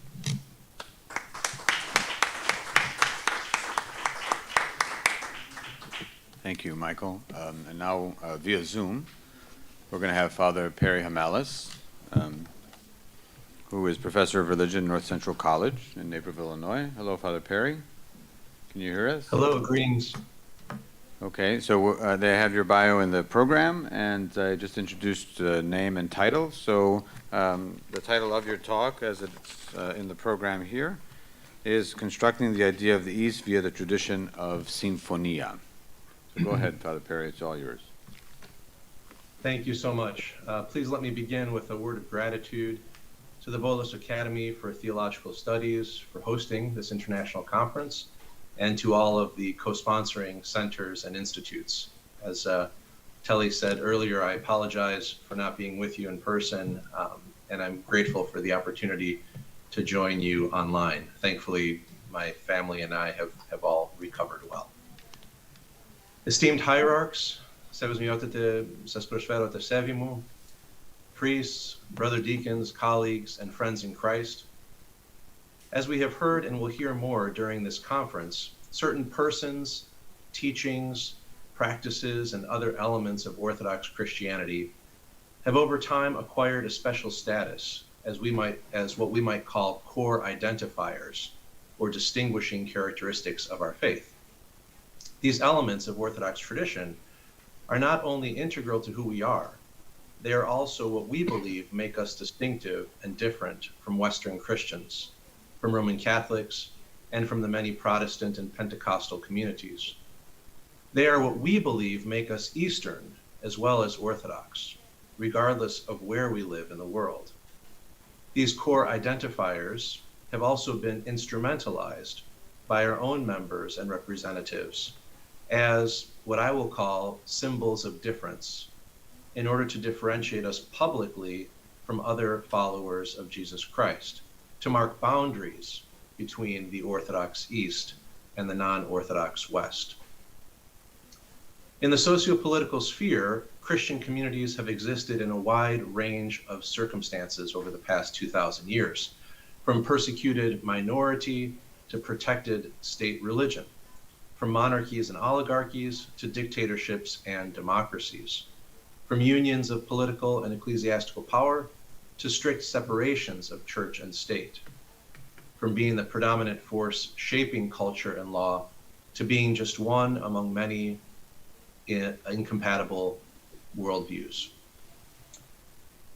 At the very least, this history reveals Christianity's remarkable adaptability and suggests that authentic Christian communities do not depend upon or require a particular socio-political structure.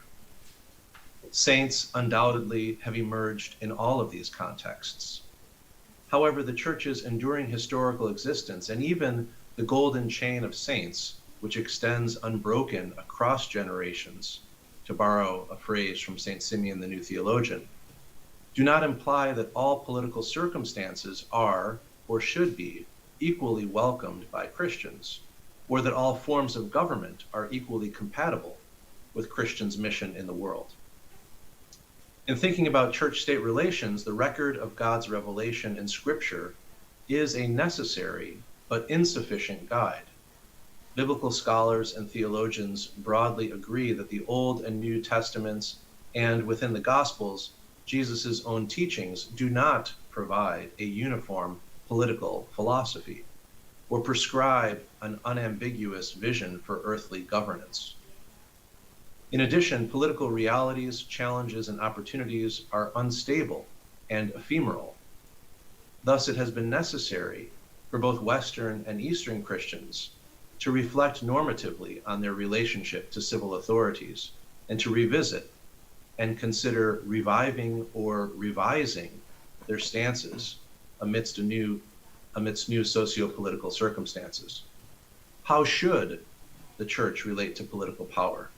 What form of government, if any, expresses the Christian ideal? And which type of relationship between the church and the civil authorities ought to be pursued given current socio-political realities? Christian responses to these questions have been diverse over the past 2 millennia, yet each Christian tradition, whether Roman Catholic, Protestant, or Orthodox, has articulated basic principles of a political vision that typically have become a constitutive element of that tradition's self-understanding, a core identifier or distinguishing characteristic of being, for example, a Roman Catholic, a Lutheran, an Anglican, a Mennonite, or an Orthodox. We see this at a basic level in Martin Luther's Two Kingdoms teaching and in his sharp critique of the political authority held by the Pope of Rome and other bishops of the Catholic Church of his day.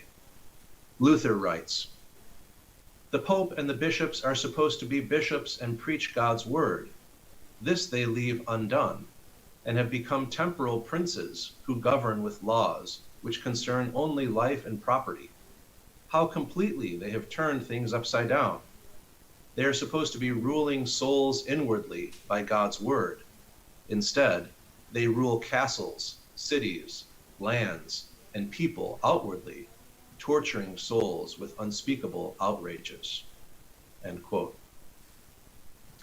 Martin Luther develops and expresses his self-understanding here by rejecting Catholicism's blending of temporal and spiritual authority. His Two Kingdoms teaching serves as a symbol of difference. It marks a boundary between his vision and that of other Christians, namely those still loyal to the Roman episcopacy.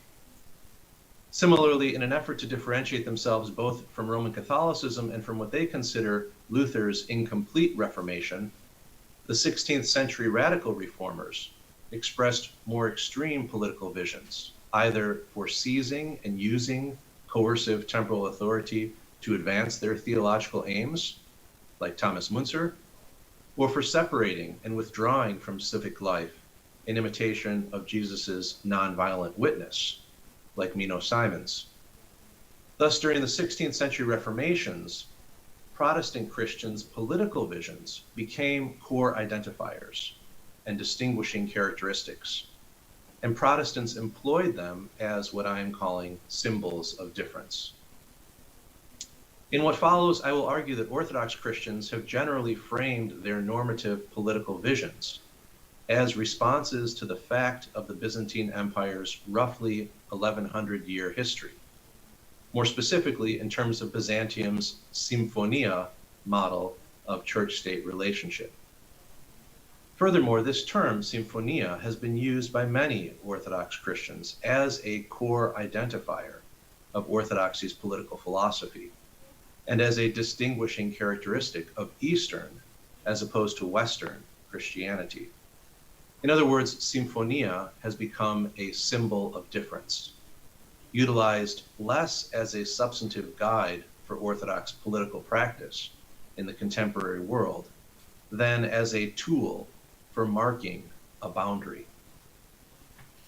A comprehensive argument to support this claim lies beyond the scope of a short conference paper, so what follows will necessarily be limited and suggestive with the hopes of provoking further discussion and study. And I'm also very aware of the fact that several participants in this conference, Yanaras, Markidis, Dimakopoulos, Zalto, Kalazidis, Ricardi Swartz, Papanikolaou, and others, have written more extensively on this topic than I have, so I welcome your critical feedback. I will begin in part one with a brief discussion of what symphonia meant within the Byzantine context. In part 2, I will consider some of the reasons contemporary Orthodox thinkers have revisited, revived, and revised the Sinfonia approach to church-state relations over the past 2 centuries. I will also suggest that the efforts of these Orthodox thinkers have generated 3 broad types of normative Orthodox political visions, which I will refer to as first, Neo-Byzantine monarchist, second, eschatological anarchistic, and third, liberal democratic. While these 3 types of proposals differ in significant ways, they all tend to build their Orthodox political visions vis-a-vis the legacy of Byzantium's Symphonia. Put differently, they tend to construct their distinctively Eastern Orthodox political visions against the backdrop of Symphonia. And finally, I will conclude by identifying a few implications of the preceding analysis for understanding how Orthodox communities construct the meaning of the East or of Orthodoxy's Easternness. So part 1, Byzantine Symphonia. Nearly every author of a book or article on the topic of Symphonia in Christian political philosophy includes 3 foundational claims. First, Constantine I, the Great, effected a fundamental transformation when he united imperial power with Christianity in the early 4th century. Second, Eusebius of Caesarea was the first theoretician of Byzantium's symphonic theological political vision, even though, while he often used the term symphonia, he never applied it to church-state relations, as Cyril Hovoron has documented well. And the third claim is that the 6th century Emperor Justinian, we heard about much more earlier from George, provides a classic articulation of Byzantine Symphonia when he writes the following in his novella 6, quote, there are two greatest gifts which God in his love for man has granted from on high, the priesthood and the imperial dignity. The first serves divine things, the second directs and administers human affairs. Both, however, proceed from the same origin and provide the organizing principles of human life. Hence, nothing should be such a source of care to the emperors as the saintliness of the priests, since it is for the imperial welfare that they constantly pray to God. For if the priesthood is in every way blameless and acceptable to God, and if the emperors rule justly and properly over the state entrusted to their care, good harmony, symphonia agathi, will result, which will bestow all that is beneficial to the human race, or on the human race. End quote. For Justinian, clergy and imperial rulers are God's greatest gifts, given out of God's philanthropia. The clergy's purpose is to serve divine things, while the imperial ruler's purpose is to govern and care for human affairs. The clergy and imperial rulers derive from the same divine source and together organize the whole of human life. Finally, when properly instantiated, the result of this theological political vision is a good harmony or symphony, providing and preserving all that is beneficial for humanity. While Justinian's vision here presents a tranquil and holy, if not utopian, ideal, he does include 2 important conditional phrases. He states that harmonious symphonia will result only if the priesthood is in every way blameless, and only if the emperors simultaneously govern justly and properly. These are not small caveats, and one cannot help but wonder whether, even at the pinnacle of its Christian imperial glory, symphonia, as Justinian defined it, ever existed in Byzantium. Byzantine historians have noted that collaboration between imperial rulers and clergy undoubtedly led to many positive social changes. The empire's poor and marginalized benefited especially from expanded social outreach, and Christians benefited from the freedom to worship and evangelize.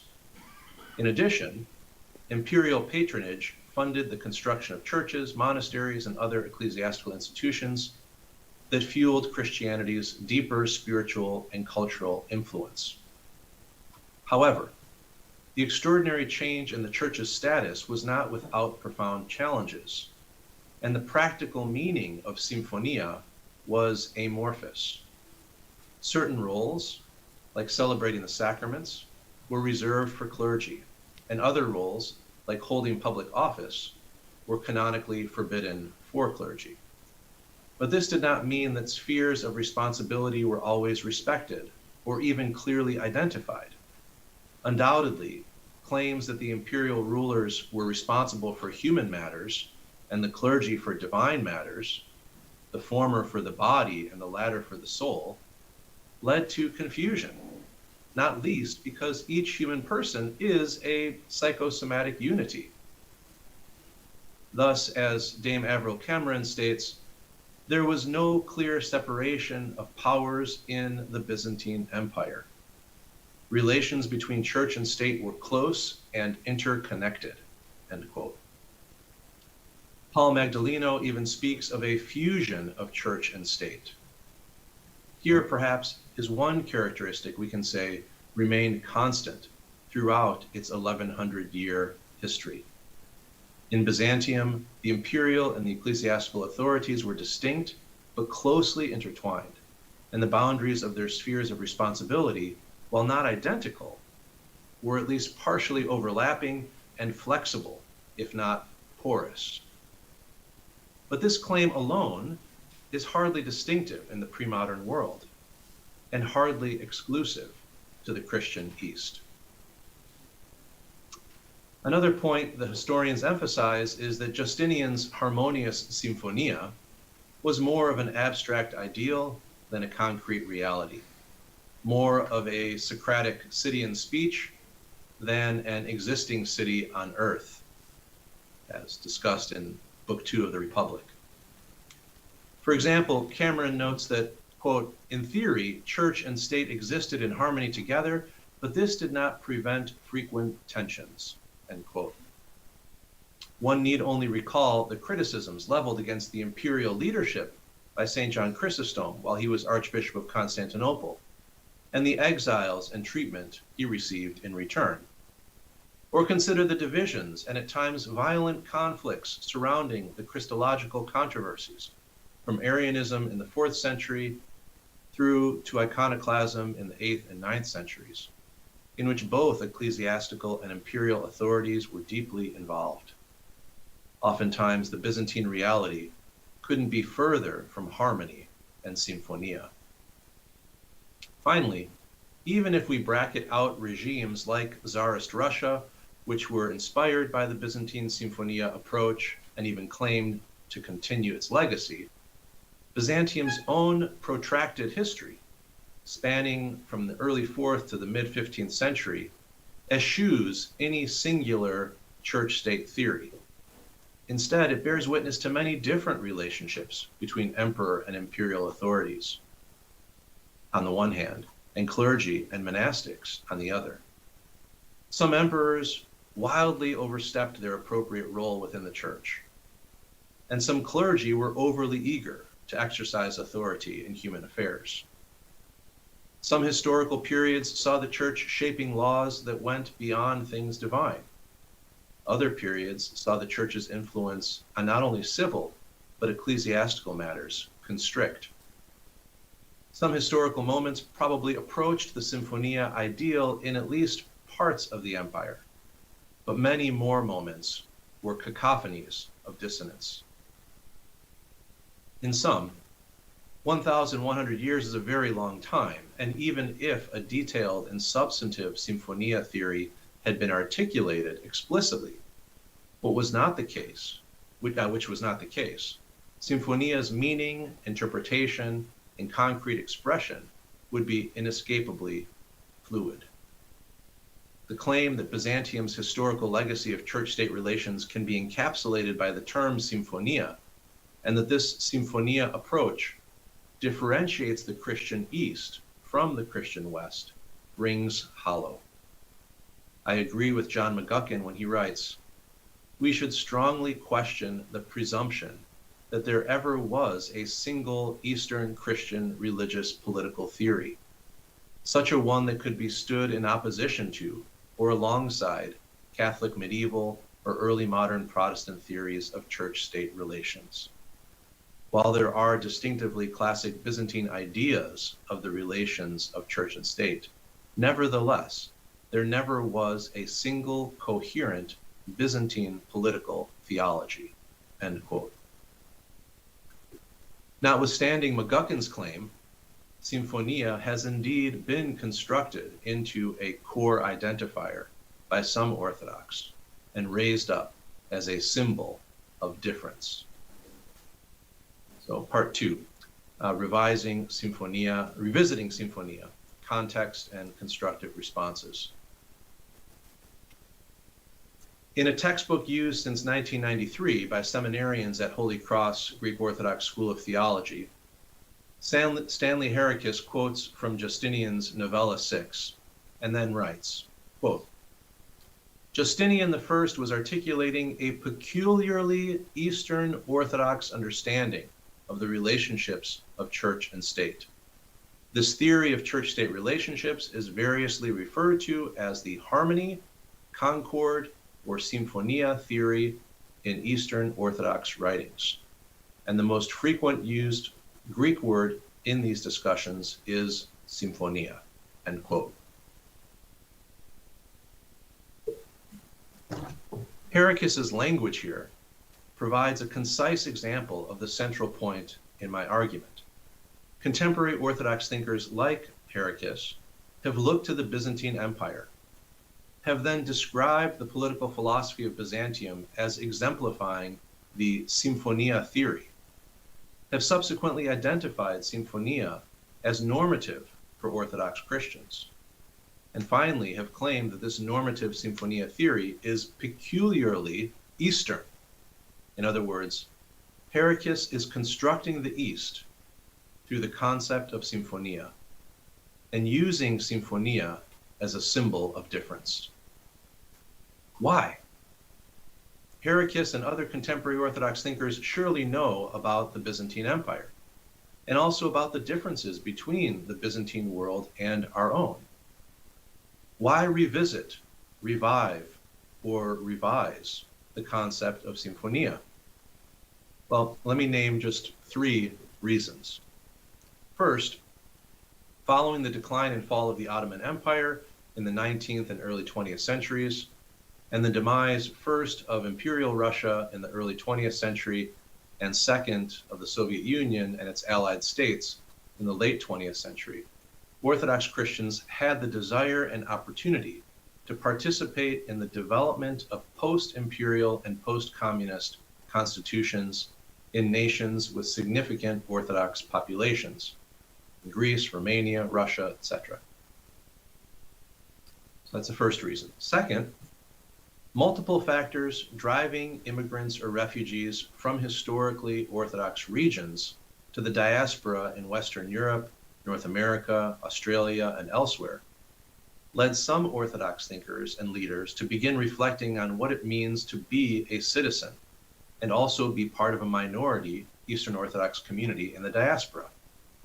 Heracus was one of the pioneers in this area, reflecting upon Orthodoxy's political vision within the American context of liberal democracy and the disestablishment of religion, the First Amendment of the US Constitution. On a more academic level, third reason, there was a need for Orthodox to respond to disparaging descriptions of the Byzantine legacy as Caesaropapism or as Constantinianism. The first is a term coined by the 18th century Protestant scholar Justus Boehmer, which was then widely used by others. The second is a term popularized by John Howard Yoder, Stanley Hauerwas, and Cornel West.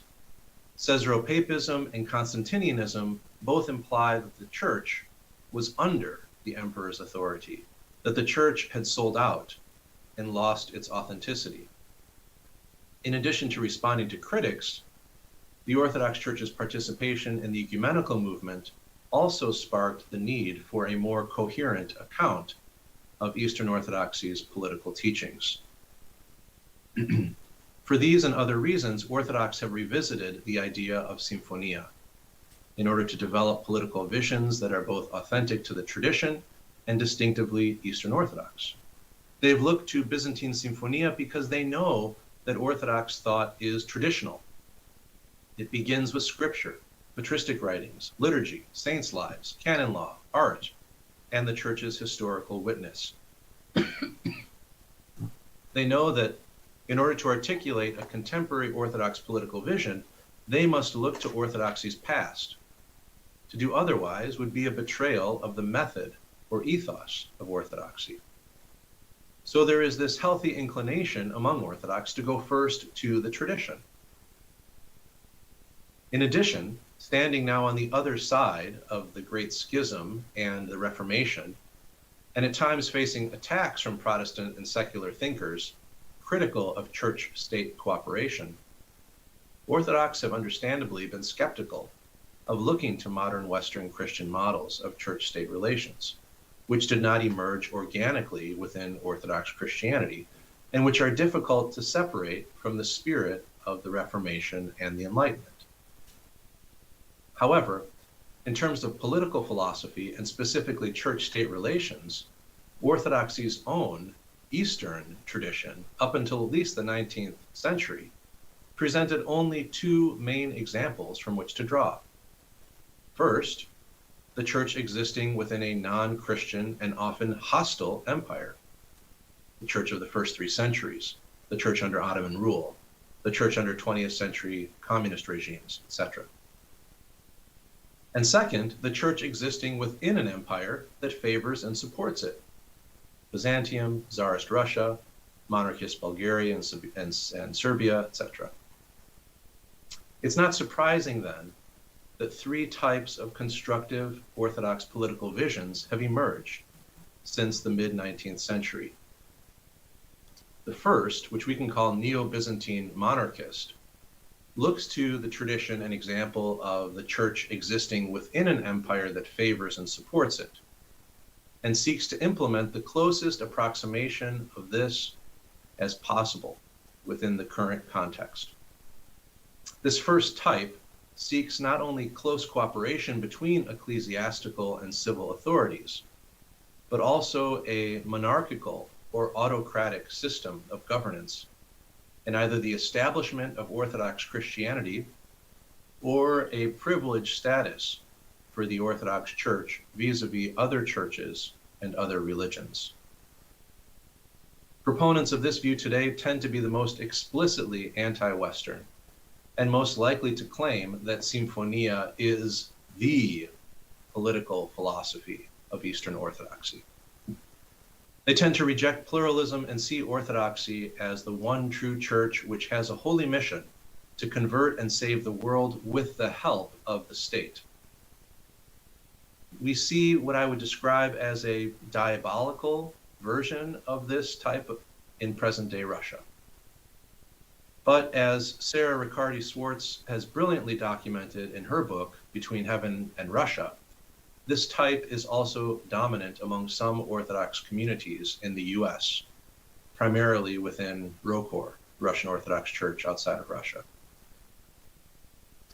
The second type, which we can call eschatological anarchistic, looks to the tradition and example of the church existing within a non-Christian and often hostile empire, and seeks to bear fruitful witness to Orthodoxy's eschatological orientation, to develop either a detached or prophetic stance toward civil authorities, and to avoid idolizing the state or earthly life more broadly. Proponents of this view today look to the church of the first 3 centuries and to Orthodox monasticism for inspiration, and tend to be sharply critical of Symphonia as a spiritually dangerous compromise, which can pave the way not only for a worldly mindset, but for coercive, even totalitarian states. They also generally believe that Orthodoxy does not endorse a particular form of earthly government. Davor Zalto represents and summarizes this viewpoint well. He writes, quote, "It seems to me that some kind of anarchism is the only expression of Orthodox political philosophy that is consistent with basic postulates of Orthodox theology. This is not an entirely novel idea. In fact, early Christianity can indeed be perceived as anarchic in terms of its predominant abstinence when it comes to the engagement with the political power structures, as well as attempts of early Christians to preserve their own faith as a sphere that cannot be identified with or invaded by the political." Other thinkers who fit within this type include Vangelis Kalitzidis, Athanasios Papathanasiou, and Brandon Gallagher. The third type, which we can call liberal democratic, looks to the tradition's two historical examples and, finding them both problematic for today's context, seeks to express an authentically and distinctively Orthodox political vision that embraces the structure and core features of liberal democracy. Proponents of this view do not seek to reunite the church with political power, like the Neo-Byzantine monarchists, nor do they seek to withdraw from or maintain a strictly critical stance toward the state, like the eschatological anarchists. Instead, they tend to affirm the value of sphere sovereignty, the disestablishment of religion or separation of church and state, and the protection of basic human rights, especially the freedom of religion, as at least compatible with, if not exemplary of, Orthodox theology and social thought.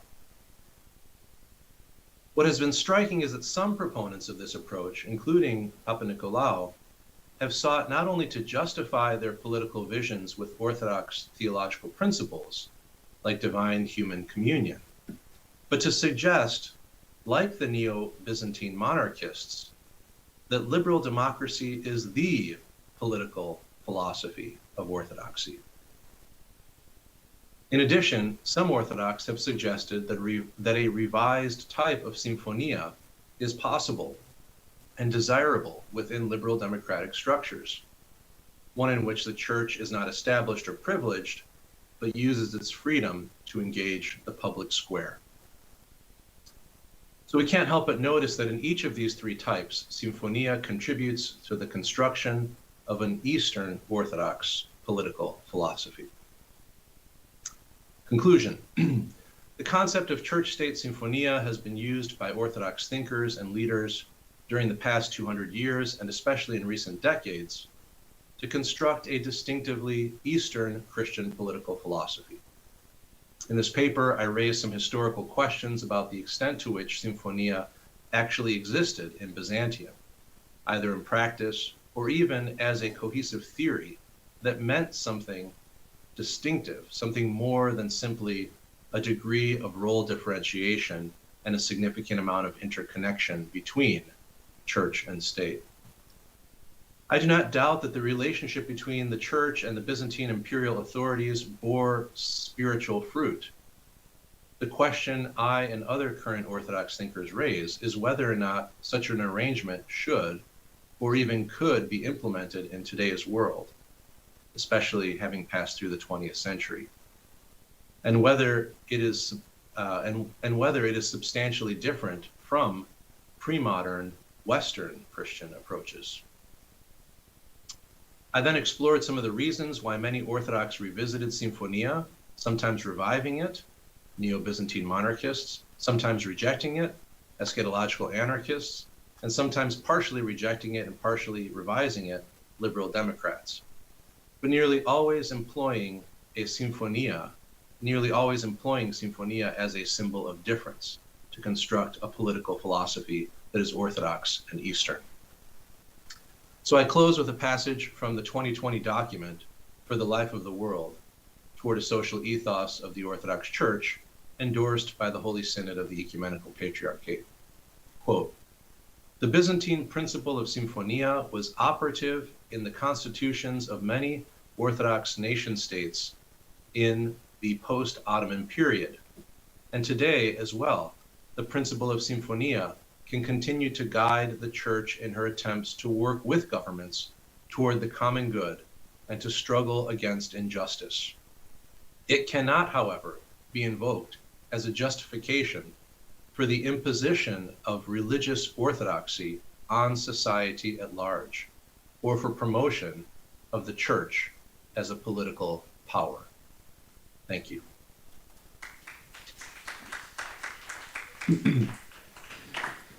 Thank you both very much, Father Perry, Michael. I actually think we have papers quite in common, both analyzing important concepts within the Orthodox world, the relationship to state, power, church.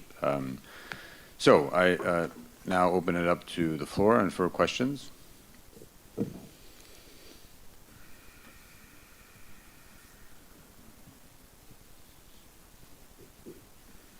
Pandali has a question. Yep.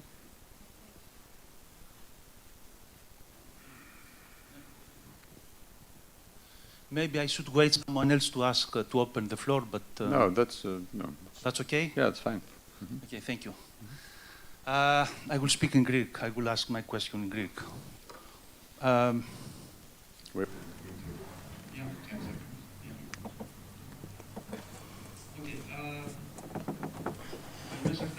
I would like to thank you both for those two very interesting speeches. I would like to start from what I heard. I don't want to doubt the opinion of Mr. Yelm about the Russian mirror, if it is a heresy or not, but I want to start from his opinion, which is different than mine.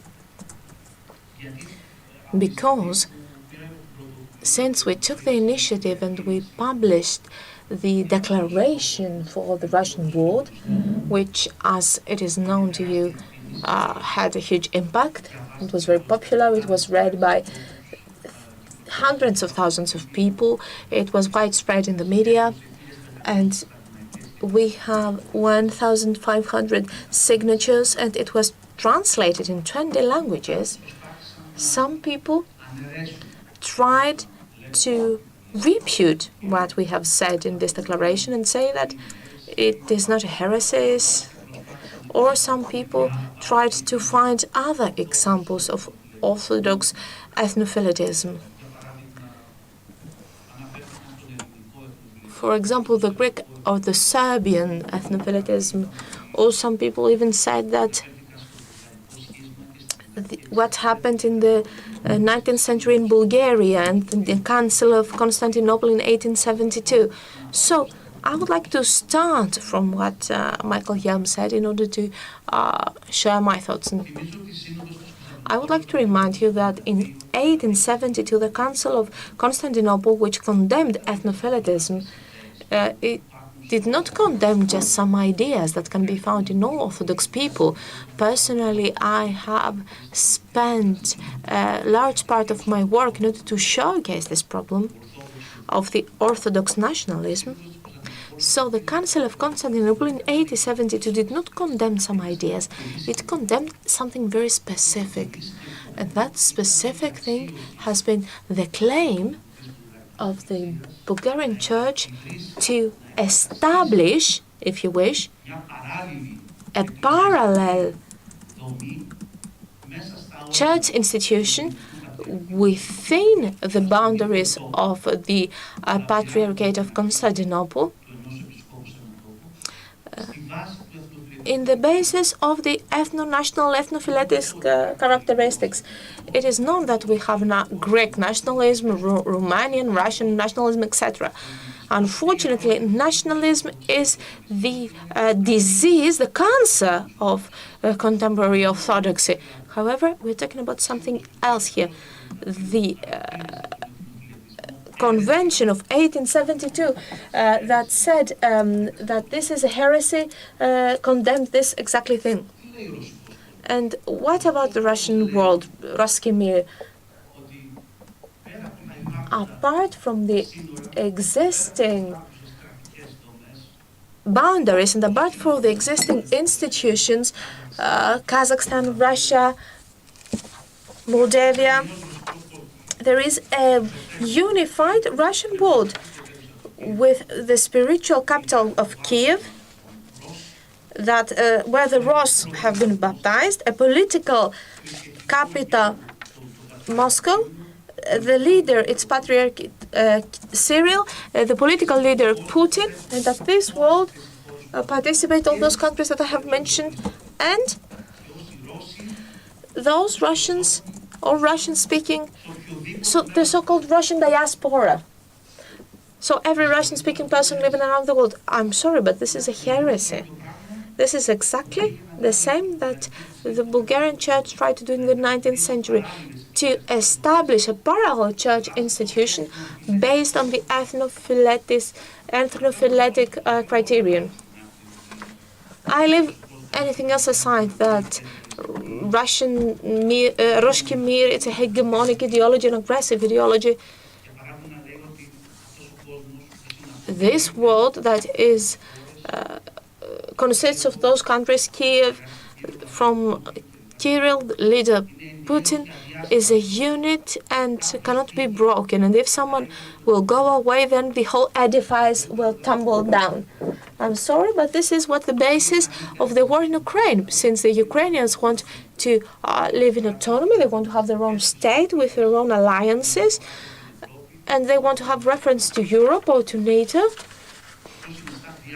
This is a break-up of the Ruski Mir, and for this Russian ideology, this is unacceptable. I will just say that. I don't want to speak for long. I think we have discussed those issues, but we should not be afraid to say things as they are. We have the word heresy in our theologian tradition, and despite the fact that the word heresy was used in a bad way, and I would agree personally that a lot of times we condemn or we use this word heresy easily in order to characterize a different theologian opinion, there are some things that are a heresy.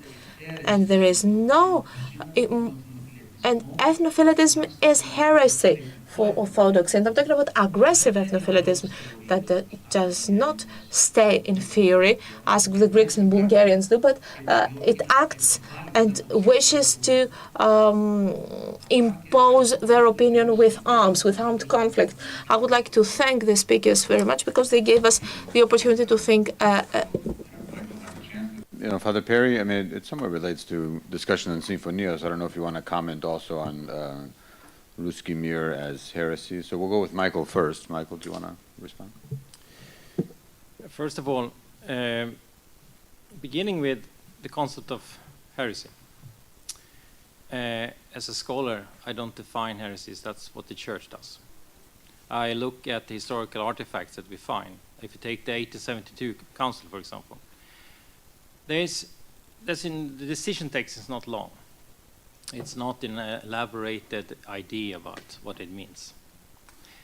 The basic identification for heresy is when you create a Eucharistic communion based on ethnos instead of the community as such.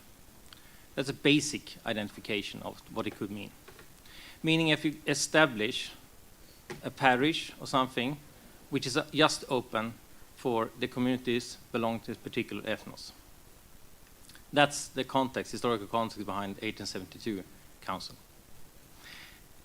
Now, if we would argue that Ruski Mir is defining that precise concept, that they only allow Eucharistic communion based on a particular ethnos, then we would have a hard time to find evidence for this.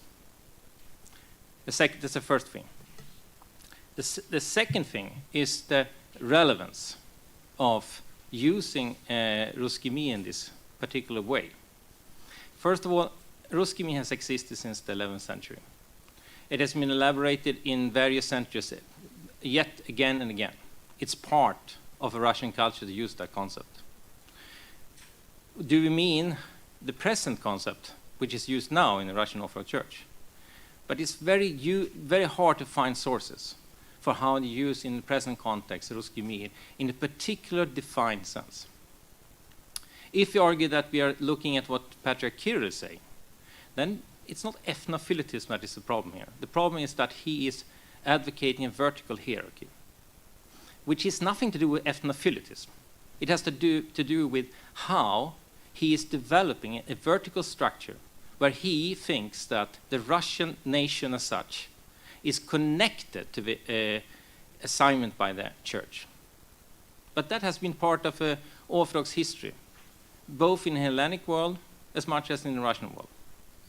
This is the problem for Orthodoxy, but it has existed at least since 1204. At least since 1204. To deem just Ruski Mir as a heresy, then we have to talk about the Hellenic world as a heresy also.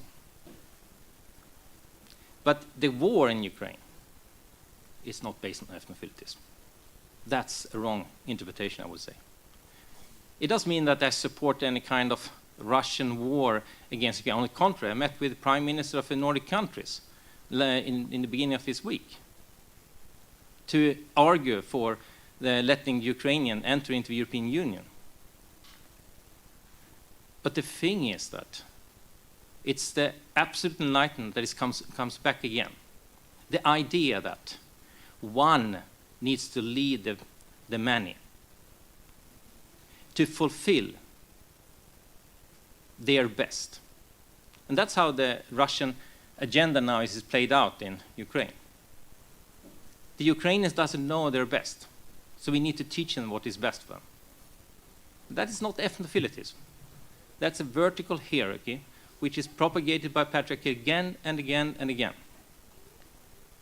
When we define these kind of things like ethnophilitism in this way, we are making a kind of problem for ourselves, because it means that then people will defend themselves saying this is not right, and then we end up in a pseudo-discussion instead of a real discussion. The real discussion is that Russians now believe in greatness. And greatness means that they feel that they need to protect the world. And that's not ethnophilitism. That's imperialism. Father Perry, I don't know if you have a comment on this one or not, or yeah. Thank you. I'll just make just two quick remarks, and it's a very important discussion. The first is that I think I agree with scholars like Mikhail Antonov, who wrote a very good article on the subject of Symphonia a couple of years ago, and he says that Symphonia has become just his language is a signifier without a reference, without a referent that points to no actual object and has no agreed upon meaning. And as such, it serves as an ideological purpose for the Russian Orthodox Church. And I think there's a lot of truth in that. I think that's part of what I have tried to demonstrate in my own paper, is that this the language, the term Symphonia, it means something, but in terms of meaning something really substantive and specific, that's just simply not true, not the case. So it's become more useful as a symbol of difference than as an actual substantive political philosophy. So I think that's one point. And then the second point that I would make is building on the last point that Michael just made, is I think that a core difference between the neo-Byzantine monarchist approach and the liberal democratic approach, lies precisely in this question of freedom, and whether or not the former takes a kind of paternalistic approach. You don't know what's best for you, so we're going to do it for you. We're going to make you better since you don't know what goodness is.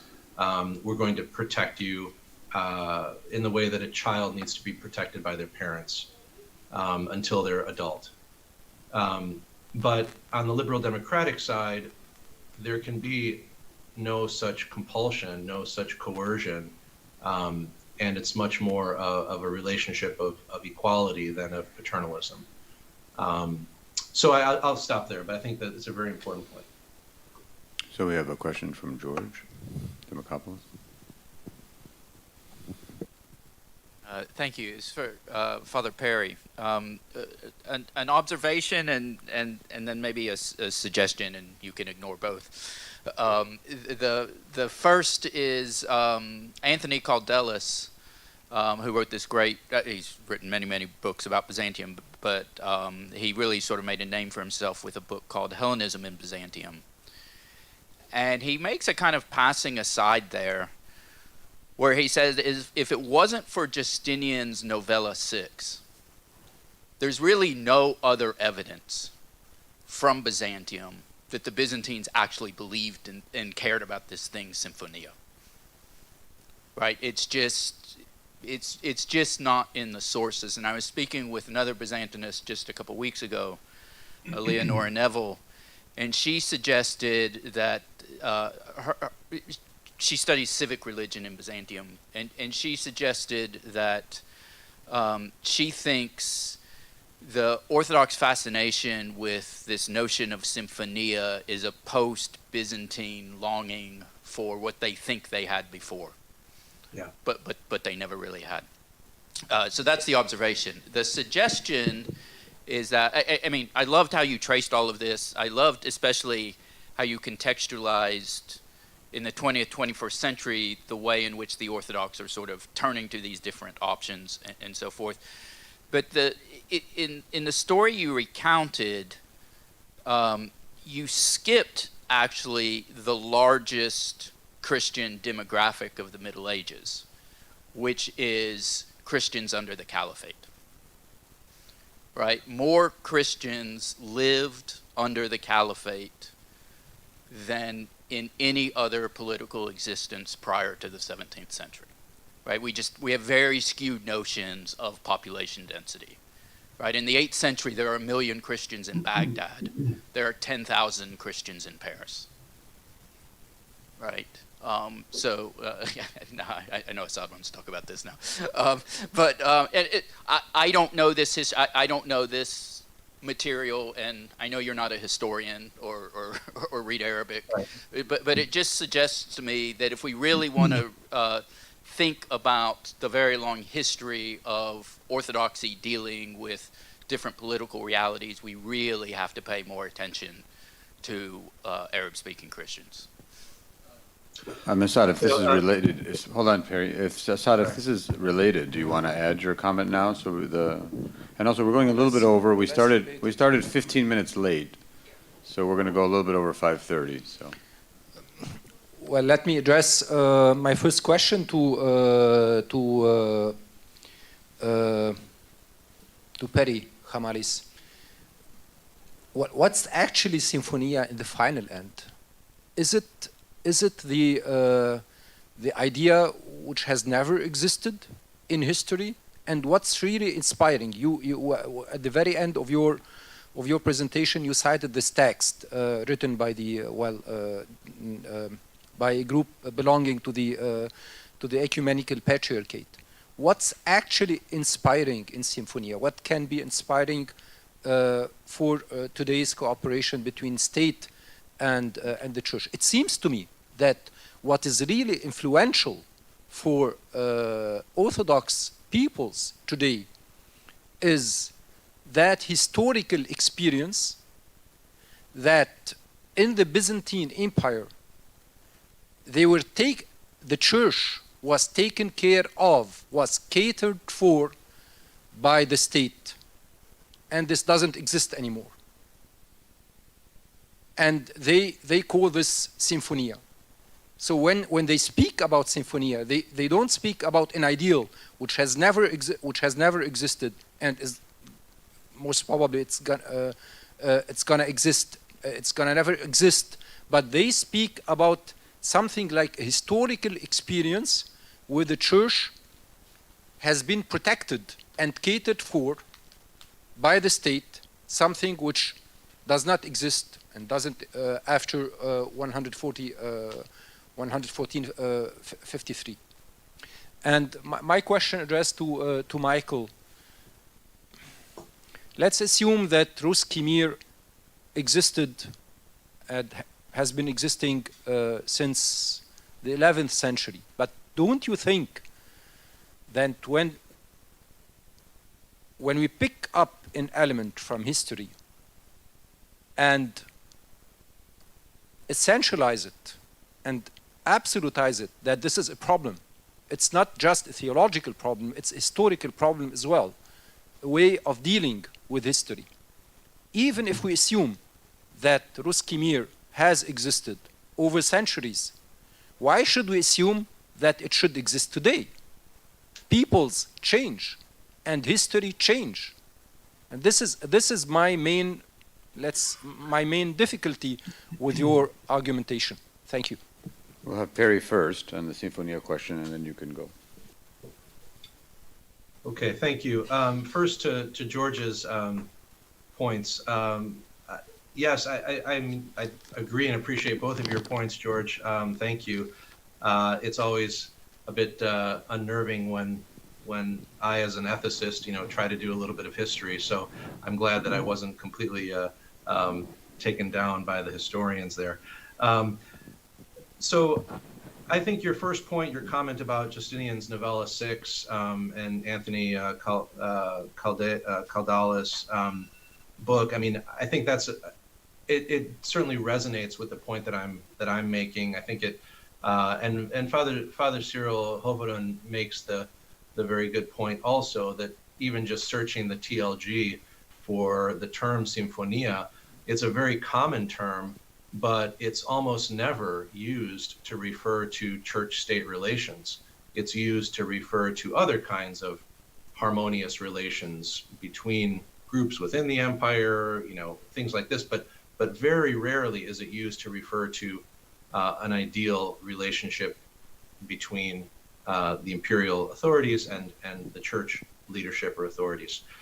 So just the way that this term has taken on such a life of its own, I think is important for us to keep in mind. And I would say, your colleague's suspicion is probably correct that Sinfonia really only becomes reified after 1453 at some point. There is this theme of nostalgia, which has been written on by many others, I think is very helpful in understanding why we tend to look to the Byzantine example and create it as a kind of fantastical ideal that never actually existed. Your point about Christians under the Caliphate, I mean, I think that this is, I just don't know that, I know Tom Papadimitriou's book is very good on this, very, extraordinary. Render unto the Sultan, is that, I think, the title. But I think that again, very few contemporary Orthodox would look to that for inspiration. They would, I think, equate that period with the early church or something, akin to the early church, where that's what I meant by that group, the historical example of the church as a persecuted minority under a non-favorable empire or caliphate. And then to respond to was that Asad Ilia Katan? Yeah, Asad Ilia Katan gave you the question. Oh, okay. Thank you. Thank you, Professor Katan. I think it's a great question, and I'll just say a couple things. I mean, first of all, what is Sinfonia and what should it be today? Part of what I personally believe is that we don't need to be trying so hard to use Sinfonia as a symbol of difference, because I don't think it actually is. I mean, I think as we dig deeper, we find that it's really not all that different from other versions of church-state cooperation that have existed in the West. So I really don't believe that it's a distinct, a distinguishing or distinctive characteristic of Orthodoxy or a substantive marker of Easternness, even though it's often used for that purpose.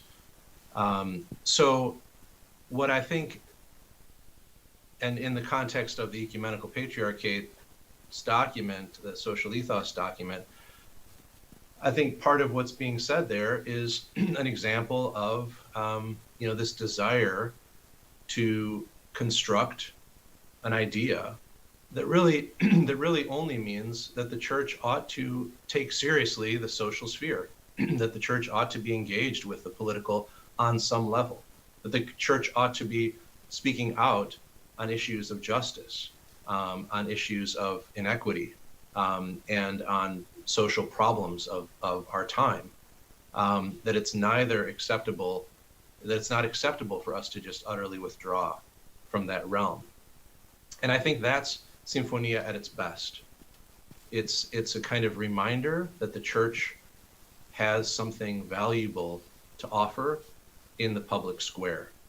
And I think it can be done, certainly within a liberal democratic context. That would be my own preference. And I think that it can be done in a much safer way and a more authentic way within the framework of a liberal democracy than within the framework of a neo-Byzantine monarchy. So I'll stop there. Thank you.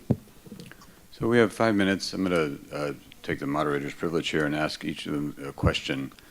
So Michael, my question to you is, you compare Hellenism and Russian world, and the way Hellenism was appropriated maybe by Florovsky, right? So in some sense, you might be thinking, maybe I'm misinterpreting you, but you might be asking the question, well, there's a bad appropriation of Hellenism, which is a more ethnic one, and then there's this Florovskian way, which is more conceptual, I guess. I don't think Florovsky meant it as an ethnic, obviously, concept, right? Even though it's problematic, but it got appropriated that way, in that sense, right? That somehow the Greeks are,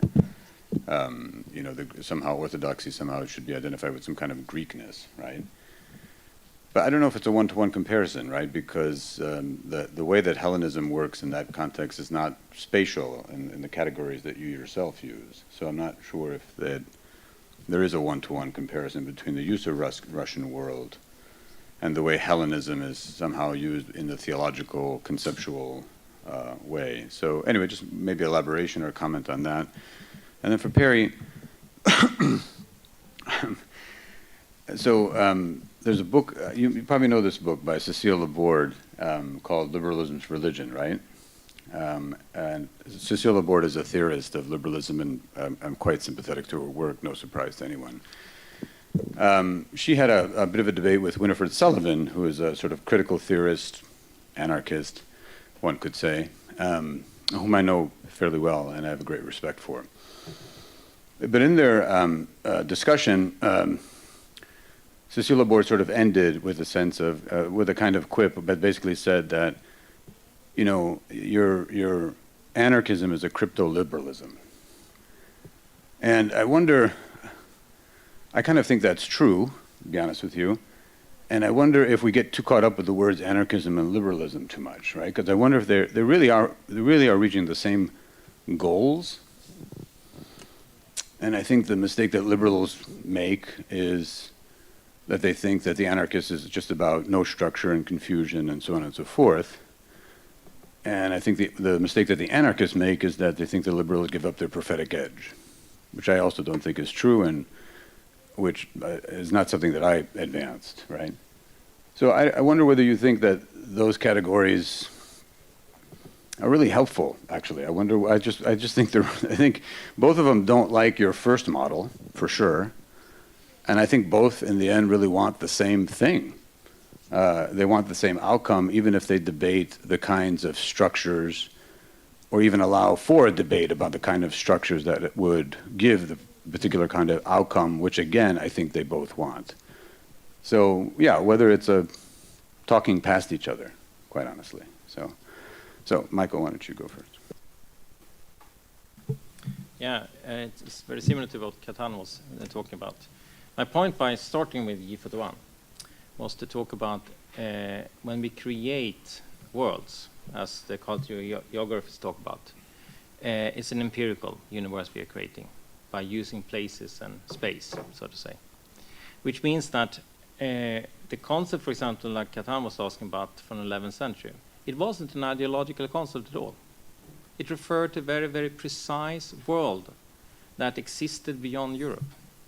before it was a nation state. And that concept, that way of understanding still exists in Russian thinking. It's not so ideological loaded as we often believe. So if, for example, if we survey various sources for Ruski Mir, we will find quite little about this discussion. It's a very, very empirical concept for Russians, much more than Greeks. So there, I agree with you, it's different. But as G51, he spends an entire book only on the Hellenic world, looking at how it evolved and so on. He argues the same thing, that even the Hellenic world is an empirical thing. Reflection on what, when we talk about Hellenism, requires a world prior to reflection. And when we condemn, like this Ruski Mir, we have a very hard time to condemn Ruski Mir and not just also condemn their world as such. That will increase tensions. That will increase war. That will take away the possibility for Russians to continue to exist in their world. And especially here now in Greece, that would be understandable for Greeks. No. If we take away the Hellenic world, we condemn the Hellenic world, it's too far. It's too radical. We can condemn various opinions related to it, like, for example, how Ruski Mir is used by Patriarch Kirill. That's fully possible. But when we go this huge step and we just dismiss it entirely, what are we doing then? We are creating a rift in reality. And that's what I'm trying to say in this by referring to G41. We have to be careful not to create these kind of rifts. Okay, thank you. And Perry, the final word here. No, thank you, Telly, for the question. To answer the question about whether anarchism and liberal democratic or eschatological anarchist and liberal democratic approaches are different, whether it's even worth having a three-part typology or whether it's really just a two-part typology. I would say that on a certain level, I would agree with you that there is a lot of overlap and that there really is not perhaps a substantial difference. And I think they're in the room, I imagine, so they can defend themselves on this. But I think that both Davor and Pandeli... No, Davor fully agrees with you. Okay. He's thumbs up from Davor. Thumbs up from Davor. I think they would, they're clearly identifying as eschatological anarchist, but they are also very much, recognizing the value of liberal democracy and certainly rejecting the neo-Byzantine monarchist approach. But here's where I think it really matters, and Telly, this is a bit directed more to you. I think it depends on how the defense of liberal democracy is made. And you may have shifted your own position on this since your book, but I think if a person argues that liberal democracy is the fulfillment of Orthodox theology, or is the political philosophy of Orthodox Christianity, then I think there's a real difference between that position and the eschatological anarchist. Yeah. But if a person defends liberal democracy simply as a way of leaving space for the free exercise of religion, then I think that it's very similar to the eschatological anarchist approach. That would be more my own defensive. Yeah, I mean, I think it's the best available option. But since Davor is all about the eschatological, we really should give him the last word, the end of times here. Yes. No, just a short comment. Is it on? We want to make sure it's captured. Yeah. Okay. So just a short comment. Of course, we can define concepts whatever we like, and they don't have some intrinsic meaning. Who's interested in my definition of anarchism can read it. But I think we can't be that imprecise to just simply say, well, it's one and the same thing. Historically, it's not one and the same thing. And just liberalism, the way it evolved, so radically shifted from democratic ideals that to consider liberalism, or what's called over the last, let's say, 100 years, and especially the last 30 years, liberal democracy, in any sense similar to anarchism, is just to ignore, both literature and reality. But Davor, okay, I know you, you know me. We want the same outcome. So what's the difference, really? Oh no, what's the difference? The difference is a huge one. Liberalism never parted from private property, and it supported capitalism, capitalist development, and therefore oppression. And capitalism, as we all know, is radically anti-democratic. And that's what I think the problem is. I think the problem is that people misinterpret anarchy. There's a lot of different ways that people can interpret anarchy, and there's a lot of different ways that people can interpret liberalism, right? So I think once we get stuck on particular definitions of things, then it becomes reified in such a way that we can expand the notions of these particular concepts in ways to realize that we ultimately want the same thing, right? We want the same outcome, right? I'm not sure we want the same outcome. I'm not sure that somebody who affirms a capitalist system actually wants the same outcome. But you're as someone associating who liberalism is with capitalism. I never did that in my book. So there's no association. You didn't, but look at the liberal theory. No, the but majority that's a whole other step in the argument that Milbanks make, that somehow liberalism and capitalism are integrated, which I think is a bunch of Then we BS, ought to be much more precise. Then we ought to just skip the concept of liberal democracy as if useless if you think it's useless. Yeah. Well, maybe we should skip the concepts and see what the outcomes are instead. So, well, outcomes I think are radically different. Sure, of course. Can Makrinitsa wait though? Can Makrinitsa, we have to... Just 3 minutes. Yeah, Makrinitsa is open. The museum is open until 8 o'clock, so you have plenty of time. Just one word, because my name was referred. Thank you, Father Perry, for this. Because in different of my writings, I supported the idea of Christian eschatological anarchism, which is not exactly what Davor has in mind, I think. But anyway, just a very short story, and then a final word. We translated as Volos Academy the book by Telly Papanikolaou, The Mystical as Political, in Greek.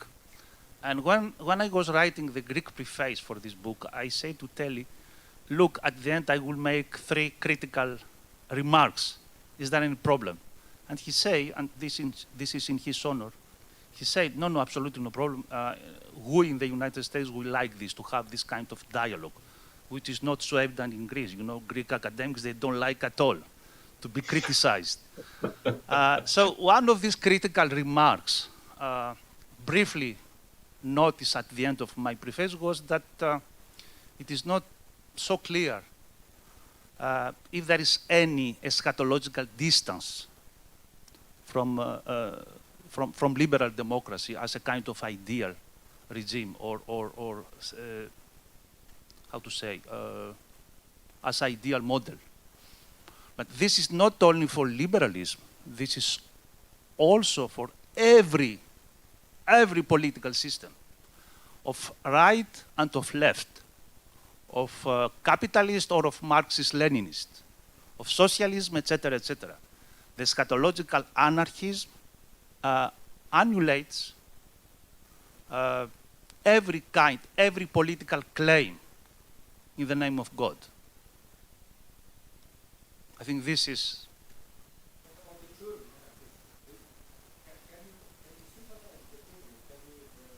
Not in the sense of people who do not accept any kind of structure, and of course not in the sense of people who likes to, distraction, this kind of apocalypticism. In my understanding, eschatological anarchism is, first of all, a kind of interior freedom, spiritual freedom. For example, referring to the letter to Diognetus, epistle to Diognetus, Christians, they do respect the established laws, but in their life, they overcome these laws. This is eschatological anarchism. It is not to believe in this kind of, secular anarchism. And so, make the difference, take distances from this kind of apocalypticism, which is not a Christian one. So, thank you. Well, this is a very rich discussion. We could probably go on for another hour, but maybe drinks. maybe or maybe drinks after the dinner at Makrinitsa. We could continue that discussion over drinks. So, wait, Nico, I'm the moderator. Nico, come on. So in 5 minutes, the bus is outside. Thank you, Father Perry. We miss you. Thank you so much. Take care, much. okay? Michael, thank you very much.